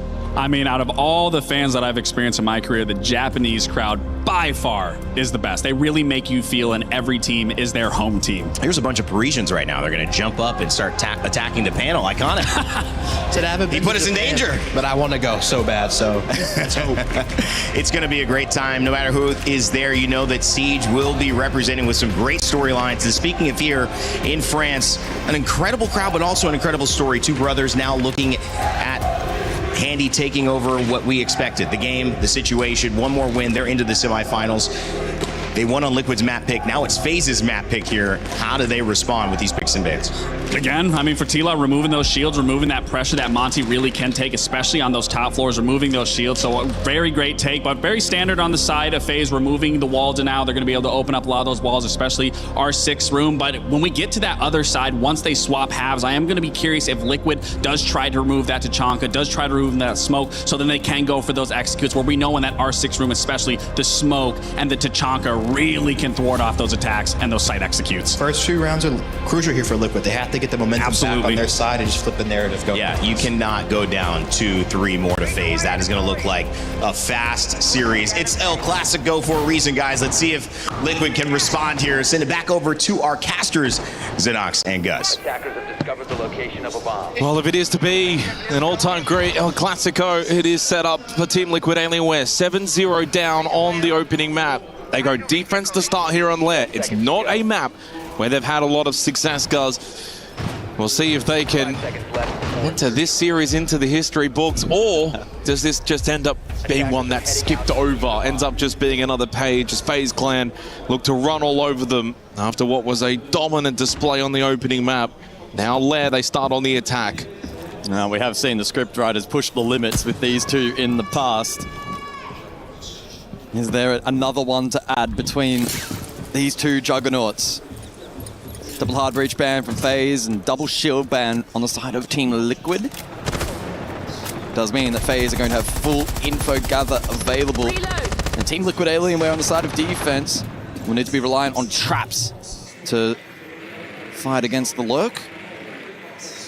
It's an upside presence early here from FaZe, gaining info. I mean, I know this goes without saying, but Team Liquid Alienware probably need the first round. All right, just to get a monkey off the back, get a round on the board. You still haven't won a single round. Now, start well. You want to obviously try and build up a decent little lead.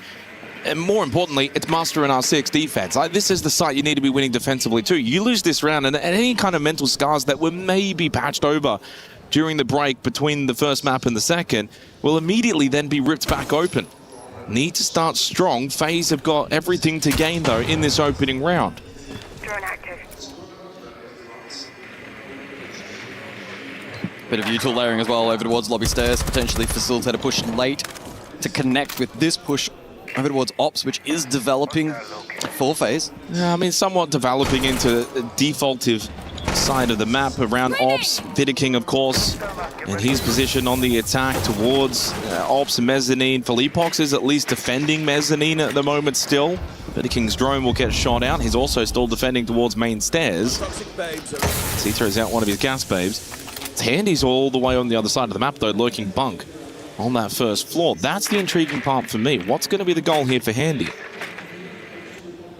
He's actually making his way up green stairs. So they've got a little bit of other side of the map pressure at the moment from FaZe. There is only 55 seconds left. They're still barbed wire. They haven't really dealt with Mezzanine at all. KDS towards bathroom. Nitrocell from KZ will not find the opening kill of this round. He's now full white. KDS towards bathroom.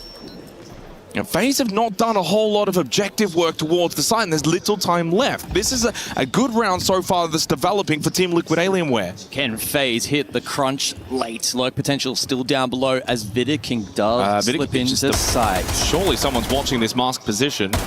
Obviously, Nade is close by, does have a Nitro, throws it out, but he doesn't connect either. 20 seconds left, still 5 versus 5. It's Handy the first one to go down, caught in the hallway. Philippox to fall as well, but it's Team Liquid Alienware that are winning out the majority of these battles, and it seems as if they will finally get their first round in the quarterfinal.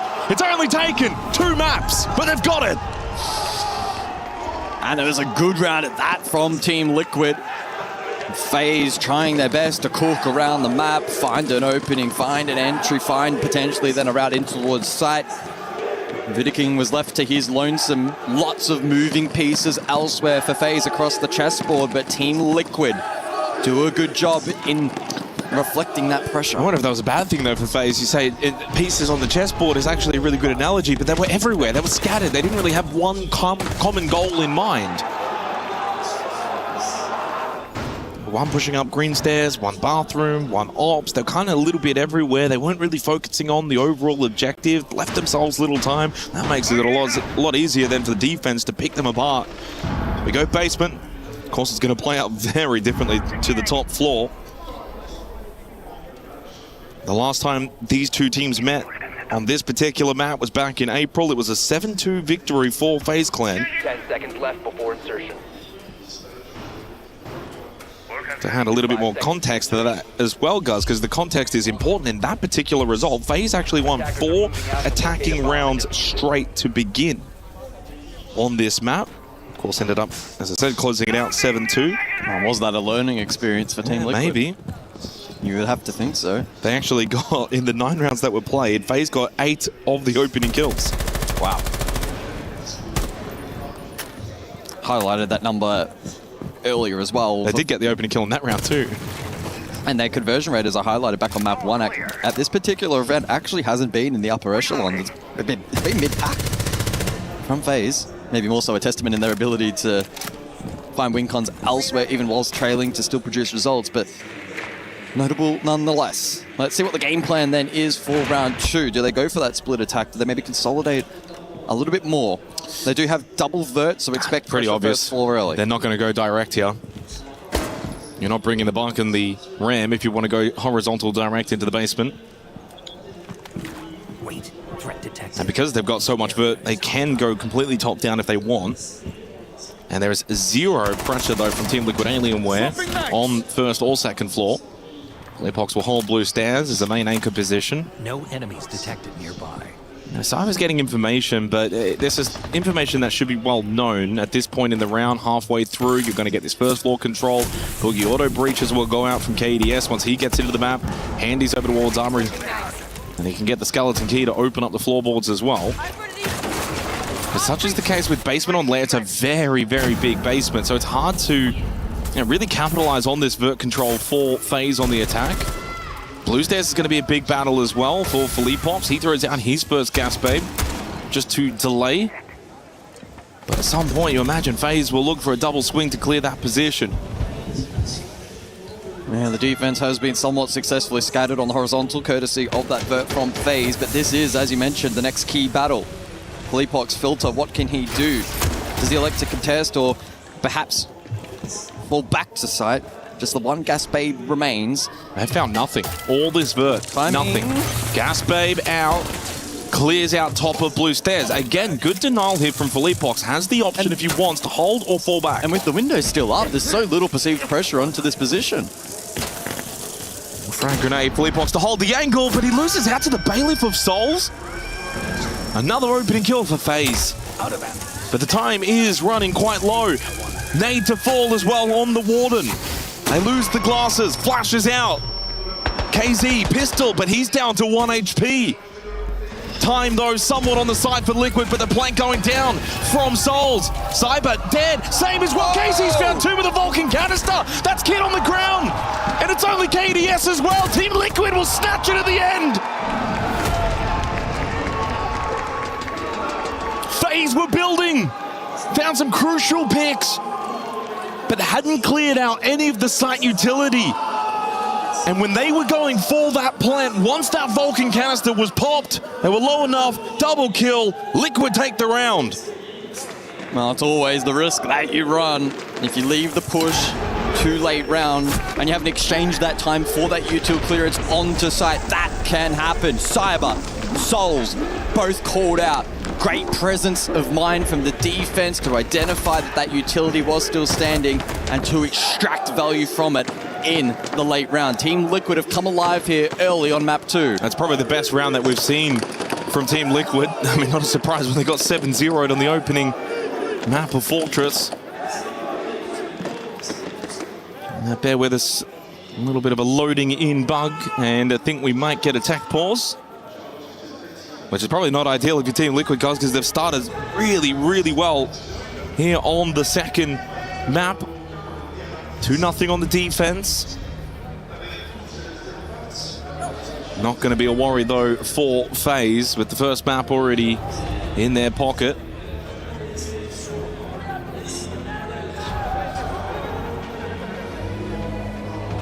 Yeah, it should be pretty simple to get all 10 players back into the server pretty promptly. It's a bit of a shame for Team Liquid building some meaningful momentum in the early stages of this second map, but certainly a great start and a testament to the resilience that this team has on offer and their ability to respond. FaZe, honestly, in these first 2 rounds haven't shown much. Time management poor, split pushes not producing results. Well, look at the opening kill times, guys. To add on to that, 16 seconds in the first round, 31 seconds in the second round. And they did find both of those first picks. Funnily enough, Souls onto Philippops back-to-back rounds. But when you're doing it so late in the round, there's not really much of an ability to use that as much to your advantage. 4 alive for Liquid, then 3 alive for Liquid in the 2 rounds too. So they've been pretty comfortable. Bunk's briefing will be up next as we're just getting a rehost.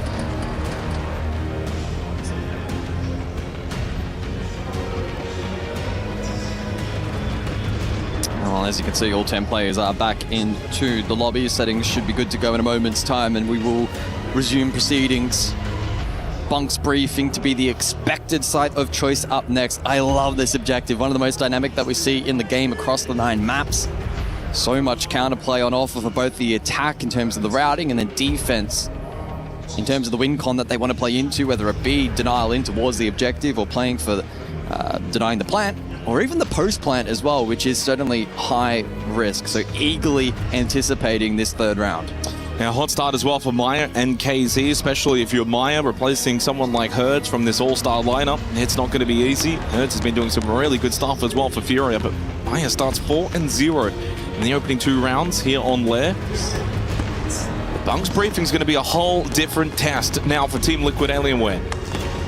You win this and you go all 3 sites 3-0 start, and maybe then mentally you can switch on and feel as if you're a good opportunity to get back into this series as a whole.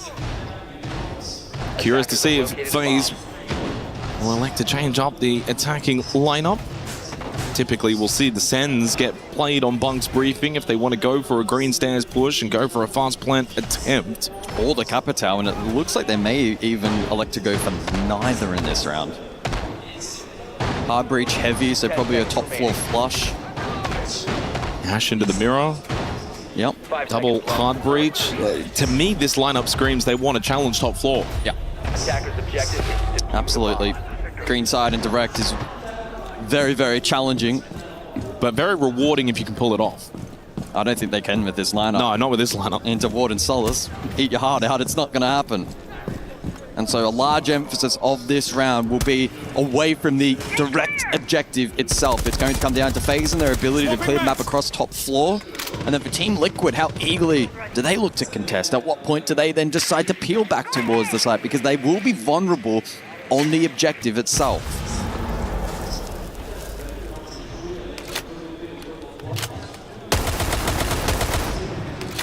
Reloading. I'm curious to see for Team Liquid Alienware, they've got KZ playing by himself in bunks. FaZe can still put pressure towards him on the first floor without over-investing. Cyber into Ops. Of course, the focus overall for FaZe of the attack will be this top floor. This is active from Team Liquid, though. They are not shying away from the fight over towards Mask. Drone might eventually start to force them back, but instead of double down here, does that open the route for the triple impact? I like this for Handy. On the triple impact, it will open an angle, but he doesn't find what he's really searching for. And Fleetbox can actually still play behind Desk. I don't know if we'll see his perspective. You can see alongside Mai, it doesn't matter. Cyber just walks up and kills him anyway. Cyber through Ops finds the angle onto Fleetbox. You said it before, they wanted to defend this Mask position. But Fleetbox goes down because of it. Opening kill for FaZe. 3 straight rounds to begin here on Lair.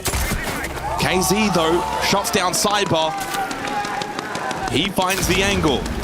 Bit of a split push right now for FaZe. They've still got Handy lurking around that first floor, but it's top floor for KDS and Souls. JV92 defending towards display. By the way, no one in sight now for Team Liquid. They have vacated that first floor. KZ's made his way back up to R6. It's just flashes for the dislodge, so into the Warden. This is a poor position that FaZe find themselves in. If FaZe want, they can go for a plant while taking the fight top floor. Draw the attention away of the defenders, as there is no one horizontally close. Oh! Vault in! Double swing! KDS with the bailiff again, but it's KZ with the Nitrocell. He'll look for a swing from R6, trying to bait out a few shots. Takes, though, one too many, and he's now very low. Forced to drop Hatch. Well played from Maya, but he too will fall, stuck in the corner. KZ back to site, leaves Nade by himself on this top floor. 2 versus 2, with Souls in Handy, not having the diffuser. 30 seconds, need to go grab that, and now turn their attention to the site. Has the mirror window, but his position known courtesy of the concussion, now forced onto the boost. Handy takes a bit of damage. Nade will defend top floor. KZ's come back to help out. Neither of these teams are fighting towards the site, and we're getting low on time. Liquid, you can fall back. Force them to play plant. 10 seconds. KZ's back into bunk, and now the drop as well from Souls. Looking for the plant. Gets off it. Noisemaid. KZ can open up the softball. Nade gets rid of his brother. Souls looking for the plant, but runs out of time. Liquid manage a third. That's the closest round we've seen in this series. And Liquid walk away with it. 3 straight to start on Lair. Well, I said before, how much limit testing are the scriptwriters going to do for this series? Cannot believe that map 1 was a 7-0. And for Team Liquid, who were on the receiving end of that demolishing effort on map 1, are off to a near flawless start. 3-0 on the scoreline clean. And the overall siege good as well. It's attack timeout from FaZe. Claro, tá. Vamos fazer as play verde com rede de ribana ali pra subir principal. Só que o KD, em vez de ele pegar o Black, ele vai pegar o Snake. Eu não pego o Snake na play verde. Não, sim. Vai fazer essa Vai pegar o Snake porque tu vai jogar do exit e depois tu vai virar pro banheiro pra poder ajudar o range a subir a principal lá com a entrada do cara que vai ficar marcando costas, fechou? No voo de baixo, a gente só vai matar o cara lá do... Como é que fala? Lá do barril que a gente tinha combinado. Isso. Só, tipo, você quer que eu pegue o que nessa play verde? Cara, pode pegar Blitz, pode pegar o próprio Demo se quiser. Fechou? E no bomb do quarto, já que os caras estão petando muito TV ali e tal, vou fazer o hand tentando subir a escada principal lá com Well, can't help but feel, guys, there's a little similarity. First map, Fortress, 3 straight rounds to FaZe, but it was all Liquid with the opening kills and then into their timeout. While second map, first 3 rounds all Liquid, but the opening kills have all been FaZe into their timeout. Definitely the most contestable round that was winnable for either of the two teams. And as we saw back on Fortress, it was at this moment, right? So we were 3 rounds in, FaZe win the first 3, but they were close. Liquid were looking okay. They were winning the early battles. But it was from this moment then FaZe just go bang, bang, and bang. They dominate the next 3 rounds. Can Liquid do the same? Yeah, can they just run away with it here on the second map? Back to top floor. This is a good sight for the defense. The bands Grim and Wamai. Wamai and Grim both were played twice in the opening 3 rounds. Attacker's objective is to locate a bomb and defuse it. Changing mag. Well, let's jump in then for the action phase of the 4th round. Can FaZe find their footing? They'll be eagerly looking to get info from the Deimos, but right on cue, KZ, a huge nitro. That's massive. KZ having an impact. First opening kill as well for Team Liquid Alienware. On a very good site, getting rid of the Deimos, removes the pressure off the death marks. Less information available for FaZe on the attack. And out of their timeout as well, it's Liquid that strike first. KZ was shut down on map 1. He has a grudge on his shoulders. 2-7 back on Fortress, and here on Lair, a 7-0 start. Don't forget, FaZe have a 6-1 record on this map. This is a strong start from Team Liquid. Ooh, mirror trick. Not the worst result from KZ. That breach now, I don't believe, can be traversed. Team Liquid Alienware in a very strong position. The kind of round that you need to convert. Got your util up, barbed wire for stall. Hard breach denial's been sound so far. FaZe are well and truly on the back foot in this 4th round. Well, even more with the double down from KZ. He finds his 8th kill in the 4th round. No Solid Snake, no Deimos, a lot less pressure coming the way of Team Liquid Alienware. It's just double hard breach and a gridlock. In terms of utility, it's mainly going to be this flash dump. That's all they've really got getting into the site. And especially when, in contrast, the defense still has all of the gas babes, impacts available, Vulcan canisters still haven't all been dealt with. F-Not mines, there are Kiba barriers still in pocket for Maya. With only 60 seconds left, this feels inevitable in the way of Team Liquid Alienware. Cyber now looking to open up Mask. That was his final Selma as well, just to create an opening as Handy will push up main stairs. Mezzanine control established for FaZe Clan. Yeah, they've given FaZe a lot of space, but there's nothing they can do. Cyber call to the Mask wall. As soon as that was opened up, Maya playing behind the desk finds the headshot. And Soul's Handy both split opposite ends of the map. It's a solid push through bridge for Souls. Handy having to walk through the fire to get himself close to the Mask, and that gets them blocked by the Kiba barrier. More time denial available for the defense. The swing from Souls unsuccessful. This may even end up now being flawless for Team Liquid Alienware, unless Handy can find a kill just to basically deny said flawless. He will not. Maya defends vigorously. 4 straight rounds for Team Liquid Alienware out of the tactical timeout for FaZe. They still cannot find an answer. Yeah, despite map 1 being a 7-0, the man count in a lot of those rounds was fairly close. There was not a single flawless round back on map 1, and that will be the first of the second. And can you believe it's the team responding after such a devastating loss on the opener? Right, we've played 11 rounds of Siege. We've only had 1 attacking round. I mean, to be fair, it's literally the two of the most defender-sided maps. I think Consulate being maybe slightly more than Lair, but still, neither team has had really any success on their attacks. The irony then is the 3rd and final map, provided we get there, Border will open up plenty of opportunities for attacking. It sure will. And as it stands, it feels fitting. The Border, like Lair, 6-1 record for FaZe Clan. The last time they lost it was back at the 6 Invitational against Falcons. 1-1 record for Team Liquid, but lost it a month ago to FaZe 3-7.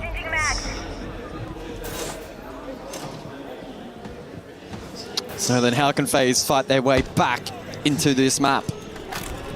They'll be eager to get more value from their info gatherers. So pressure on Cyber on the Solid Snake.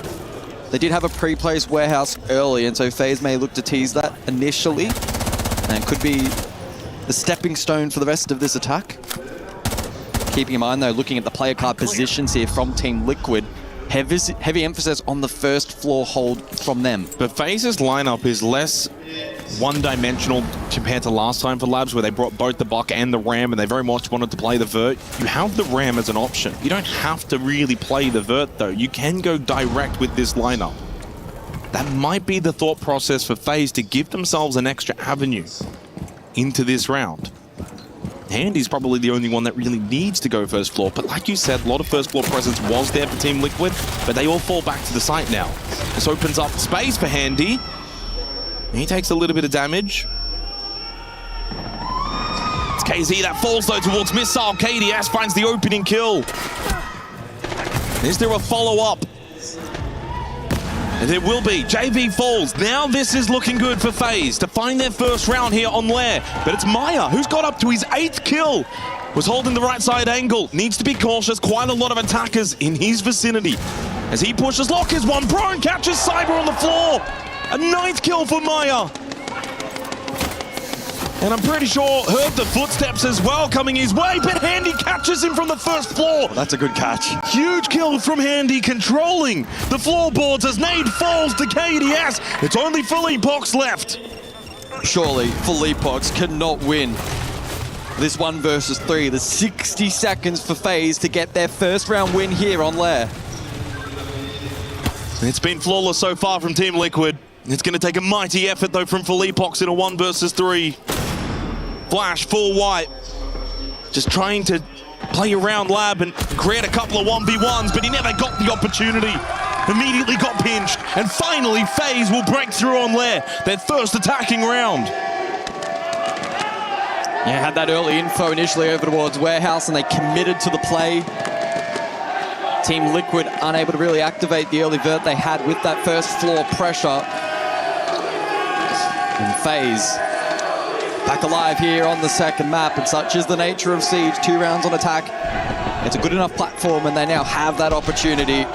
There's a great catch early there from Maya, as he tried to respond, then got caught on his peel attempt back towards site. And Philippox on an island for the final 60 seconds or so in that round. Dorms up next. Final round of the half coming up. Punk's briefing for the final.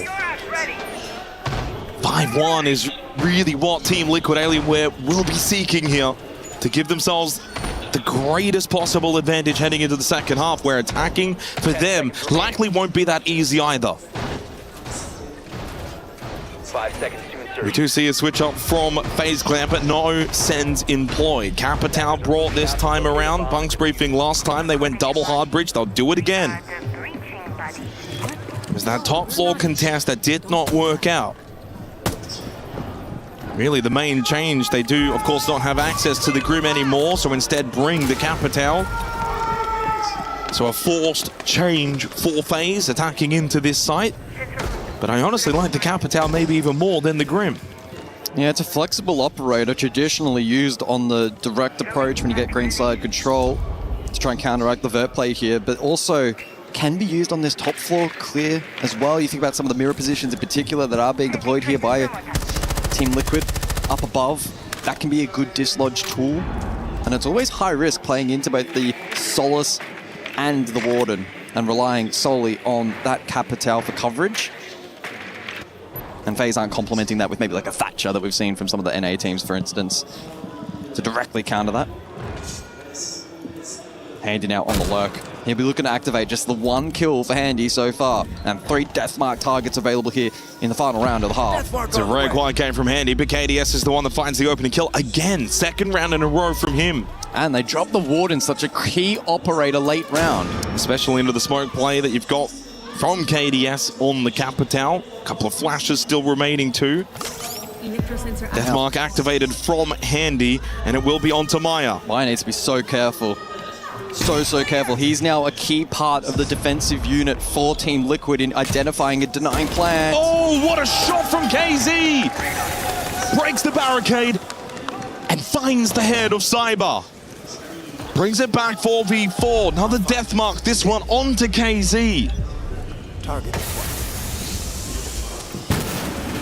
Vidiking just sits inside a bathroom as Handy now pushes in front of him. They edge a little bit closer.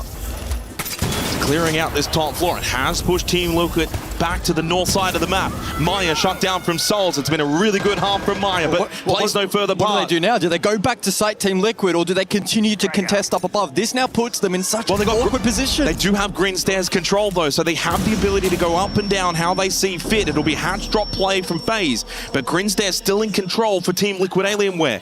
There is little time left as well. Vidiking has to start making his way towards the site. They go for the 2-1. KZ briefing with that Nitro. 30 seconds for FaZe. No more gas babes remaining for Epox. Early Nitro cell from KZ. Doesn't get anyone. Spots a headshot onto Handy. Huge kill from KZ. More pushing towards his location. The site now still defended by Team Liquid. Makes it very difficult for Vidiking to find a plant opportunity as KZ defends the site again. It's only Souls left. He's got no time, no kit. Even with that kill, it's Team Liquid that make it 5 here on Lair.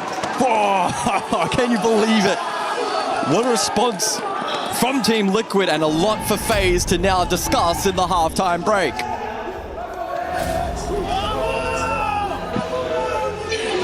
Tá, tava vendo? Aham.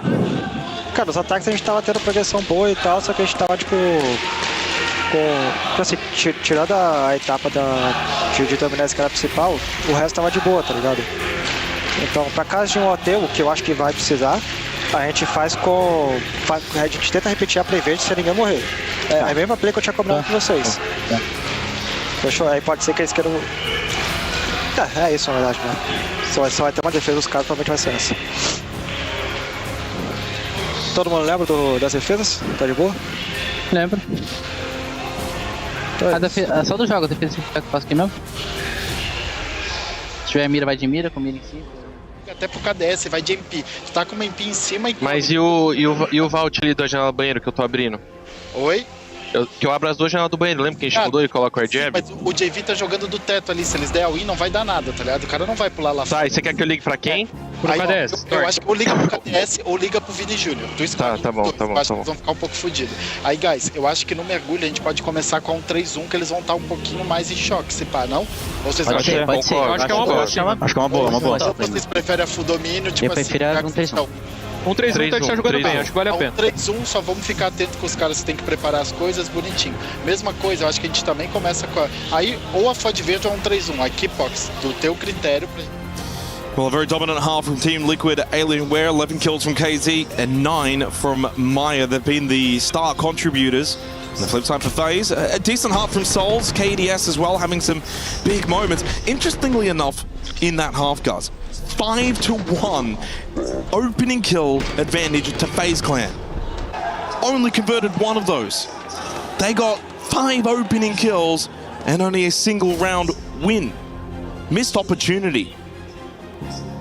It has been maybe the one weakness for FaZe up until this point at the Esports World Cup, and it's rearing its ugly head here in the second map between these two,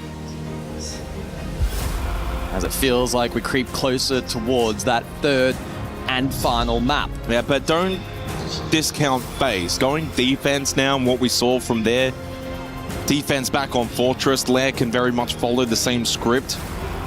But for Team Liquid, it's a different proposition now. With 5 rounds already banked, you only need one more, guarantee overtime. You know, there's a good opportunity for them now to get us to that third map. But yeah, FaZe are not going to be easy to push over. They're at death's door, but they haven't gone through it yet. Monty Grimm, Kaid, and the Wumai are the bans. Master R6, no surprise, will be the first site choice.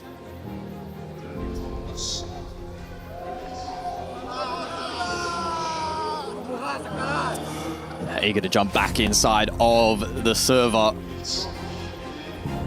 In terms of FaZe and their ban selections then for this second half, pretty typical. Monty is their most banned attacking operator, and Grim as well has seen a couple of appearances on the side of Team Liquid Alienware with the Kaid and the Wamai combo. That for them will be a little bit left of field. The Kaid is their most banned, but typically, in fact, this will actually be the first time the catch is taken out of play as well. Normally looking at the Azami, Smoke, Mirror, Warden. So a small change up for them into this second half. 5 seconds left. Yeah, I thought Team Liquid might actually opt to change the attacker lineup. They have not. They will bring the Sens, the Glaz, the Carpatao, a lot of utility that can really help them take this top floor. And if they're bringing Sens to top floor as well, guys, if we get Bunk's briefing, they'll probably look for maybe a Sens play as well.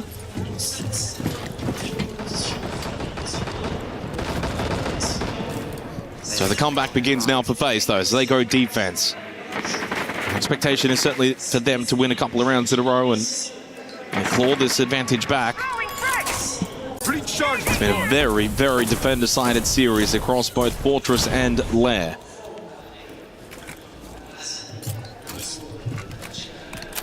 Well, util layering seems to be the name of the game here for Team Liquid in this round.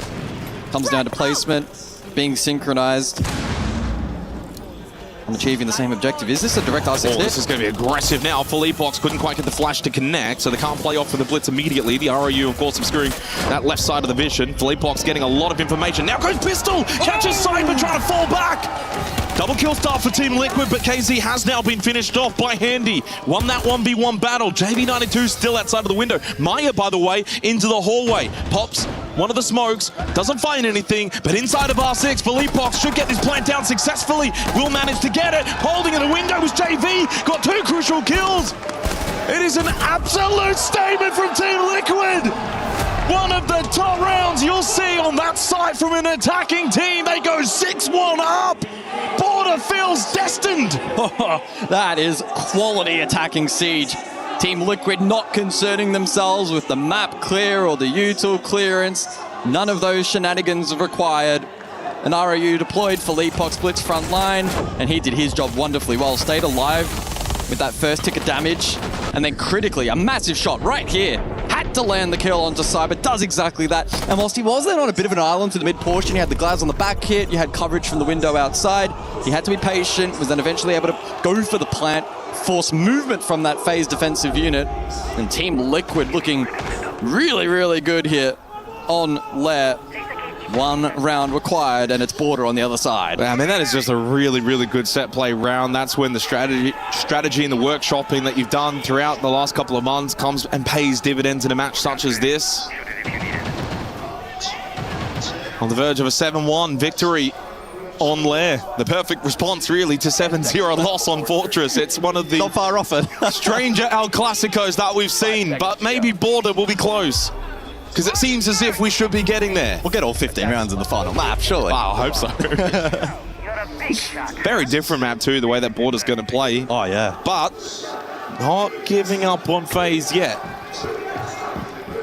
You'd be foolish to write off the back-to-back SI champions. Defense lit, not impossible to go on a run. Saw that from Liquid in the first half. This Liquid team looking far stronger on Lair than what we saw from them on Fortress. And a huge showing as well from Maya. 10-3, KZ 12-3. They've got 22 kills combined. Drone ready. Warehouse side info gather early here from Team Liquid. But unlike their counterparts in FaZe, they won't elect to go for the full commit early. Unless Maya's rotation here is indicative that maybe that actually will end up being the case. That's good. Shot drone from KZ, good work there. Double Goyo taken off. And that will alleviate some of the time pressure later in the round for Team Liquid Alienware. Yeah, I mean, that's crucial, especially this early in the round. 2 Vulcan canisters pop. Yeah, Nade's got himself over towards barrels. Think this will be rather direct from Team Liquid. KZ as well lurking towards that missile hallway. Cyber, first death. JB92 gets an angle on that first floor. This is going to shake up the defensive phase because they've still got Souls that has forced his way back to site. So now it's a 4-stack in sight for FaZe. They give up top floor and first floor. Nade has the angle. Another one peeks in. He wasn't expecting it, but then is able to swing himself This seems as if it's done. Surely it's only King and Handy. But crucial as they both got one apiece. Nate shuts it all down. Handy needs to get all 3 remaining in the next minute. And even for one of the game's modern goats, this should be too difficult. He's flamed off. Philippox is planting as Handy makes his way forward. He can't even walk through the fire. The flames are too hot, and Border will be required in this El Clasico.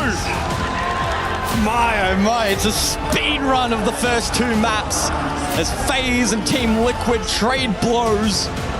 It felt like we would get all 3, but certainly not in this fashion.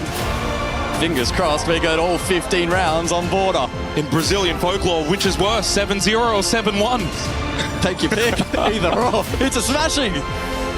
Well, it's a response from Team Liquid, Alienware, that shows their resolve, that shows their mental fortitude. They did not just bow down after that 7-0 thrashing. They forged ahead, their own path, their own plan, and did to FaZe what FaZe did to them on Fortress. Sets up the deciding map of Border, and hopefully that map will be close. And there's a demonstration as to why after that first map, there was certainly worries for Team Liquid, but not at any point did we expect it to be easy going for FaZe. And Team Liquid from the offset absolutely switched on here for map 2, and it culminated in quite the dominant victory. Not a lot worked for FaZe. They tried as they did, but everything was going the way of Team Liquid. FaZe had opportunities in the first 3 rounds. They got the opening kills. They had chances. And again, the similarities drawn to the first map are very stark. It's almost as if they've just completely flipped the same script, but then changed the sides going into the second map. It's a wonderful bounce back game from Team Liquid. This attack as well, especially, was really, really clinical. It all sets up now for Border. I cannot wait to get into it, but we'll have to go back to the desk first. Thank you so much, Xenox and Guz. It was a great matchup, El Clasico. A little bit different than we anticipated. Not quite competitive on either of the maps, but in general, as a series, extremely competitive. It's like 2 heavyweight fighters. You're watching Tyson and Holyfield, one knockout punch to the other, both standing dazed. But now, who's going to get the land the final blow? I mean, I love the analogy that you said. You know, this was kind of like shadow boxing for them. It's going to be blow for blow. Who's able to react? Who's able to counter? And I mean, from one map to the next, it looked like they really understood their opponent. They understood where their flaws were, how they could abuse them in a 7-1. I mean, I don't even think the casters thought it was going to happen. They were talking about it, and sure enough, it did happen. So maybe they casted that into the existence. I feel like you have to give credit to Igor CTG really being able to get his team back into it mentally. And you saw them come out, flip that momentum coming off of a 7-0 and really just steamroll and get that engine going, find that confidence, and you just see a different Liquid in this match. Incredible from the coach's side, incredible from Liquid's side as well. The bounce back, a lot of people obviously doubting it because you just see FaZe come out and absolutely stomp them on their map. But Liquid to have the wherewithal and to have the confidence to come back out and then do that again on FaZe's map, well, it's exactly what we expected. These 2 teams evenly matched on the day. Iconic could be the difference. One person coming out and making a big play. What was the difference here as we looked at map 2? I think it's just the momentum. I feel like you saw Liquid coming out fighting, not letting FaZe be comfortable, and obviously too KZ having a staple, just a consistent map, being there for his team, and then obviously just the whole unit too flowing and just playing their win cons extremely well. Again, when your back is against the wall, your tournament could possibly end after this next map. It's about getting those rounds into your favor. It's about getting hype. It's about building that momentum, and that's what we were seeing from each and every single round, especially in that round 2, which I think really started carrying that momentum for the rest of the series. Yes. Liquid also had some very loud fans in game 1, but I started to see the chat. I saw a little bit of you guys watching. You said, there's one woman screaming that's louder than all of the men that they've seen cheering on the side of Liquid, and even the drums included. That just shows both of these teams' sides, whether it's FaZe, whether it's Liquid. I mean, the fans are here. It's going to be uproarious whether either of them win. And as we transition into Border, which they set up the new question, the final map, designer map, do you think it starts to tilt? And if so, which way? Border's a casino. I feel like you can never call it. Roll no matter dice, even being in the server, playing it, it's always on the edge. Every round is so intense. What makes it like that? just the map, it's so small that once the round starts, it's just a snowball. There's so many trades happening, and then you really have to be extremely composed. So when you get your advantages, you have to be able to reset and play the layer game against the team. But then obviously too, you can't play too much a layer game because then you become too consolidated. So there's always a catch-22 happening on border. It's one of the smallest maps and the best maps. Oh, well, what an interesting way to start it off. I know, Lax, you took a look at some of the plays that really stood out for you in that map too. Walk us through them.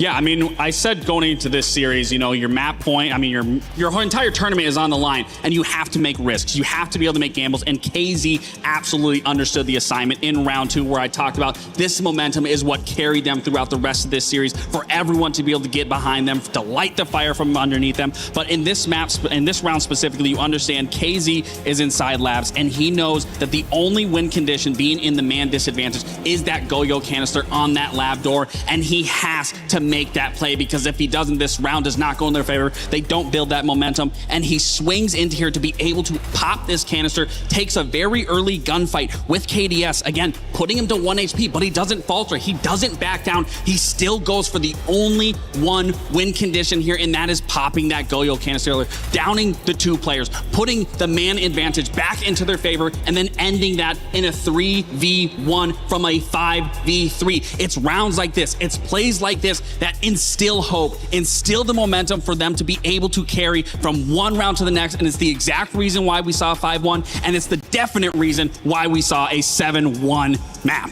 You can see a little bit of fluster too from FaZe. 5v3, you need to make sure you have that flame cleared. You have the time, you have the vertical, you can make that pressure, or even if there's a flame there, you can play it in a different spot. Just really going through the motions and making sure what they're doing makes sense.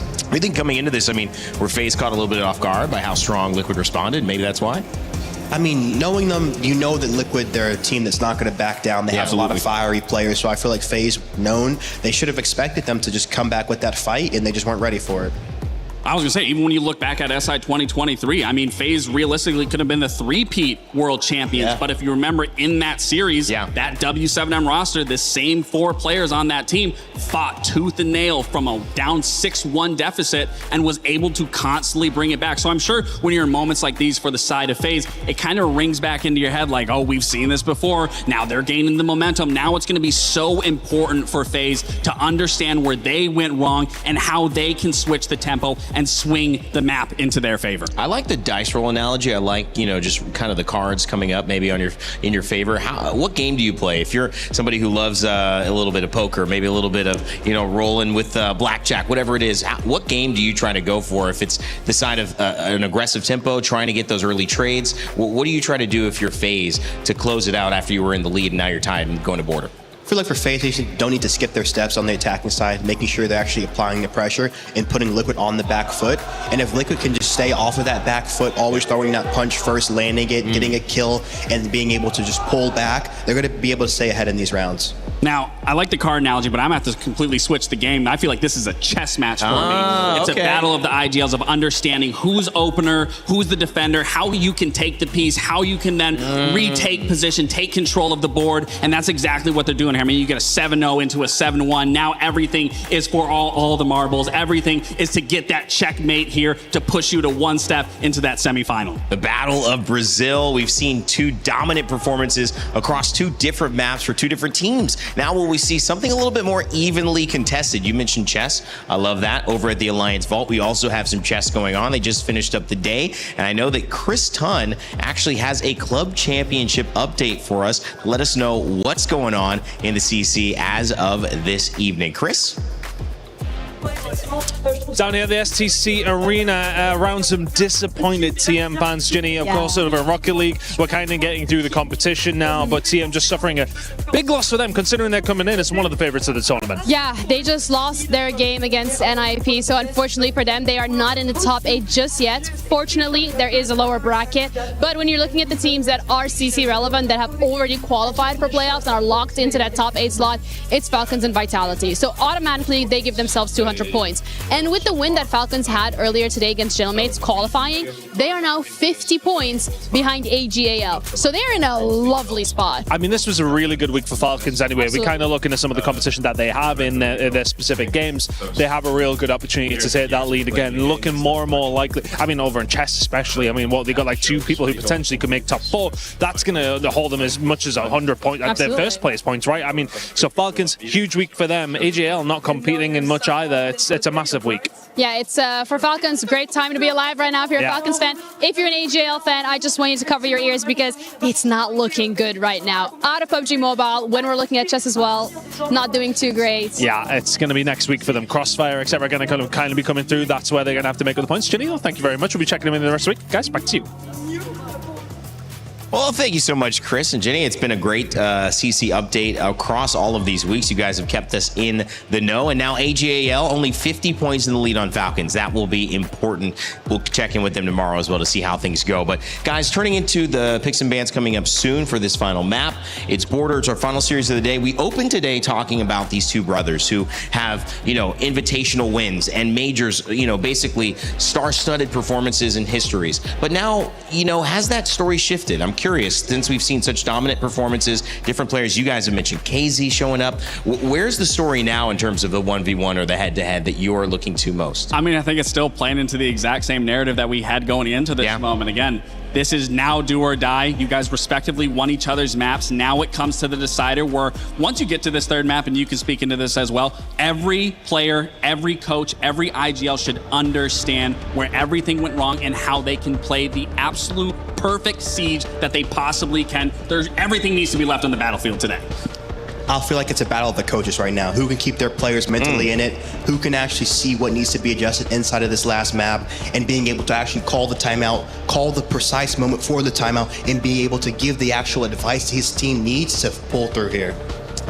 Sometimes there's not too much to say with a matchup that everything's already been said. 29 times these fights have gone the way of FaZe, 22 the way of Liquid, and that has proven to be the way that this series is already shaped up. Map to map, heavyweight blow to heavyweight response, and now only one will move through as Border picks and bans come up on your screen. I'm going to expect Shields to be removed here. I mean, Shields can really be a strong piece of the puzzle, especially when you think pushing into top east, pushing into break, getting any bit of that map control. So it's no surprise to see a Monty already taken out, but the why, that's a good one as well. Yeah, really going to hurt the east extension right now. Warden, expect to see a lot of Ying play coming out too here.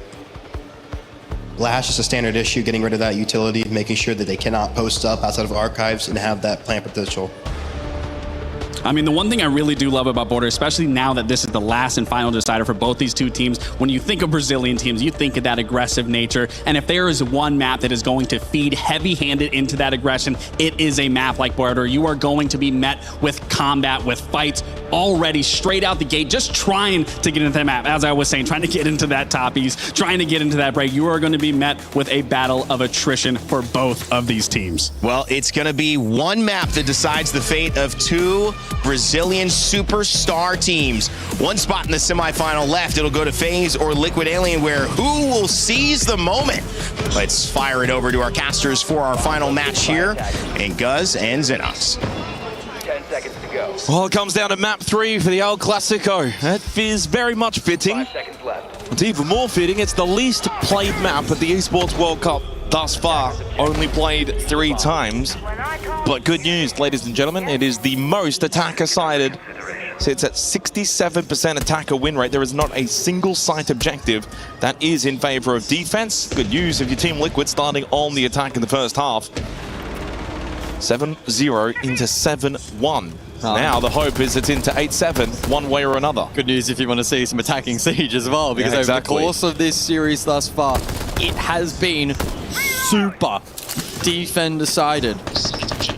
Map 1 going the way of FaZe, a 7-0, a flawless victory, and Team Liquid Alienware not trailing by much. Over on map 2 of Lair, 7-1, KDS with the opener. That's the defense that lands the first blow though. KDS gets rid of Maya, who was incredible back on Lair. That's also one thing to keep in mind here on Border. FaZe have dominated the entry battles. Oh, there's a good chance here though on the Souls from KZ. He gets the down and he knows that he is very much down. Eastairs control, swing from the Azami of Vidaking, captures the head of Philippe Pox. Souls finished off by the Jugger Palo call of Nade, because he was down on the floor courtesy of KZ. Fiery start on Border, not to be surprised. Yeah, both teams are going to eagerly take as many trade fights as possible, not going to shy away from the occasion.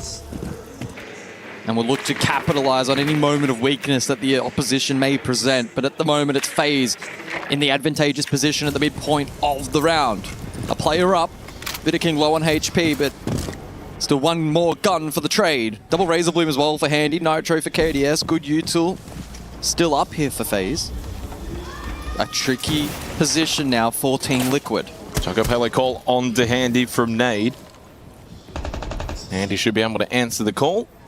And chooses to eat the call, so he gets taken down to half health. Handy, of course, over towards Archives. Otherwise, though, good fountain presence established from Vidaking. Cyber and KDS, a little bit more freedom to move around. Finally, JV92 able to get in towards break. Nade just outside security. Testing this mirror window position held by KDS. There's the one and only Nitrocell, 40 seconds remaining in the round. Team Liquid need to start heading towards the side. KZ has one Salmo rotating across, maybe to try and counter this mirror window. It throws it straight on to the mirror window. Nade to then play off it. KDS still holding. KDS will take the fight, but Nade wins it with the DMR. 3 versus 3. Heading into the final 20 seconds. Cyber finds a tight angle. Huge for FaZe, but then Cyber 2 will go down. JV92 to try and clutch up, heading into red time. We haven't seen a lot of big individual moments. Vidaking's gone security side. JV off the plant to take the battle with Handy. Finds the kill, needs to shut down Vidaking. Can't find him, time will expire. FaZe will take the opening round. Oh, fair effort there from JV. Almost had the read there at the end, but ultimately not enough time to hunt for the final kill. FaZe to claim round 1, but hopefully a positive sign of what's to come in terms of the closeness of this final map. Well, a very fun round. The fact that it came down to 1 alive, that did not happen at all in the first 2 maps, guys. There was not a single round across either Fortress or Lair where it came down to a single player left alive. And in the opening round of Border, it was a 1 versus 1 and time expires. Hopefully, that just gives us a glimpse into the script for this 3rd and final map. That the rounds will be closer, that the scoreboard will be closer. That's all we ask for, it's not much.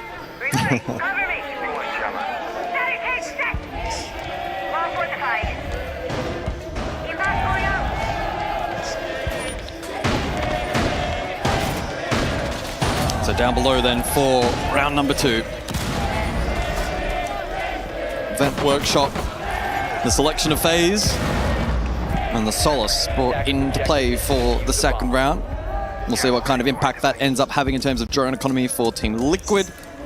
And then don't discount Handy's ability to identify and aid in plant denial late round as well. That can be both up above on the vert, but even horizontally late depending on his positioning. It's been a very... Oh no, they lose the Rayora! KDS will get rid of Philippe Pox on the Rayora, so they lose a big part of what they wanted to do in this round. Another opening kill from KDS for FaZe. And if they were cooking for maybe a direct hit through front door, or at least maybe drawing pressure with that util set, that plan A is completely out the window. 0-5 in opening battles for Philippe Pox in the series. Team Liquid have been dominated in this area. FaZe are constantly 5 versus 4, but Maya gets a big kill. KDS wants to keep swinging, but he shuts him down. Handy is in a compromised position, 2 projectiles. Do they know about him, though? Because the way that Maya's kind of just scoping around, he may not be fully certain. I think they are. Seems like they got some kind of an idea. Chance on the souls from Maya. Handy still stays tucked in. He starts to move around. Cyber is below him. Can't really help out. Soul's taken down to 1 HP. Needs to be cautious on the next battle. Handy, by the way, has now moved out. Team Liquid have pivoted away.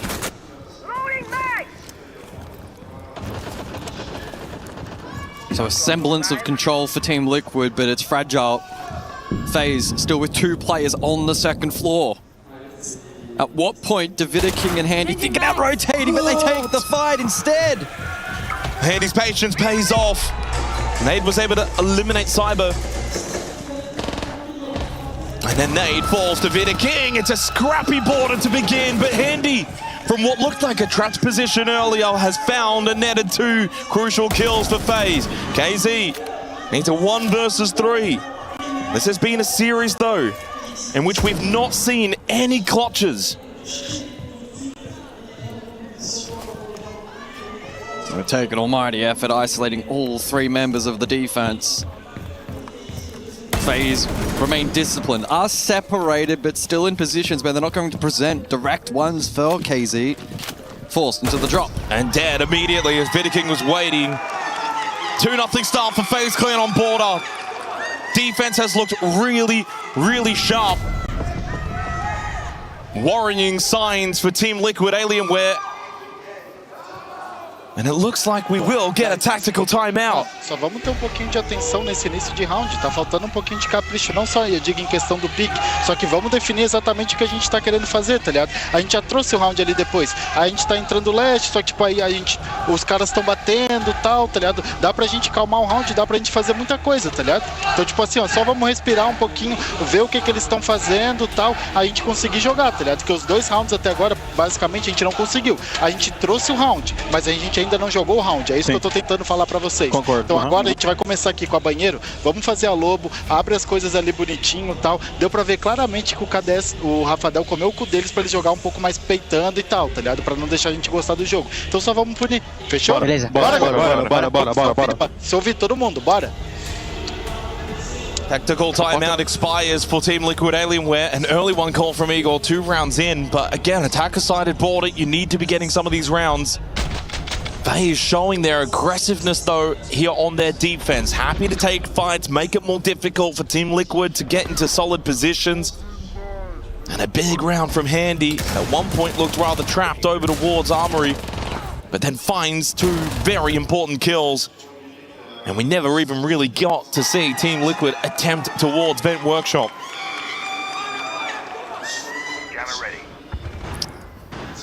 Yeah, tough pill to swallow for Team Liquid in that round. Losing Philippe Pox on the Rayora at 2 minutes 41. Completely unraveled their plans. The fight back, the plan B attempt, certainly valiant, but FaZe minimizing mistakes and not allowing them back into the round. Over to the tertiary then for the 3rd. Is this an opportunity now for Team Liquid to get around on the board? Shields now in play. Philippox will resume what we have seen over the course of this series so far on the Blackbeard. Well, they've just got to be a little bit more cautious with their approach. You know, they know that FaZe are going to want to play these window positions, doorway positions, take the fights out on the balcony. Team Liquid will need to adapt to that. You know, maybe the way that they're going to drone, get information. Do have Maya on the Solid Snake, so he's someone that they can kind of lean onto to get some intel. They've got Philippox on the Blackbeard, so they've got operators that can help them get into the building, get good position. The way that FaZe are playing this Bathroom Teller side, though, is all around the map. The entire map of border is going to be in play in this 3rd round.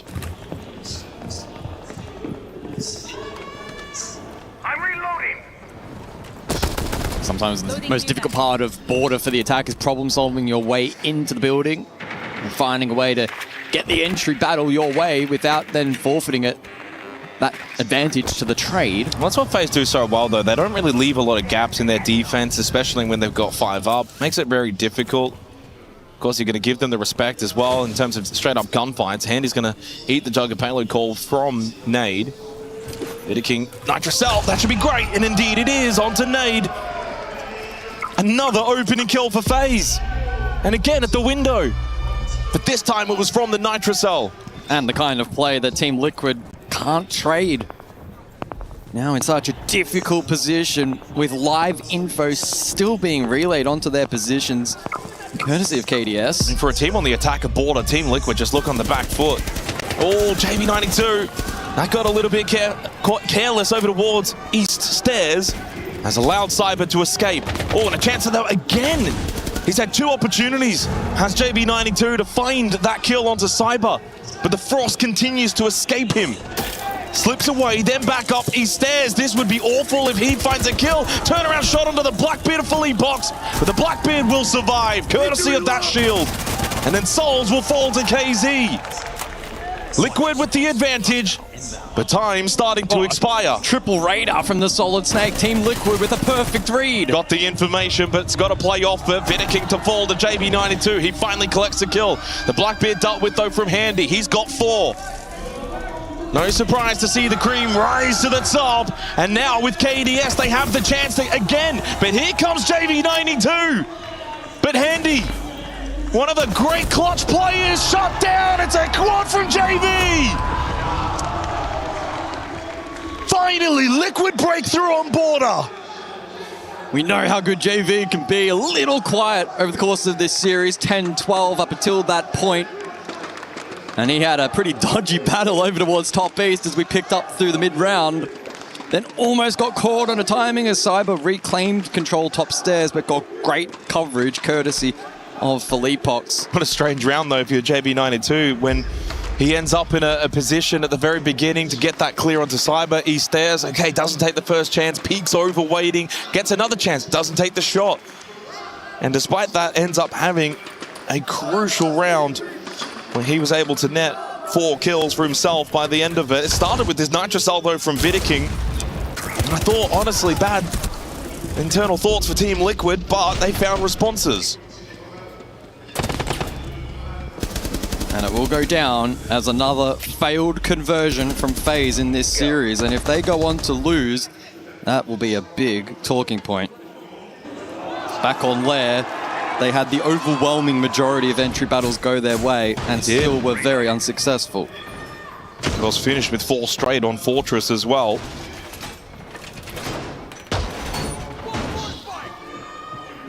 In terms of the overall series summary, good point to kind of give a bit of a highlight. For FaZe, it's a very even spread performance.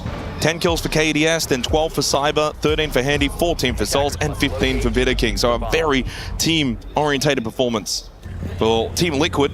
17 from KZ, 15 for Maya, 14 for JB92, 10 for Nade, 8 for Philippox.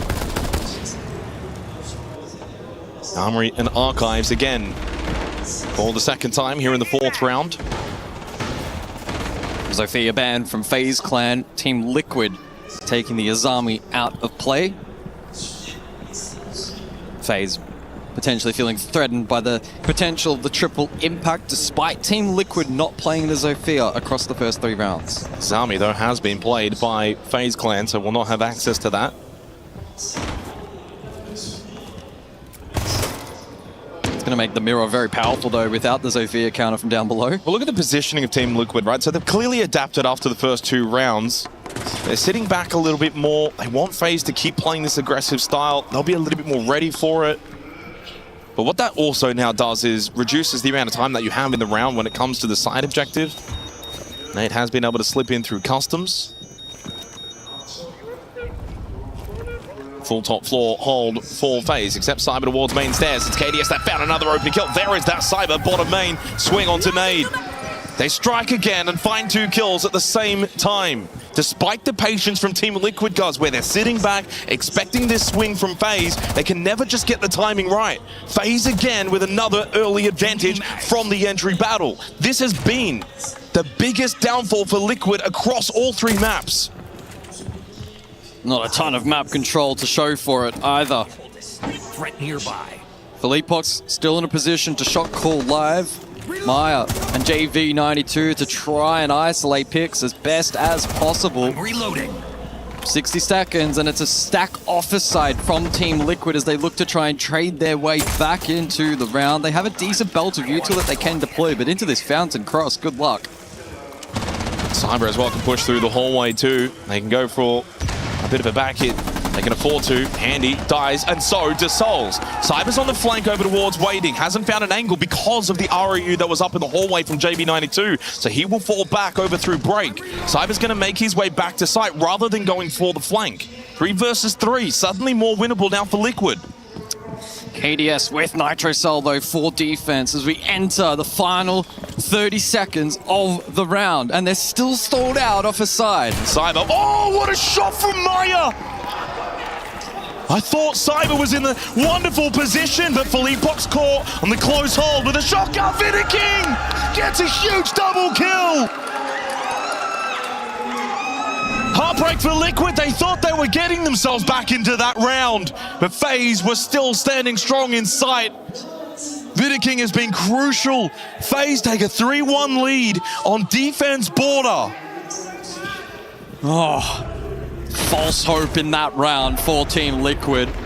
Utilized the util really nicely on this offside stack and initially found success, had then a player advantage, but forced then into KDS and Vidiking. The latter, one of the best anchor players in this game, often regarded by some as being one of the most ruthless players going around. Massive moment. Has 3 opening kills on this map alone. Yep. What a performance. 5-1 on the entry across all 3 maps from KDS. Really setting his team up. 4 straight opening kills for FaZe. Liquid need to do better earlier in these rounds. The most entry kills from an individual across this series so far in a single map. It was Cyber, went 3-1 on Fortress. So 2 rounds to go in the half here on Border. It is starting to slip away from Team Liquid Alienware. But can they strike back here on Vent Workshop to try and keep this map close? We've already had 2 very one-sided maps. We don't need a third. FaZe wouldn't mind that. Spot in the semi-final tomorrow against GK on the line. Most importantly for these 2 teams, the bragging rights. Well, FaZe have dominated locally against this core roster of Team Liquid. It has been this core roster of Liquid that have had one up over FaZe internationally. We're going to see the Candela dump sandwich and the hit front door. This could be big if Team Liquid lay the util correctly. Cyber captures out the blitz. And again, they foiled the plan early. But they're traded by Maya. But as you say, with that plan foiled, this now means do they want to continue on? I think they can commit. They still have the util to commit. JB92 has collected the case. No Candela's top floor, though, makes the disruption difficult for Team Liquid. Vidiking's the one that's close by inside of server. You can see the angle that he's holding. Provided if Team Liquid want to go in for the plant, they've still got one outside of the window. Also, Maya in a very intriguing position, main lobby. It's Souls that may also push from East Air side. Plant attempt from KZ. Oh, JB hit the Thatcher. Hasn't got a Nitrocell, doesn't know where the plant's going down, but they both go down handy! The Soulless play is so good! It's gonna be 4-1 to FaZe. Liquid's already used their timeout. They can't talk things over again. This attacking half has been foiled. And even with Maya finding this kill, he needs 3 more. He needs the ace clutch. If Liquid are to win this round, it's all down to Maya. He'll probably need to traverse top floor to contest Handy. He does have a minute. He's got the time and he almost got the chance onto KDS. And then at the hatch, Handy times it to perfection. What an impressive round from Handy on the Soulless to disrupt that plant attempt. 4-1 lead for FaZe. All 3 maps have been so one-sided. Final round of this half coming up, but guys can't help but feel for Liquid. They are in some deep trouble. Their attack on Border has been stopped. Yeah, FaZe are playing a suffocating brand of Siege at the moment. Once again, foiling the early plan there from Team Liquid with the direct attack. And there was the play from Handy, despite some, lack of a better word, handiwork from JV92 on the Thatcher. That wasn't quite enough to help get that plant down. And without the Candelas for additional flash support back up above, because they invested that early, Team Liquid were in such a precarious position. And the scoreline now, well, that too, a precarious position. Oh, it spells trouble for Team Liquid. Even if they can find a second round here, Border's been the most attack-sided map of the event, but you can, of course, do well defensively too, depending on how you want to play. But the way that has been played by FaZe is of aggression, confidence. They look like the attacking team. 5 straight opening kills on Border defense. The attack has not found any avenue of success early in the rounds. Hence why probably Liquid just thought we might go for a fast plant attempt. Catch them off guard, but no, FaZe have just been on the front foot every single round. They're not going to be caught by surprise. And with the Solus available, it was always going to be difficult to get that plant down quickly and safely. Electro-sensor active. Bathroom Towers, the only site that Liquid have been able to win in this first half. They'll need to win it again. This is where you need to dig deep if you're Team Liquid. It's a big lineup change as well, by the way, for FaZe. They only bring the Sentry again. It's another opening kill for FaZe. 6 straight on the defensive border. Maya peeks and dies. The Solid Snake eliminated. But a trade onto the Solus. That's pretty handy if you're KZ and Liquid. Needed that. And a little bit of map control over towards East Stairs, so certainly now not the worst of opening thirds here for the attack. Do they commit to the clear above, or do they find a path for the plant? That's what Philippox now will be pondering as the leader of this team. Like this Selma to put some pressure over towards that main hallway. And he's going to fall over at top waiting, but he's not dead, still just only downed, and they're going to get KDS to rotate over, looking for a revive as well. Then Vidiking captures out JB92. It's a big swing, but the plant going down from Philippox inside a bathroom. He gets off the plant. He gets taken low. FaZe starting to get in control once again. This looks really awkward right now for Liquid. And it's a double kill from Souls. Nade's the only one left as Vidiking puts him to bed. FaZe go 5-1 up. Total domination on the defensive border.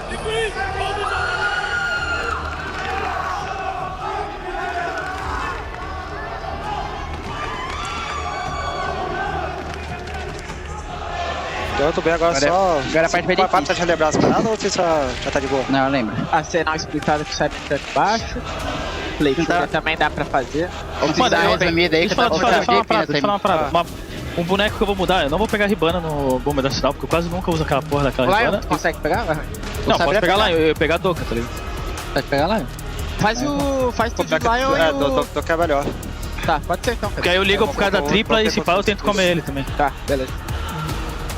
Aí a oficina a gente vai fazer a Open Kill PC, lembrando, a Open Kill PC, o Cyber não vai estar jogando no cara de baixo, ele vai estar jogando no leste. Isso. Eu vou estar comendo corredor com cadeia, de chapéu. E só lembra, tipo, a gente vai começar ficar deitadinho lá? Essa mais pra leste e tal, se o cara estiver peitando, as kills elas vão rolar, tipo, antes desse cara, tá ligado? É que eu me lembro, cadê? O JV é bem cagão, acho que ele joga só da porta no C4, nem vai abrir tanto. Ele fica fazendo... No banheiro. Eles vão querer provavelmente fazer a play deles horizontal por causa do Ace Open, tá? Então, tipo assim, ó, tryharda bem nos pixels lá de cima, coisa e tal, e tá de boa. Guys, de novo, agora é o momento que tá foda. É a mesma coisa que foi ali no Covil. Se a gente começar a fazer o nosso jogo, mano, as coisas vão dar certo, tá ligado? Os caras cagaram um pouco, teve round que a gente vacilou um pouco e por isso que o placar tá 5-1.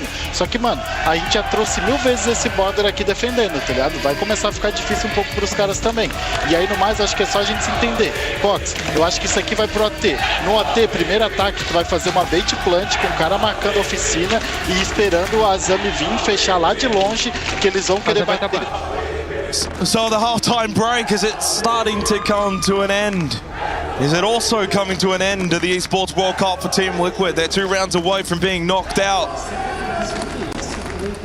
FaZe Clan have absolutely torn them to shreds here on border and get to now go on the attack. It's been a strange El Clasico. 7-0 into 7-1 into 5-1. None of the maps have been close.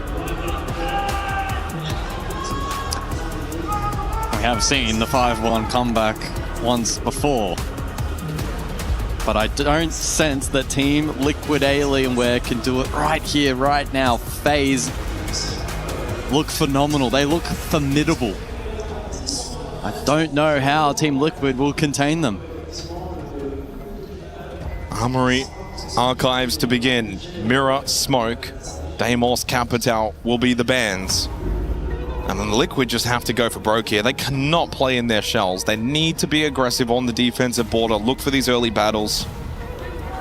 6-0 in favor of FaZe for opening kills. But this time they converted.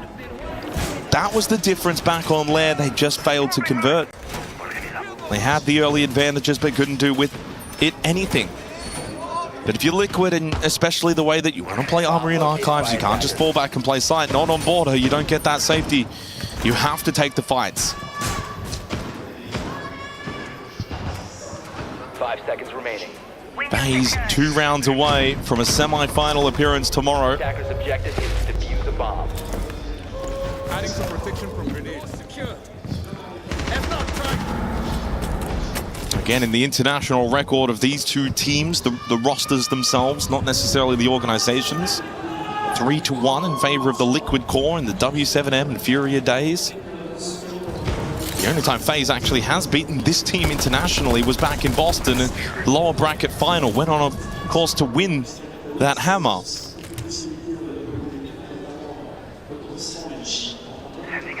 This is a cheeky lurk position early from Cyber. It's Maya on ping. W so courtesy of the Lion that will force his position back, but now Maya looks scared. Workshop. With KZ that finds the opening kill though, at least onto Cyber, and that gets rid of some more information to be gained later in the round from the radar. Good start for Liquid. They get their first entry battle. Also allowed Maya to get back to the second floor. Handy in a position to lurk below though. Double impact still up. Regardless, a strong start for the defense of Team Liquid. Conversion expected to be high here on border, and they'll be relying upon that here in round 7. Now, Vidiking looked as if he was bolstering for a potential vault in, but it's just not possible when you've still got E-Stairs held by Felipox. KZ, of course, there directly. By the way, the side is completely vacant right now from Liquid, so it's a good sign that they're happy to play the aggressive nature of border on the defense, spread out, take key positions. They got rewarded with the opening kill as well. KZ will eat the first chug of payload, and it's Nade that falls to KDS. KZ knows there's pressure at the window, but loses to Handy. Huge kill for Handy. Removes the goo mine. Maya! Oh! Big play from Maya! And then another one! Maya makes that his moment! That Liquid will not go down quietly on border. Fair play. Very, very strong play. Felipox wasn't really in the best of positions to render support and wanted to play into his utility top E, so it was reliant that on Maya over towards break to be that supporting arm. And that's exactly what he was able to do. 5-2 now, the scoreline as we look back at this play. Great work from Maya. That's a huge round. That's a confidence-boosting round individually for Maya and his team. He has now become the top fragger for Team Liquid across all 3 maps, sitting at 22 and 17. He knows that he needs to perform. When you're replacing someone like Herds, you need to be top level, a top line addition to the core roster, and he's done just that in this series. He's led the way. He needs the others to help him out. 10 seconds to go.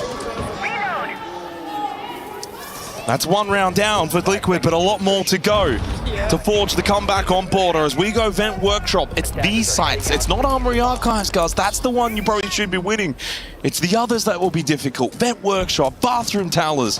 Those will be far more difficult to defend for Team Liquid. And speaking of Team Liquid, electing to go denial-centric with this comp.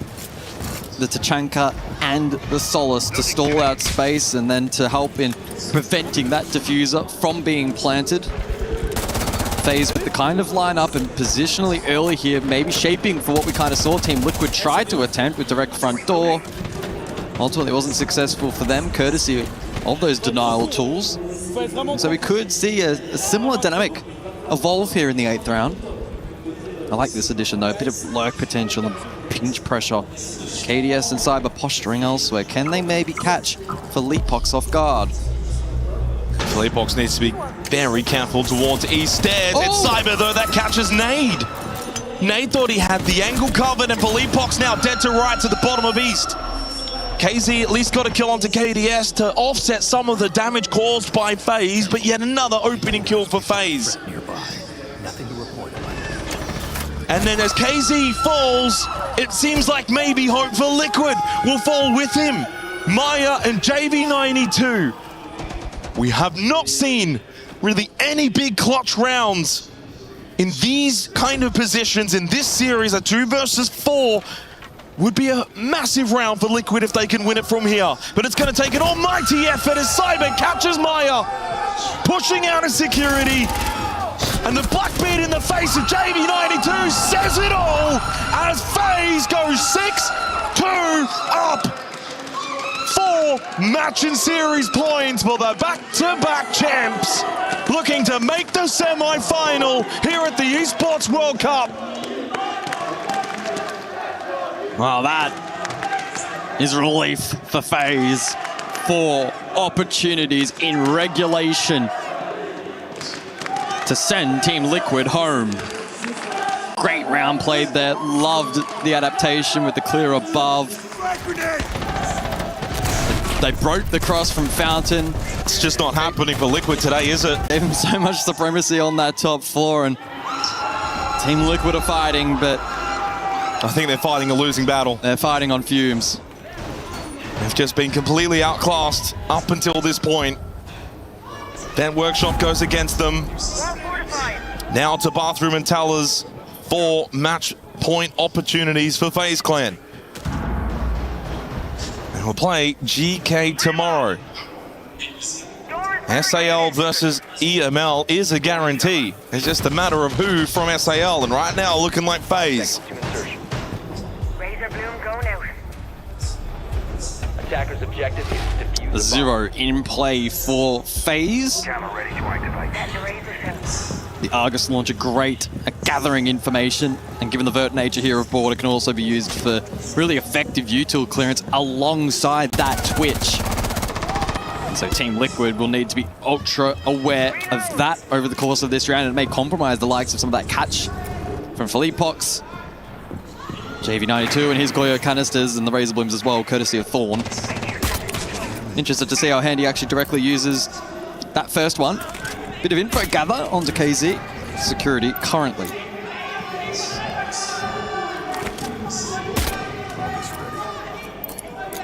And if you're Team Liquid right here, right now, you cannot afford to put a foot wrong. A singular mistake here could prove costly.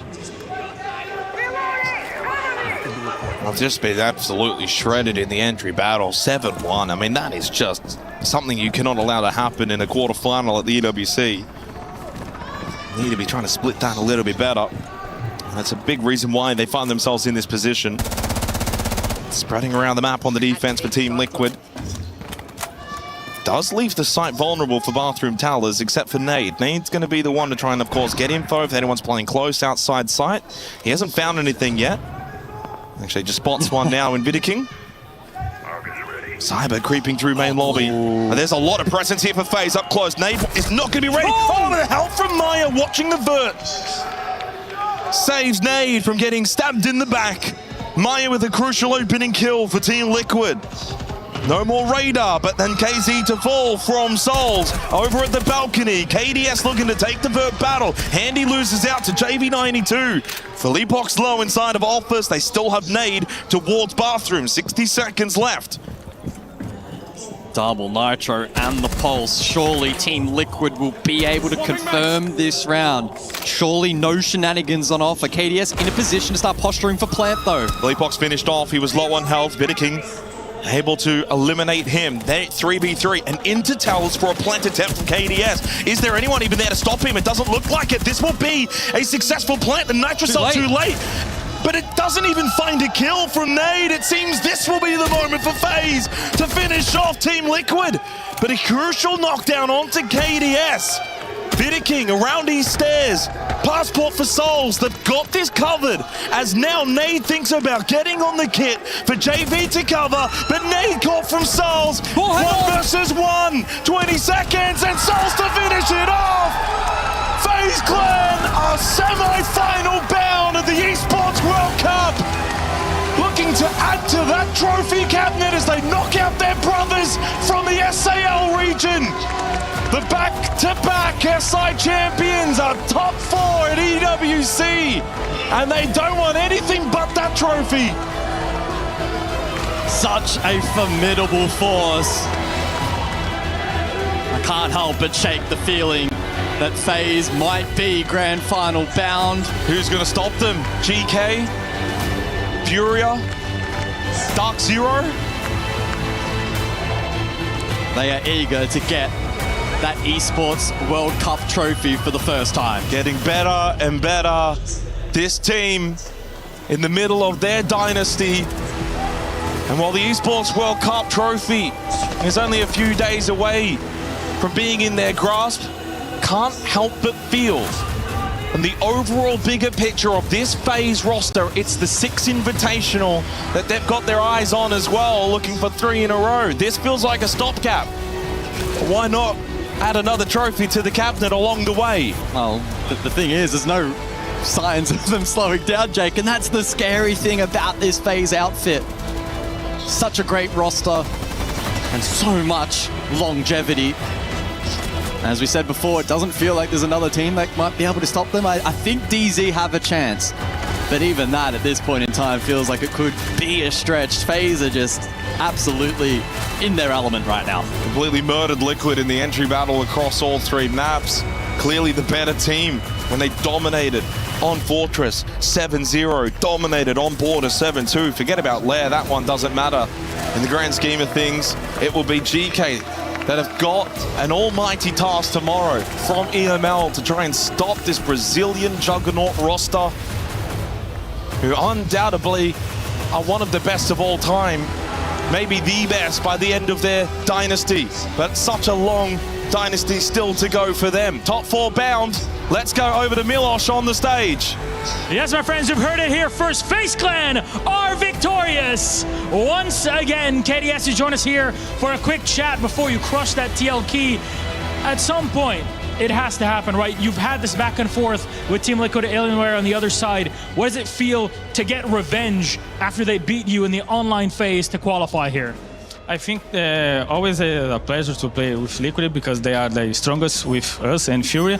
So every time we play against them is a cool match, and we finally won in a super event like EWC against Liquid, and so the feeling is amazing to beat them. Well, we go back to the game itself. It was very much a one-sided affair on the first 2 maps, especially of Lair and Fortress. Can you talk to me about what happened there? Because you both won one another's maps. 7-0 for you on map 1, 7-1 for them to go into Border. Walk me through it, please. I think this is both maps. We just destroy each other, you know, like the Lair, they destroy us, and the Fortress, we destroy us. So I think this is the... We just play our game and it's working, so... Is it because you know one another so well that this is happening, or did they outplay you in bans or strategy-wise? No, I don't think because we know each other so much, but I think the map, the style they play in the map was very strong against us. We are not expecting that, so I think this is the main problem for us in Lair. Okay, well, you went to Border. You start off really well on the defensive side. What do you owe that to? What were you doing that Liquid couldn't really adapt to on your defense, in your mind? So when we saw Liquid playing very fast, we started to play aggressively in the defense side. So I think this is the difference we made in Lair to Border. So I think this is we do here, the key, yeah. The key. The key, well, speaking of keys, you're going to be crushing one in a second here, but you're going to be going up against GK Esports, which are dark horses coming from EML. Nobody would have expected them to make it here. What do you want to say to them ahead of that game? It will be a very difficult match because they are playing very well. They are good players. So I think it will be very good to play against them for the first time. I think we are going to play with this roster. So it will be very fun to play against them. Very much looking forward to it. One more time, FaZe Clan on to the semifinals. They'll be playing GK tomorrow. We're going to call in the rest of the team over here. to join me for a key crushing. It always is fun when you come to EWC because you get to crush your opponent's key. Is Team Liquid your big rivals? Are you going to be the one to do it, or is it one of your teammates? Oh, Vita. Cyber or Vita? Cyber, you want to do it? You want to crush the key? Yeah, of course. All right, come on in. Let's get this done. This is one for the history books. Huge rivalry between these two that, at least for just now, goes FaZe's way after it went the Liquid Alienware side not too long ago. Approach, our Keymaster will explain to you how things will go. That'll be the king himself, Vita King, going through the crushing. The whole family's joined here on the FaZe Clan side. It feels incredible to have this happen in front of you. Team Liquid Alienware smashed the bits and eliminated from the Esports World Cup here live in Paris, France. Shattered to bits their hopes and dreams. They gave it their all in a one-sided affair on all 3 maps here in the series. But it's FaZe Clan, the best team to ever do it in Rainbow Six, that brings it and comes out on top. Our panel and our desk is going to close this one out. Let's see what they have to say in breakdown.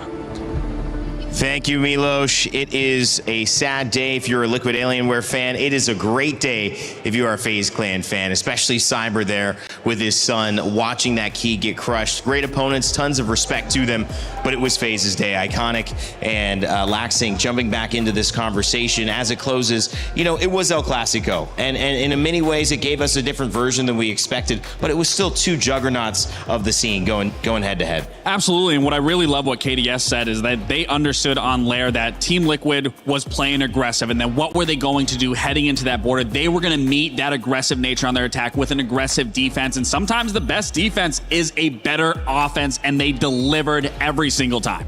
And like KDS said, they obviously know that they're a great opponent. They have respect for them. And then you saw that here. It was a great matchup. Even though the matches weren't close, I feel like the series was a lot closer than the matches were. 1.19 rating for Vita King, who came into this as a player of note that you guys mentioned would control a lot of the narrative of how this map went, and he was dominant across the board. But all of FaZe Clan really put together a game that felt dominant in a way that although Liquid won that second map, I don't know if I ever in my gut felt like, man, this is going to go the way of Liquid again. It just felt like FaZe kind of had something on them today. I feel like it's the mentality too. You know, you see just how well they were able to adapt and keep adapting to them. Yeah. And like KDS said, that they saw they were playing really quick. They started to play more aggressive, and you saw Liquid never really adapt to that. So I think that really threw them off here. And it's great on FaZe being able to still be in this tournament, still be this deep, and still find those solutions and new play style. And the question too is now, like, who can stop them? I mean, he mentioned Dark Zero, he mentioned Geeke, he mentioned Furia. I mean, I don't know.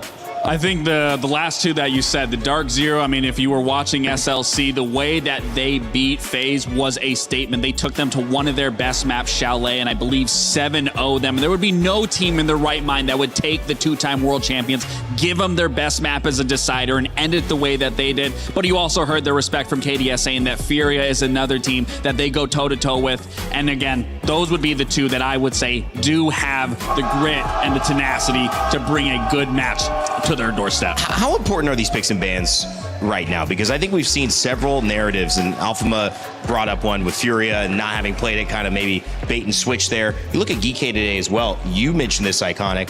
When you look at the maps, they just kind of had an advantage historically, the way that they played it. FaZe also, when you look at trying to figure out a way to go against them, is it getting the better end of that map draft pick ban, or does it have to come down to play because they're just that good, that experienced? I think it's just a full scope of it, making sure you're actually picking a map that you're strong at and they're not that strong at. Yeah. And if they're picking a map that they're strong at, you're obviously going into it with the preparation to know how to break them and to beat them on that map. And obviously too, on the decider, you need to make sure it's a comfortable map for both teams. So it's about having that balance in the pick ban phase and also having the balance in the operator ban phase to get the narrative that you want inside the actual game. Yeah. And as we know, I mean, as much as, you know, you can look at any single map, you're not going to pick a map that FaZe isn't going to be comfortable on, but you have to play your game. And Siege is all about being able to adapt, is who's quicker to understand their opponent. And that's exactly, you know, just even in that series, as KDS said, he understood the aggression and what was their reaction, what was their response to it, was to get aggressive. And that's what it's always going to be for any opponent. Doesn't matter who's in front of them.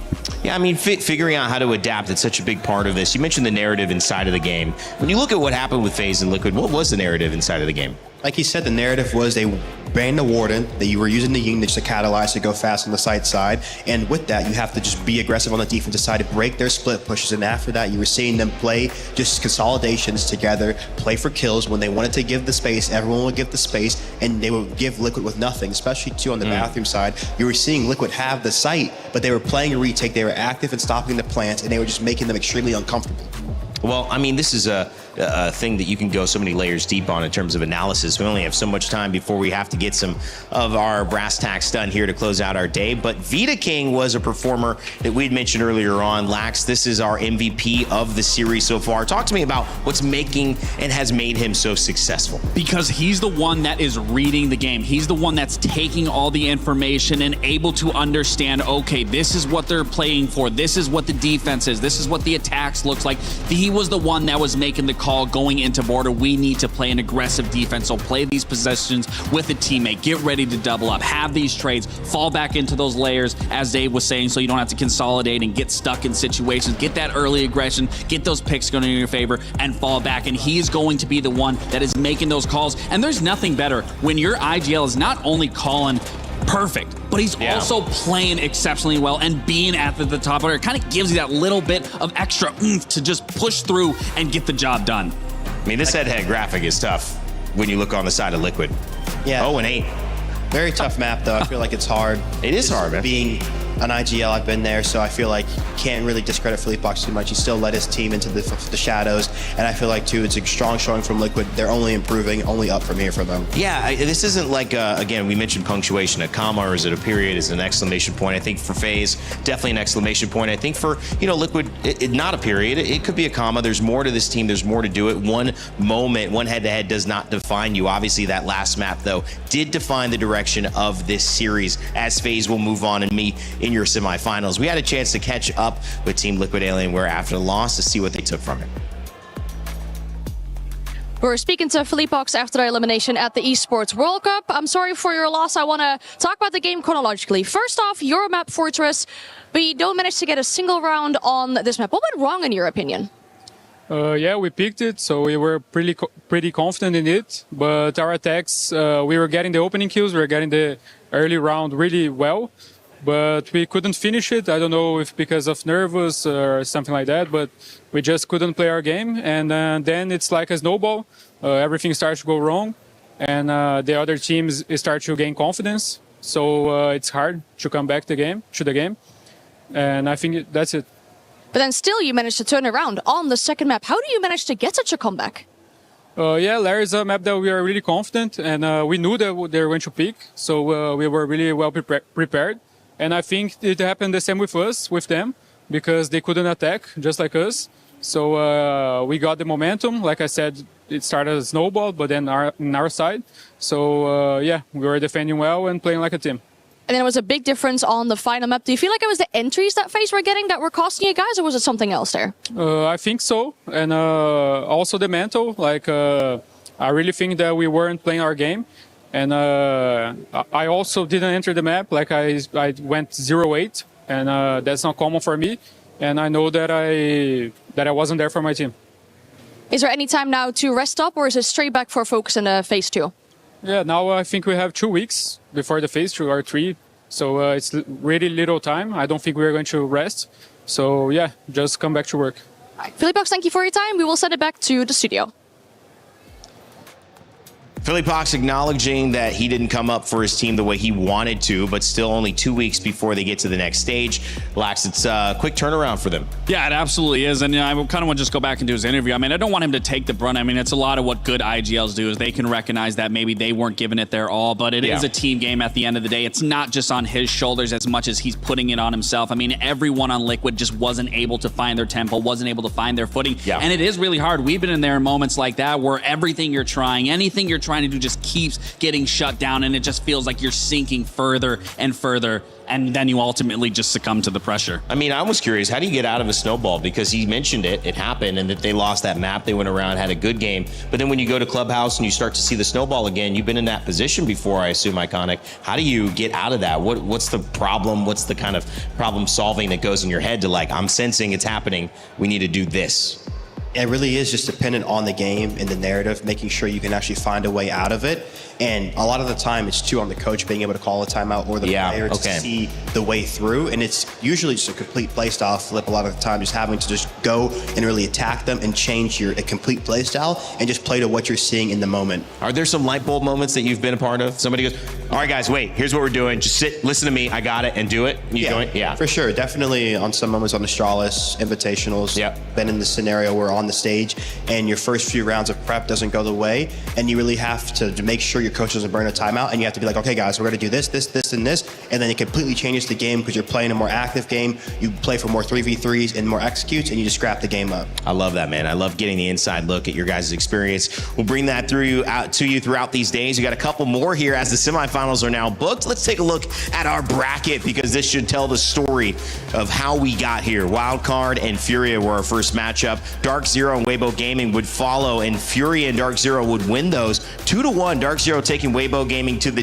distance and finally finding a win. FaZe Clan, you just saw them book their ticket, our last series of the day. And then to kick off today, it was GK Esports who found a 2-0, a very fast win against Team Secret, who did not show up the way that many people were hoping they would after taking down Falcons in the stage to get here. Coming up tomorrow, it is Furia and Dark Zero, and then FaZe Clan and GK Esports. It is our semi-final day. That is a great one. Both of those matchups from Furia to DZ to now, of course, FaZe Clan again. The question being, who can stop them, and also who's gonna get to that grand final?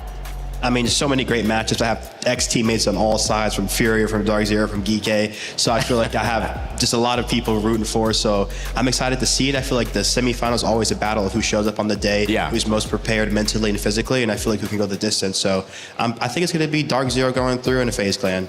I mean, GK looked clean. I know Alphama's not here, and I know he's sad because it's 3 North American representatives. So, Alphama, I'm going to give you some GK love on that one. We'll see what happens, though. Stay tuned for that. Speaking of, we got a club championship update. Chris was able to catch up with Trav, who knows a little bit about what's happening with chess as they're about to finish this evening. Guys?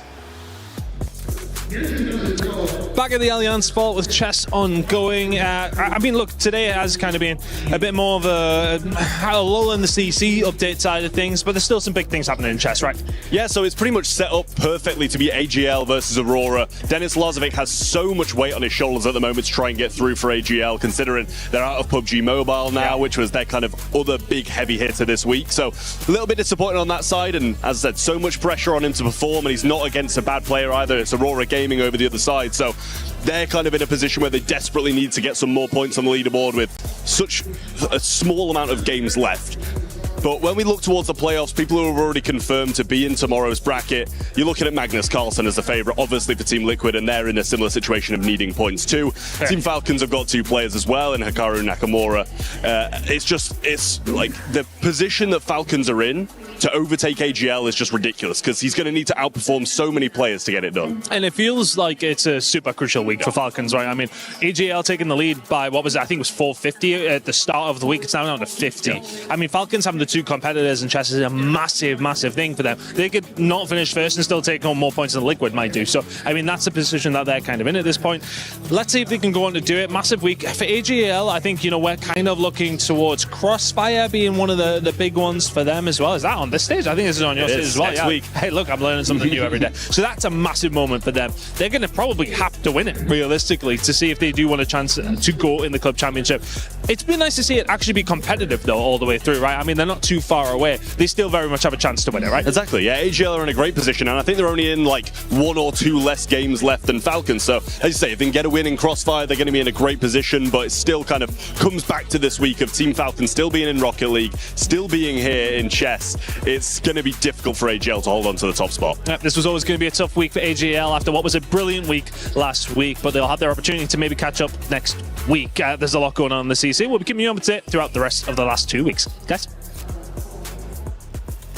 Thank you, gentlemen. Here's a look at our Ramco Club Championship leaderboard. To give you the rankings, as they mentioned, it was a 50-point difference. It's now a 3550 to 3300, so 250 points stands between AGL and Team Falcons. Interestingly enough, those 2 members, Hikaru as well, going up against Magnus. We have Liquid, who is needing 1,000 points, I would say, from Magnus. So I would expect to get a win there. However, Hikaru and the other member, that could be a major turning point. So Falcons going for back-to-back-to-back. Big shout out to Trav and Chris and the entire crew, Lauren, Jeannie, because they've been telling the story of this club championship every day for the last 5 to 6 weeks. So this is a narrative that is building. So big shout out to them for keeping us involved in those stories. Okay, guys, as we turn our attention to tomorrow and close out today, some final thoughts from you, Iconic, and then Lax, you can close us out here. I feel like tomorrow's just going to be another great day of Siege. I feel like you're already seeing just the momentum building. Yeah. And it's really just going to be a battle. I feel like it's nobody's game right now. Every team in left has a chance to take it. So it's just really who believes in themselves and shows up with that confidence. Yeah, I mean, to piggyback off of what you're saying, we're also going to have a brand new Esports World Cup champion no matter what, so that's always going to be exciting news. But I think the match, if you were to ask me, which one am I looking forward to the most, as much as I love the DZ guys, as much as I love the Fury guys, I really want to see what GK is going to bring to FaZe's doorstep, because you were asking who's going to be able to stop them. Unfortunately, I did say GK, but I'm always for putting my foot in my mouth and being proven wrong that a team can show up and be the victor. So I'm definitely looking forward to that series. Well, it's been great analysis from you gentlemen as well. Alfama, who's been on the desk also. All of our casters, our crew, and everyone in behind the scenes to make this happen. We thank you. It's been a great day here. Our semifinals are booked at the Lenovo Legion Gauntlet for Rainbow Six Siege. Tomorrow, we'll see our 2 grand finalists and see who will have a chance to be a champion here at EWC. All of that and more from everybody here. We remind you to never give up, never stop gaming. My name's been Rain Day. Stick around for the EWC Spotlight and enjoy the STC recap to close out our night.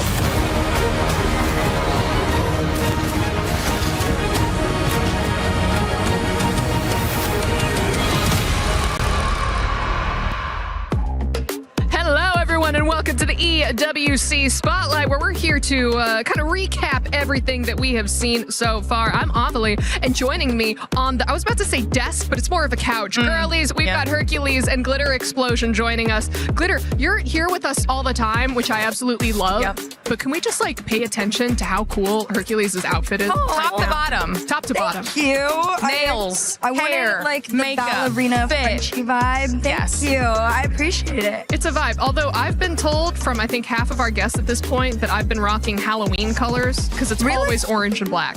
But look, pink. No, you're changing it up. Yeah, today. you're switching it up on him. Oh, switching it up on everybody. And speaking of which, we've seen some switch ups in these games. Oh, yeah. You were over at the STC Arena with some Rocket League. Girl, what have we seen so far? Oh, my goodness. If you guys did not watch Rocket League today, you missed out. We got to officially start doing all the key crushing. R8 actually just crushed 5 Fierce keys.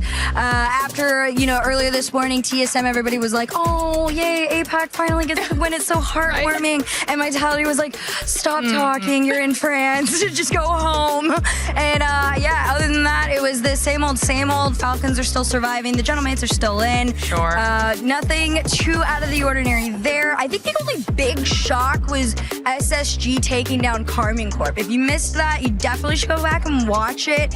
I don't even think Carmine Corp expected it themselves. The fans were shocked, the players were shocked, but there's one more chance. It's the lower bracket starts tomorrow, and so a lot of time left in the week. I love that. I feel like KC fans have been in shambles multiple times throughout the year. Oh, is it rough for them in other places? Yeah. It's been a little rough. League of Legends handed them a pretty difficult loss. But Gentlemates, they've been strong. Yeah, the whole summer. So I love that. Drums ready to go. All right, but over on the Lenovo Legion Gauntlet stage, we did have some Rainbow Six Siege. Yeah, we've got 2 mostly big stories coming out of that stage, right? The first one being that our defending champs, Team Secret, just went out against GK Esports. So, that's kind of a big deal. We won't be getting a back-to-back out of them. We'll be getting a new title holder on that stage. And then on the other side of things, we're also looking at the Liquid and FaZe matchup. Obviously, we're talking about Liquid a lot this week when it comes to CC side of things, but there's a little bit of a family rivalry going on between these 2 squads. I think it's going to be a really, really close one. Family rivalry? I love that. I love that aspect. Twin brothers. Wait. Yeah. Wait. You haven't heard of this? I'm sorry. Wait, do you not know Fill me in. Clearly, I'm living under a rock. Twin brothers? Yeah, go facing off against each other. And do you think this is an ideal situation or a less than ideal situation? They've done this before. They've already faced off against each other in the past. So they're no strangers to this. I think that I want to be there at that Thanksgiving table. You need to. Right? Get your invite in. Just like mom and dad sitting at each end of the table, the boys there, and just being like, so, one of you guys is a winner. And it's quarterfinals too, so it's a big match. Oh god. Oh my god. I might have to run away and go see that.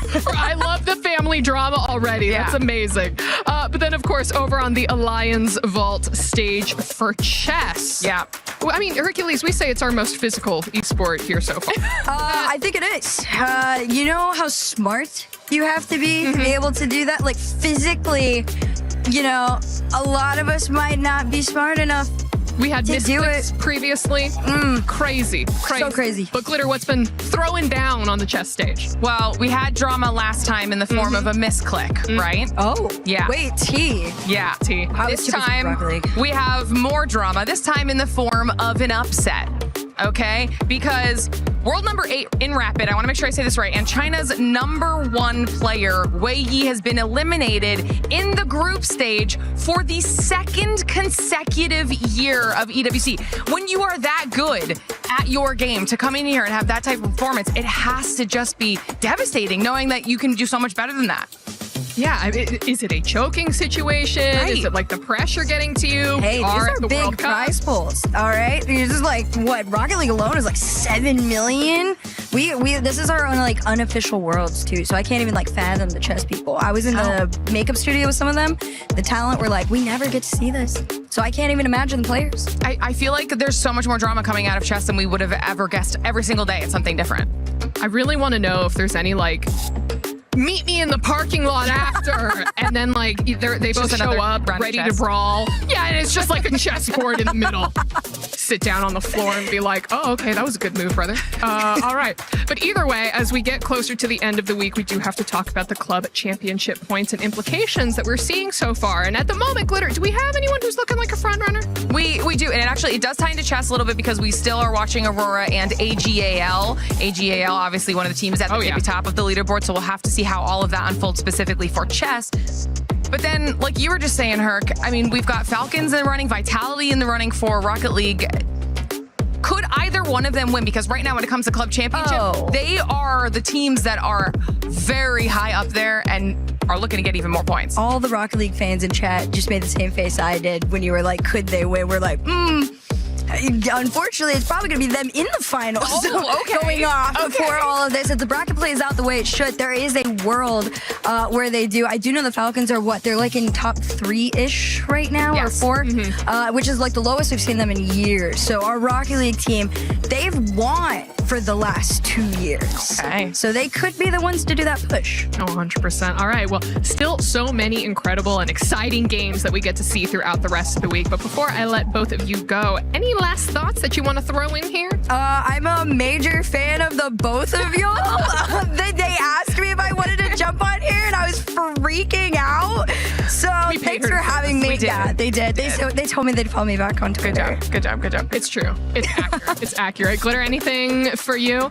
I'm ready to see how more competition unfolds, because I think by the time we get down to finals day for all of these titles, it's going to be crazy. And I'm ready to find the Twitter accounts of both of those R6 players, and then maybe like DM the mom or like maybe a crazy aunt on the side and be like, so what's family dinner looking like and how can I get an invitation? But for everyone else, thank you so much for watching the EWC Spotlight, and we will see you all next time. Look how high it's going. It's going up. We're so such a cute angle. Aww.